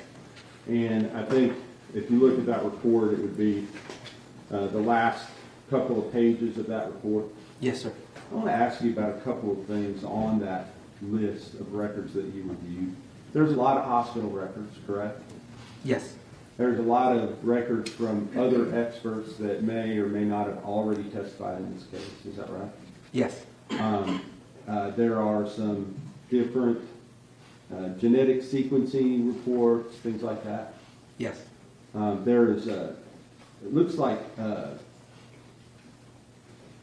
TEA records. Does that sound correct? I just looking at page 35 of your report, it talks about PRU 822 attendance, and then the next one is discipline, the next one is graduated, and I think the next one says special ed. Is that right? Yes. So you've reviewed those education records? Yes, what's available, yes. Okay. Is that where you got all of your information from the actual records themselves, or did you have other sources of information that you were relying on in making your conclusions in your report? I would say that the records reviewed here and then the additional records in the addendum, plus I recently received Dr. Ryan's report, plus my interview and examination with Mr. Horner. That's where I got my information. Well, in those records that you reviewed, did you also receive something that was called a social history? Yes. Did that lay out a whole bunch of facts related to Tanner Horner and his background? It was a summary of his family background and his childhood, yes. And who produced that summary? That was his legal team. I think that summary was written by Patricia Rist. Okay, so you were relying on facts provided to you about the defendant's background that were given to you directly from the legal team with no notations as to where they came from or where this information was gathered from or anything like that, correct? I think that the point of that document was to summarize the really extensive documents in this case, and so I would say that for most of the things I might have gotten from the social history chronology, there were also primary sources or other records that I relied upon as well. Understood, but in your notations, you cite to this numerous times, this social history that was provided to you by the defense in this case, correct? Yes. And so if there were things left out of that social history that were relevant in this case, you would not have known about those things. Is that correct? Well, I might have known about them from interviewing the client or the thousands of pages I reviewed of other documents. But if it wasn't contained in those documents and it wasn't provided to you by the defense, you wouldn't know about it. Is that right? Most likely, yes. Okay. And so let's talk about your interview of the defendant in this case. Kind of tell us, how you set that up, what were the logistics of how that took place? Sure. So this was in a contact visit room at the jail. The visit was semi-private. I think they monitor with the CCTV, but I don't think that other folks were listening. I was introduced to the client briefly by one of his attorneys, but then it was just me and Mr. Horner. And we spent about 2 hours and 45 minutes together that included my medical interview as well as my physical exam and taking some photographs. Okay, so you did a medical interview. The medical interview, you're just going over medical history, is that right? Medical history, what he recalls of his childhood, you know, looking to see how his memories match up with the rest of the record, asking about what he recalled of his school experiences, his mental health, his substance use, that sort of thing. Were you ever given any records as to what actually occurred in this case? Yes. Okay, can you tell us what records you had regarding what actually occurred in this case? They are in the back of my addendum, and there was a lot of material, I believe, from your office that I reviewed as well. Tell us what kind of material you're talking about. That was the video and audio from the truck, as well as some breakdowns of that. And I think there were some timeline summaries from your office as well. And on those items, did you watch all of those? Yes. Okay. And did you watch, what you were provided, did that include only the day of the abduction, murder of Athena Strand, or did it include all 5 days of videos that were available for you to be able to review? I know that there was material from before and after the offense. I don't know if I have all of it that your office has, but I know there was material from before and after. So, for instance, were you aware that the defendant had covered up the video showing what the van could see forward, looking forward, prior to the date of the abduction, kidnapping, sexual assault, and murder of Athena Strand? I recall sometimes where he covered the camera. My impression it was because he wanted to smoke or do something around the vehicle, but I'm not sure if I recall what you just said. Well, I guess where did you get the idea? Objection, Your Honor, relevance. This doesn't have anything to do with this diagnosis. Where you headed? I'm trying to figure out what he's reviewed and what he knows about this case. Okay, just asking. All right. So you've reviewed the days before, so you're aware of what took place in those days. It may be incomplete, but I did see some stills and video from before. Okay. It may be incomplete. The judge, okay, just ask him. And then as far as the days after, as far as what he did on those days after in those videos, meaning December 1st, December 2nd, today he was arrested, did you review those as well? I don't know that I reviewed everything that you have. I recall a little bit of material from after the event. Okay. And I just want to lay the groundwork because I want to talk about how his NDAE and the comorbid other things, risk factors that I think you listed out, may have been on display or not during the facts of this case. All right? Sure. Does that make sense? Yes. All right. So let's just talk about, first of all, your diagnosis. Because ultimately you made a diagnosis that boils down to one sentence. And then the other things are related to more of the comorbid or the, what do you call it, the differential diagnosis. Is that right? I mean, a diagnosis is generally pretty short, so if we boil it down to the diagnosis, it's 4 words, but I did write a pretty long report. I understand. But a lot of that was talking about other things other than fetal alcohol syndrome or fetal alcohol spectrum disorder, correct? Yes, I tried to be comprehensive and look at the other risk factors. Understood. And then, so let's talk about your diagnosis.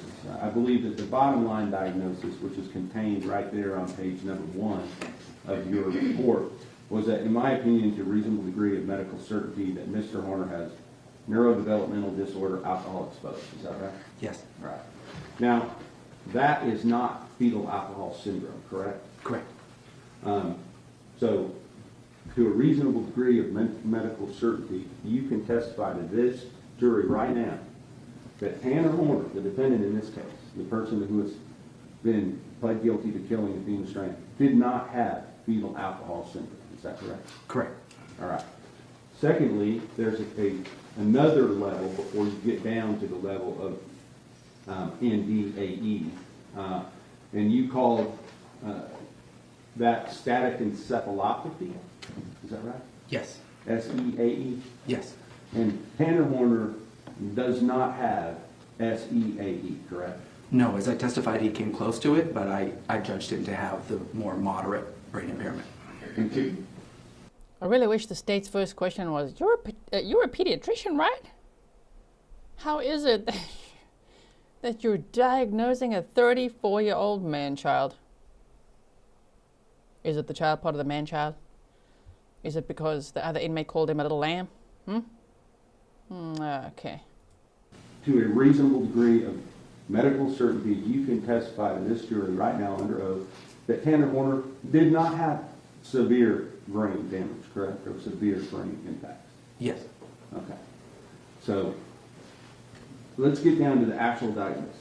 Now, of the three diagnoses that you're talking about, although it is the most common, it is in fact the least serious as far as brain impacts go among the different things that are listed under the umbrella of fetal alcohol spectrum disorder. Is that right? If I can quibble with you, it does involve a lower level of confirmed brain dysfunction, but as I was testifying on direct, people who have this diagnosis may fare worse in life because they go through life with that invisible disability. Do you think, based upon the record, that Tanner Horner's disability was invisible?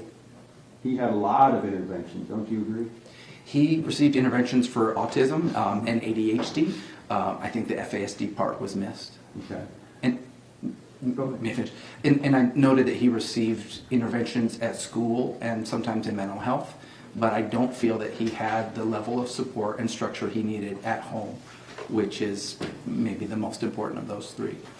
And I understand that at least after the 6th grade, would you agree that he had a fairly stable home life compared to people that have this same sort of dysfunction? Would you agree? I think things got a lot better for him in 6th grade when he was essentially permanently with his grandmother and Bill. But I know that his mother was coming in and out of his life and that there was a fair bit of chaos with that was difficult for him. But you would agree that he had stability compared to a lot of people that you see that have these types of disabilities. Would you agree? Yes, from 6th grade on, things did get better. So, knowing that, let's just go into the idea of the difference in the areas of significant impact. Now, you talked several times about ADHD, and what does that stand for? Attention Deficit Hyperactivity Disorder. And do you have some experience with that? A lot. Okay. Personal and professional? You name it. Yes, I have a lot of children in my practice with ADHD, and I'm pretty familiar with it at home as well. Okay. And understanding that, that can be a significant impairment, but it also is not debilitating for most people. Would you agree? It depends. As I was saying earlier, if you have ADHD because of heavy drinking in the first trimester, it tends to be harder to manage. The meds don't work as well on average, and it can be more difficult into adulthood. Okay. So that's an area, but it's an area that there is lots of treatments and therapies and other things that are available. Would you agree that Tanner Horner availed himself to many treatments and therapies along the way to deal with his ADHD? He tried a number of medications, yes. Not just medications, but at school and at home, and had intervention of multiple different people to help him through that diagnosis. Would you agree? I wouldn't say that at home he got a lot of support for his neurodevelopmental differences. I got the impression that his grandparents maybe didn't understand or believe in that as much as some other folks do. And where are you getting this from? The records. What records?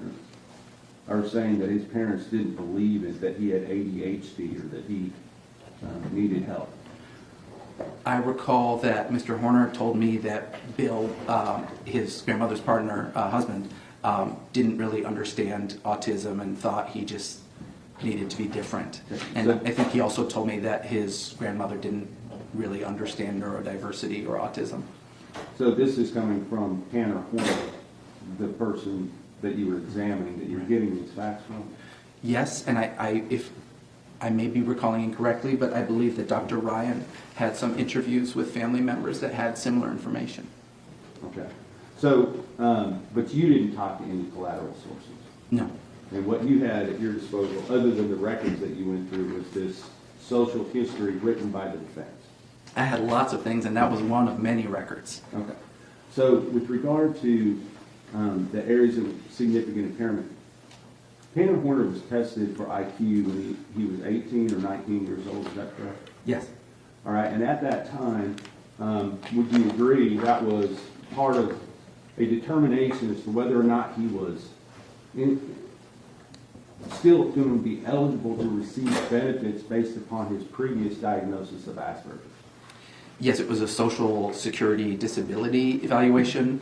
I don't know if it was to rule in or rule out Asperger's, but I know it was to determine whether he should continue to receive benefits as an adult. And you also know that as a result of that examination, at that time, that the United States government decided that Objection, testifying.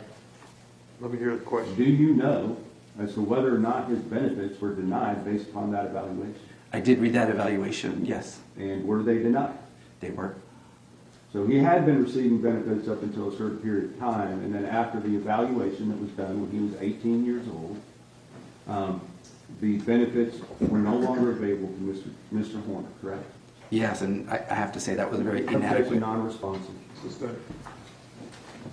With regard to that, at that time, there was a report issued by Dr. Davies regarding her examination, correct? Yes. And you had that as part of your, part of what you had available to make your determinations, correct? I did. And in that report, would you agree with me? Do you have that with you? Not on me. I have it. No. Well, I'll just ask you if you have any quibble with what I'm saying. I'm going to ask you to tell me, all right? That as part of that, he had a full-scale IQ of 102. Is that right? I do have that data, so I'm just going to double check. Yes. And can you tell us whether or not that is higher or lower than the average person? That is right in the middle. Okay.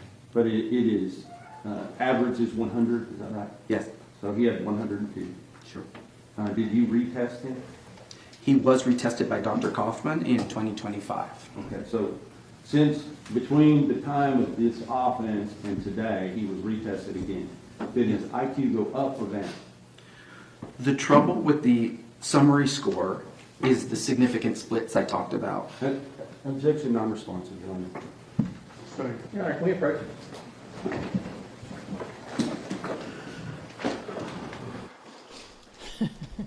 Like, okay. Sure, okay. Did you do 20 squats with me?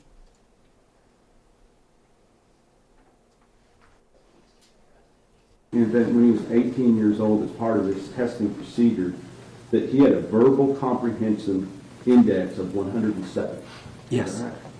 And now we've talked all about the fact that Tanner Horner can't understand what anybody's saying to him or what the nonverbal cues or anything else. Is that verbal comprehension index indicate that to you? No. Okay. Is that higher or lower than average?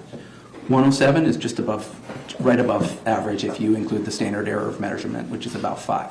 Okay. And on that same test, he had a perceptual reasoning index of 113. Is that right? Yes. Is that higher or lower than average? Higher. Now, I realize that he had some other indexes that were lower. Working memory index of 97. Is that right? Yes. Is that still within the normal range of plus or minus from 100? Yes. Okay. And then the only one that he had that was lower than the normal range was the processing speed index. Is that right? Yes, that was 81, which was a very large split between that and his verbal and nonverbal intelligence scores. And you're saying that the fact that he had verbal comprehension index of 107, perceptual reasoning index of 113, but only processing speed of 81 is an area of significant concern for you?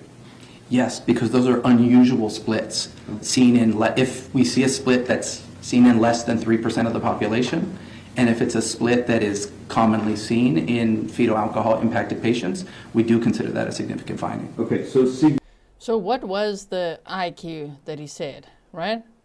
Is it total? Is it 102? Is it 150? I wasn't listening properly. Sorry about that. I'm listening now. Elena, welcome to membership. Welcome to all the new members. I hope you'll check out the members only area and playlist so that you can catch up there a little bit. V-Dub, oh my word.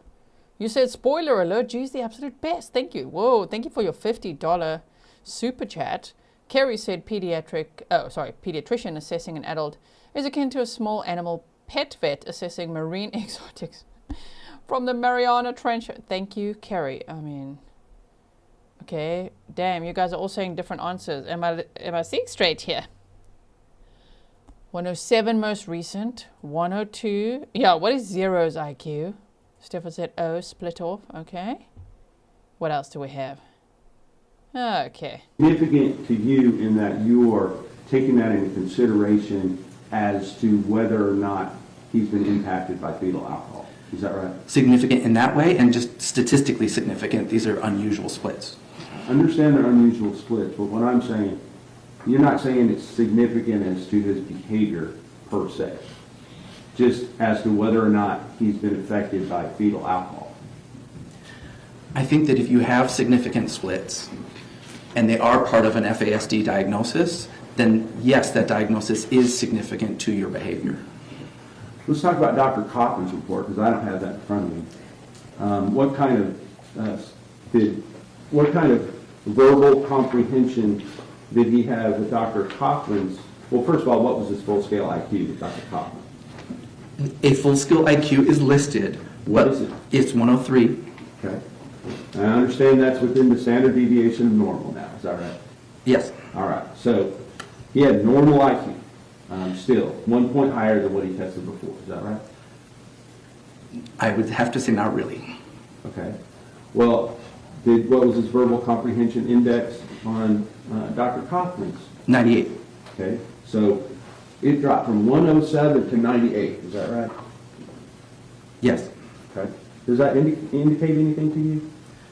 Not a lot. They were different. There was the 4th edition and the 5th edition, and you can see some score variation like that. Is that sometimes also accountable to something called malingering?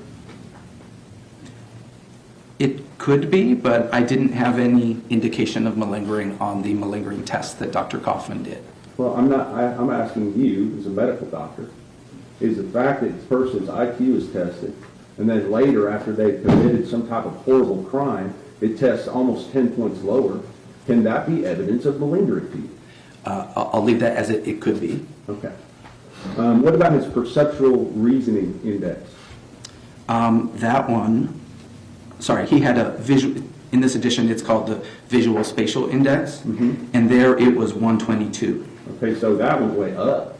Is that right? Which would argue against malingering, yes. Okay. So, or, I understand what you're saying, it argues against malingering, but it's drastically different from the other one. Yes, on a different edition of the IQ test. Okay. So, what were the other indexes on Dr. Kaufman's report? The fluid reasoning index was 105. Working memory was 106. Processing speed was a lot lower, again, at 89. Okay, so, but it was higher. It was 89 versus 81. Is that, could it be from the different tests? Is that right? Yes. But it's a lot closer to normal in that test than the other ones, right? Is that right? Yes, and again, I'm more focused on the very large and unusual splits. And I think you explained that, but bottom line, the defendant has a normal, if not above average IQ.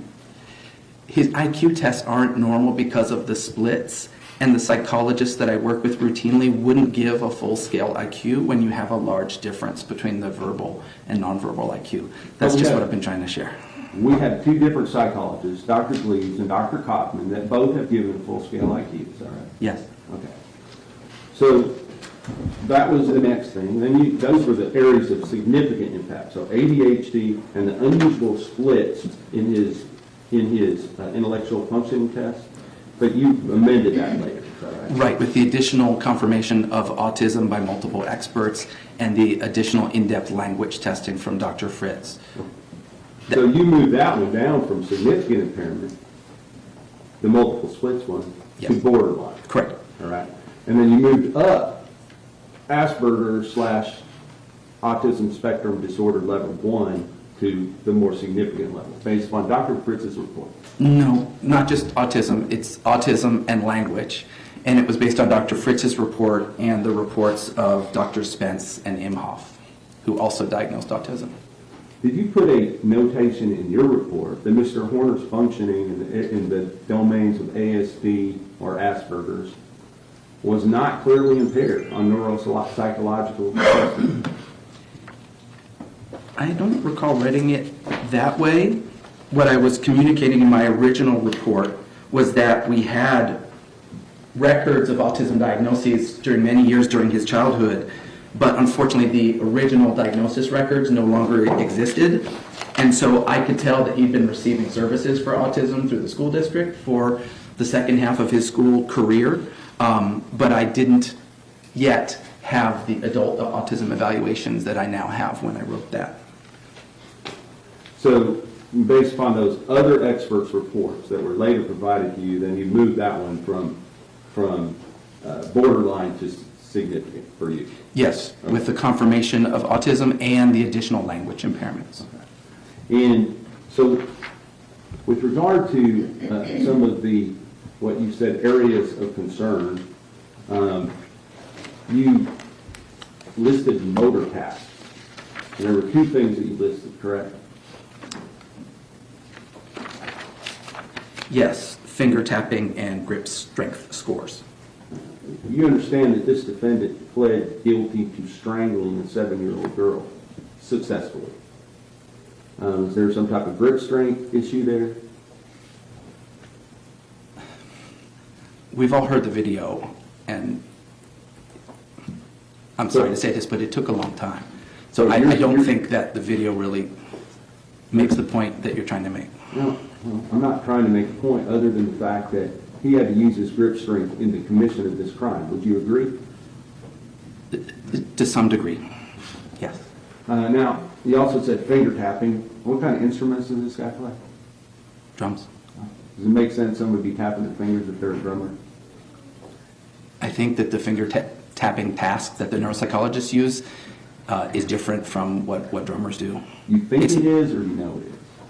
Well, it's more about rapid finger tapping, and I think that drumming skills are more about rhythm and using more of your arm, is my impression of that test. What about when Tanny plays his tiny, tiny violin? No. So, we already talked about NDAE being the least serious as far as brain damage, I guess I would say. It's in the moderate impairments, yes. Now, let's talk about the other, quickly, talk about the other neurodevelopment risk factors for the defendant.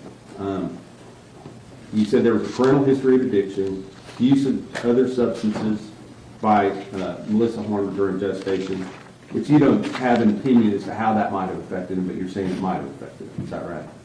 I think I talked about how it might have affected him on direct. Well, you didn't have any clear delineation as to how that plays into all this. You just said that it was a factor. A potential factor, but not generally as risky as alcohol. And childhood adversities, and then the diagnosis of autism. Now, you said autism in your report, and I just want to make sure, just like we have this umbrella term of FASD, and you have 3 different things. It could be fetal alcohol syndrome, which is very, very serious, correct? Yes. And then you have the other one, SEAE, right? Yes. And that one involves severe brain damage, correct? Yes. And then you have this latest one, NDAE, and that's just either mild or moderate, and you're saying it's moderate in this case? Yes. All right. But it's the least serious of the 3 as far as brain damage. As far as measurable neurofunction, yes. Okay. So does You talked about head injuries and then substance abuse. There's a number of different substances that Mr. Horner, the defendant in this case, told you about. Alcohol, marijuana, K2, MDMA, LSD, mushrooms, cocaine. Is that right? Yes. Now, other than alcohol, are all of these commonly used illegal recreational drugs? I wouldn't say commonly, but they're certainly used. Do you consider the regular use of illegal drugs to be criminal activity? Yes. Okay. Is supplying illegal drugs to other individuals criminal activity? I'm not the legal conclusion, not a very Well, in evaluating people as a physician for pathology and their personality, you have to know whether somebody is a good candidate for probation or parole, correct? I don't get into this. This witness is a pediatrician. All right, so in using, with regard to, I'm going to just get to the part about the possible brain injuries that may have occurred as a result of fetal alcohol syndrome disorder. Is that right? I mean, is that what you call it, fetal alcohol? Fetal alcohol spectrum disorder. Because he does not have fetal alcohol syndrome. Correct. Right, okay. So the first thing you said was lowered IQ. We've already dealt with that. He does not have a lowered IQ, correct? No, he has significant splits on his IQ. Understood. So let's talk about ADHD. Does ADHD cause people to commit the act of murder? That's an unusual outcome for ADHD. Are you saying there's any causative effect to the murder of Athena Strand, in this case, by Tanner Horner? From ADHD? Yes. I can't use ADHD to explain what he did, but it's possible that impulsivity may have played a role. And that would have to be based upon the evidence in the case, correct? Whether it was impulsive or not impulsive. Judge, objection, legal conclusion, yeah. Or I'll let him answer that. Yes, my consultative question was not what happened in that van. What it is, does he have a fetal alcohol spectrum disorder? And are people with ADHD able to have productive and fruitful and nonviolent lives? They are able to, yes. Okay. You also talked about language and social difficulties. You've watched the videos. Does it take language and social skills to convince an unsuspecting gas station attendant to loan him some cleaning supplies to clean up the van? Relevant. I'm sorry? Relevant. He's also calling for speculation and also calling for legal conclusion. Speculation is a statement. Okay. Would you agree with, on those videos, throughout them, all 5 days of them, that he exhibited multiple times of using his language and social skills correctly to accomplish goals that he wanted to accomplish?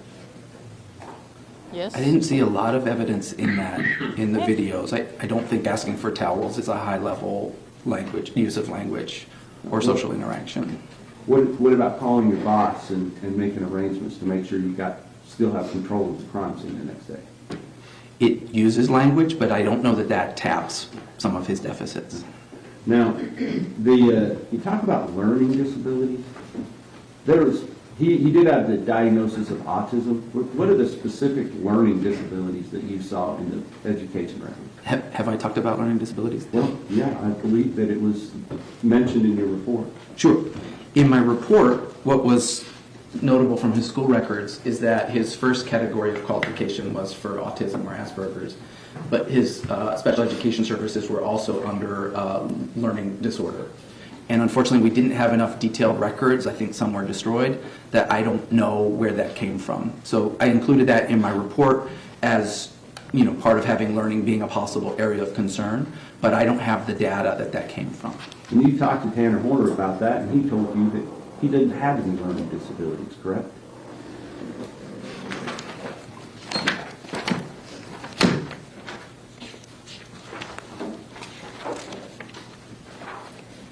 I'm sorry, I just don't recall what he said, so I want to make sure I'm right. To be under the development, mental, and academic history. Sure. Yes, he didn't recall learning disabilities, but Spanish was harder for him. That's what he said. And in parentheses, he said probably because he was sleeping in the first period, correct? Yes. What about We talked about visual spatial deficits. That it was an area of concern, yes. Okay. But on the visual spatial test that Dr. Kaufman gave him, you said that he was unusually high. Oh, so that you're talking about visual problem solving or visual intelligence, and the visual spatial domain that we're talking about, I believe, is copying a complex figure, which is considered differently from intelligence when we're looking at brain domains. And the ability to copy a complex figure is something that the neuropsychologists consider a visual spatial function rather than an intelligence function. With regard to, what do you mean when you say novel problem solving? That if you're presented with a new type of problem that you haven't practiced or done before, that your frontal lobes or executive skills get involved to kind of figure out, okay, what's this about? What's my strategy? Is my strategy working? Checking your work, that sort of thing. So it's less of a rote answer and more executive skills required. And you said that was an area of concern for you. I said that his executive skills were an area of concern because some scores were average or above, but some were in the 3rd to 16th percentile. Well, I believe I went down and wrote the ones down that you said that were a concern. Sure. And novel problem solving is one of them, is that right? I think you might be getting that from the FASD background part of my report, where I'm talking about general areas of difficulty. Okay, so this is not specific to Tanner Horner? No, he had other executive skills that were in the area of concern range. But novel problem solving was not one of Tanner Horner's problems, is that right? On the testing that I reviewed, no. And throughout this case, he's presented numerous different lies to meet different types of evidence as they came forward. Would you agree? I think so. I haven't reviewed as much of the police interview type of history of the case. Well, I mean, the fact that he told them that he backed into her and then freaked out because of his autism, that's a novel problem solving. Would you agree? It's an excuse that didn't hold up. But it was one that he tried. It was a way that he tried to solve that problem, correct? He did try to lie about what happened, and the video didn't back that up. And you're aware now that he's also saying that now he has a reason for covering up the videos because he was using cocaine. I'm not aware of that. Oh, I thought you said you had some indication that's why he was covering up the video. Oh, I thought he was smoking cannabis on one of those, but maybe I'm wrong. Well, you saw him smoking cannabis on one of those, correct? I think so. Yeah, so that was on the video. Okay. Right? There was never any cocaine on the video, would you agree? Not that I recall, but smoking cannabis on video isn't great problem solving. No, I understand that. But making up a story to cover new evidence is problem solving, would you agree? It's lying or it's problem solving, and I think we're here today because it wasn't effective. The last thing I want to talk about is zero, because you're, as a physician, you know what malingering is, correct? Yes. And that is making up some type of psychosis as an excuse to mislead or gain some favor with the police. Is that right? Objection, Your Honor, testifying. I don't think any of the experts would define malingering that way. Well, you define malingering. Malingering is either exaggerating psychiatric symptoms for gain or faking bad on neuropsychological testing, things like that. So if you get caught for murdering a 7-year-old girl after you sexually assaulted her, and you make up this alternative personality to show that you're just crazy, so that maybe they might find you insane at some point, is that malingering? It's an attempt at malingering that I don't think was very effective. Okay, thank you. I'll pass. Thank you, Your Honor. Dr. Davies, could you pull up the chart that Dr. Connor prepared? Sure. A couple of, let's start with kind of the basics of IQ. You mentioned something about a 5-point plus or minus. What were you talking about there?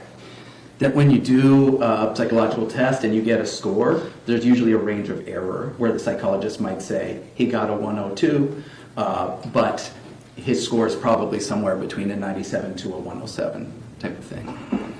Okay, and a good example of that was we had two scores that were 9 points apart. Right. So the average IQ for someone from the United States would be 100 plus or minus. Right. So it's up to 105 and down to 99.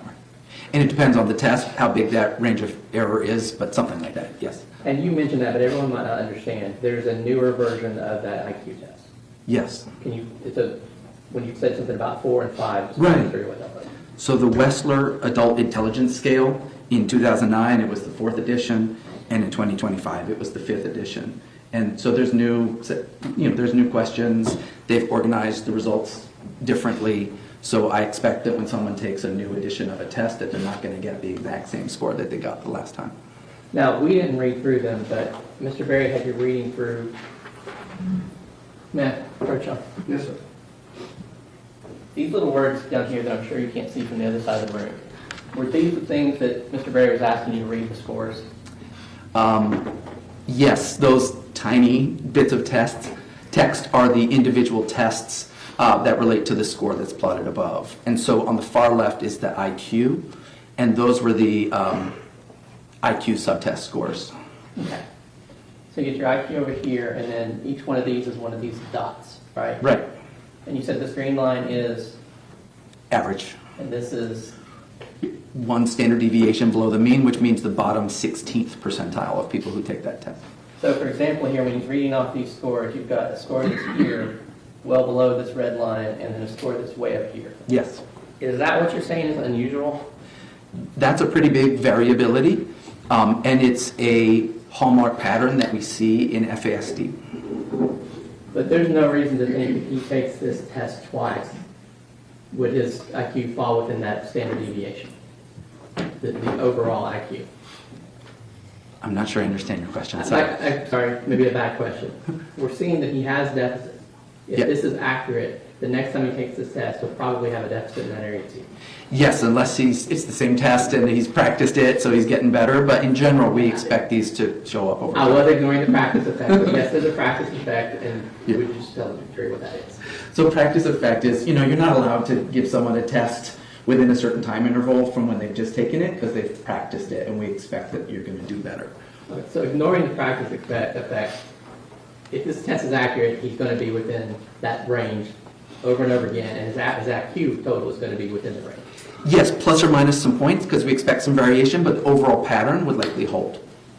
And NDAE is under that umbrella of FASD, correct? It is broadly considered under that umbrella term, fetal alcohol spectrum disorders. And you actually have a clinic to treat FASD.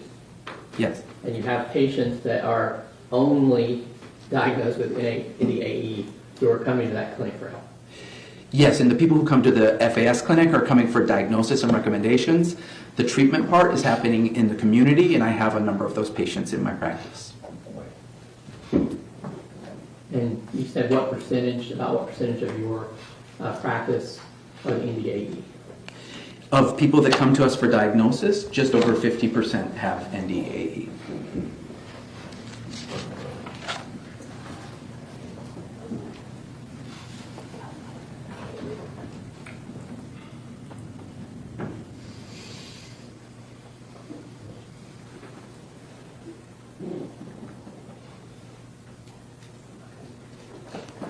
Now, as part of your work on this case, were you asked to render an opinion on insanity or any other defense? No. Were you asked to render an opinion on whether or not Tanner Horner has an FASD? Yes. That's what Sean. Mr. Berry, No further questions, sir. may Dr. Davies be finally excused? Yes, sir. Thank you, Doctor.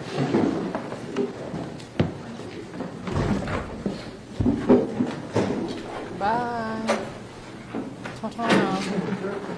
One more witness. For today. For today. You're coming back tomorrow. Dr. Yount? It's short. Okay, Dr. Yount.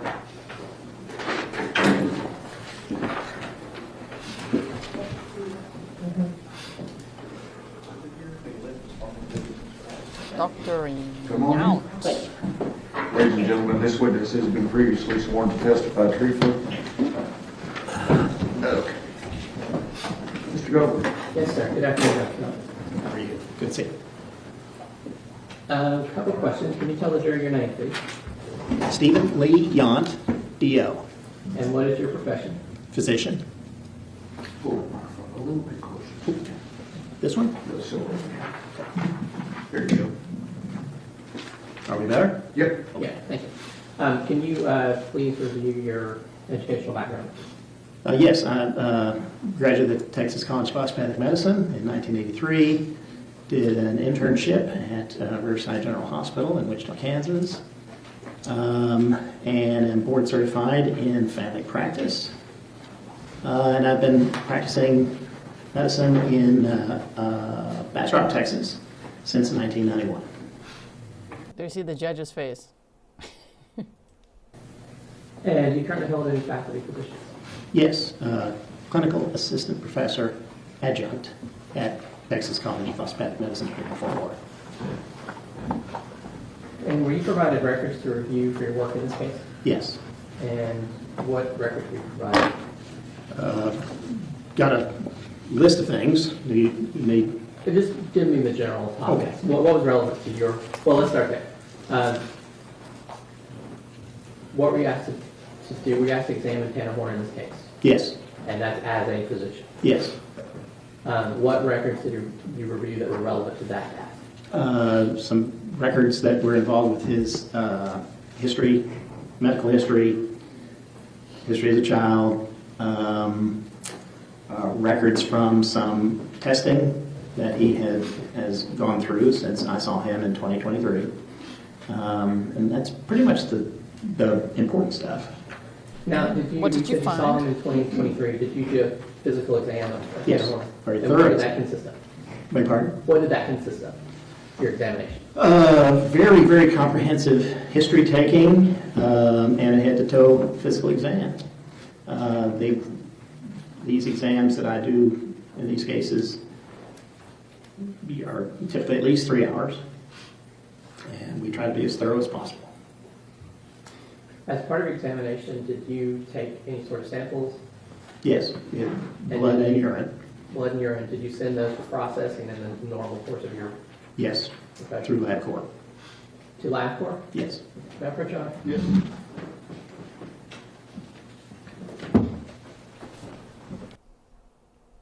Do we have to buckle up to hear what his urine test said? I don't know, man. Stop it. Okay, here we go. Let's take a look at that. This is the Defense Exhibit 86. Okay. Can you identify that? Yes, this is the date. Yeah, this is the labs that we drew on that initial exam. Mayor, I move to admit the Defense Exhibit 86. Can you get there? Can I take one look at that? Oh, sure. I have another copy. No, I got you, brother.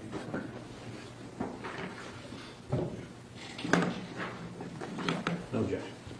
States that Defense 86 is in Now, Dr. Yount, can We're almost done for the day, though, so hang in there with me, okay?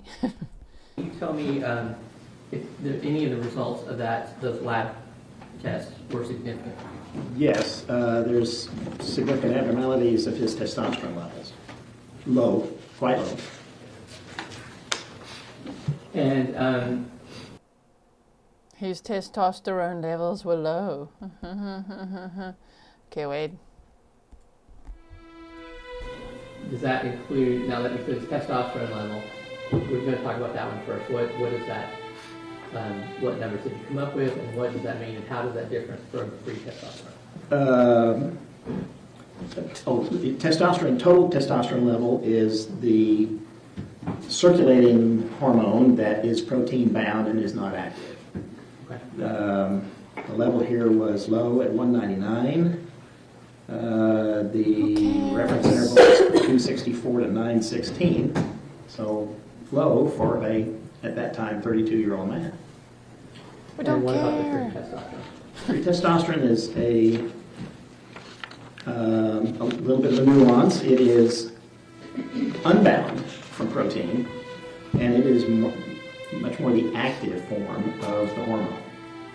And this level is quite low. The reference interval is 8.7 to 25.1, so roughly 9 to 25, and the level is 3.7.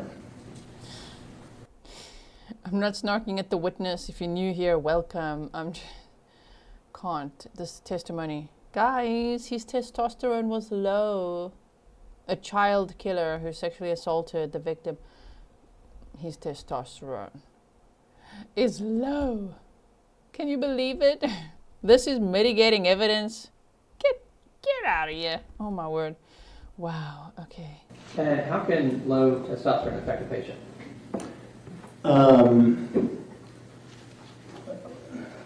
Can I approach that as to how high testosterone would affect a patient and then back up to low? Or would you? However you can best explain it, and you can Okay. tell the jury because we talked about it. So testosterone is a hormone that is the male sex hormone, androgen. Men and women have levels of it. Testosterone has not only properties for developing adult male characteristics, but it also has properties that have to do with the brain and therefore emotion and therefore behavior. So testosterone creates aggression by its stimulation of some of the deeper structures inside the brain in we call it the subcortex. And by creating that aggression, then aggression can find itself manifested as violent behavior. Now, high testosterone is what creates that. Low testosterone, therefore, would be less of an influence on those deeper structures to create violent behavior. Now, this is something that's all males have testosterone, but we are humans. We share the biological effects of testosterone upon our brains with the lower animals. We all understand that if you dramatically reduce the testosterone to a bull and make him a steer, he's a lot less likely to hurt you. We all understand that if you take a stallion and you reduce the testosterone levels in that stallion and make him a gelding, he's much less likely to hurt you. If you neuter a dog and reduce those testosterone levels, he's much less likely to bite you.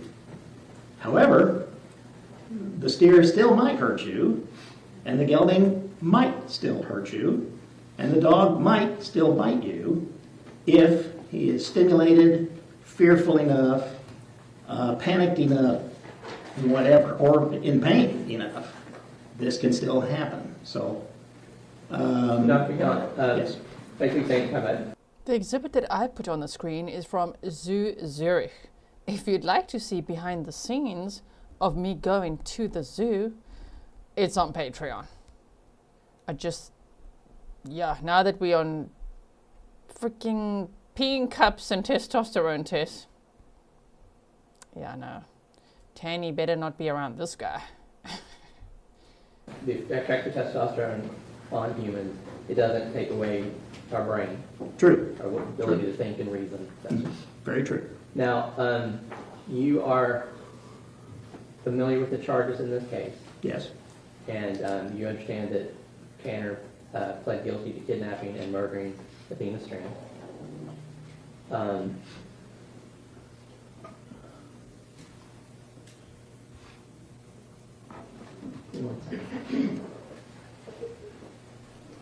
You're going to leave it at that? Pass the witness, eh? Imagine. What's your question? I'm going to go ahead and pass it. Thank you, Doctor. Cross-examination. You're going to pass the witness? Why even have the witness? To testify to what? Tanny peed in a cup one time. We took a blood test and he had low testosterone. We have to hit low testosterone, you guys. Can you imagine? He's not violent. He's just a little lamb. He's not a danger to anyone. Okay? Okay. Put him in LWAP. Life without parole. Put him in that prison. Gen Pop. He's already got a friend that he's made that might join him there at some point. Yes, quickly, Your Honor. Dr. Yount, thank you for coming again. I think last time we saw you on Zoom, didn't we? Okay, well, you may have saw me, but I couldn't see you. But I remember your voice. It's that whole technology thing. Amen. Amen. I just want to clarify a couple of things. From that lab test that you have from you, when did you do the draw on Mr. Horner? It was the day that we did the exam on him. Forgive me, I walked in here without my glasses. I want to say that was September of 23. Now, of these lab results you got, do you have any reason to believe that any of those are any different back in November of the year before? I'm sorry, say again? I mean, do you have any reason to believe that there are any significant differences if we had tested the defendant back in November of 22? Okay. Right? Do you have any reason to believe that those would not be exactly the same? I'm not aware that he was tested in November 22. I guess what I'm trying to get at is you don't have any type of medical opinion that any of the numbers in all the labs would be any different than they are now. That would be guessing. Okay. I'm just trying to ask in your medical opinion. Sure, but it would still be a guess. All right. And that's really the only thing that, as far as in this case, that you're providing is that you did a physical exam. You say he's got, the labs say he's got low T. Yes. And that's pretty much it. Yes. That's what. Read the record. Yeah, let's see. 1 second. No, we'll pass the witness. That's all right. Thank you. What was the point? Defense, you should be ashamed of yourself. What was the point? This is a death penalty case, okay? You're going to have a doctor up here saying he peed in a cup and drew some blood from, Tanner did. Okay. And he's got low T. That's what you got, defense? You think that's mitigating evidence? You think the jury believes that after he brutally murdered a 7-year-old girl? Really? Imagine if he had high testosterone then. Oh no, he's not a future dangerousness. Okay, LWAP, I'm ready. Let's go. Sentencing, let's go. In fact, though, I hope after all this that the jury does recommend the absolute max. I do hope so. Yes. Thank you, Doctor. All right. Thank you, sir.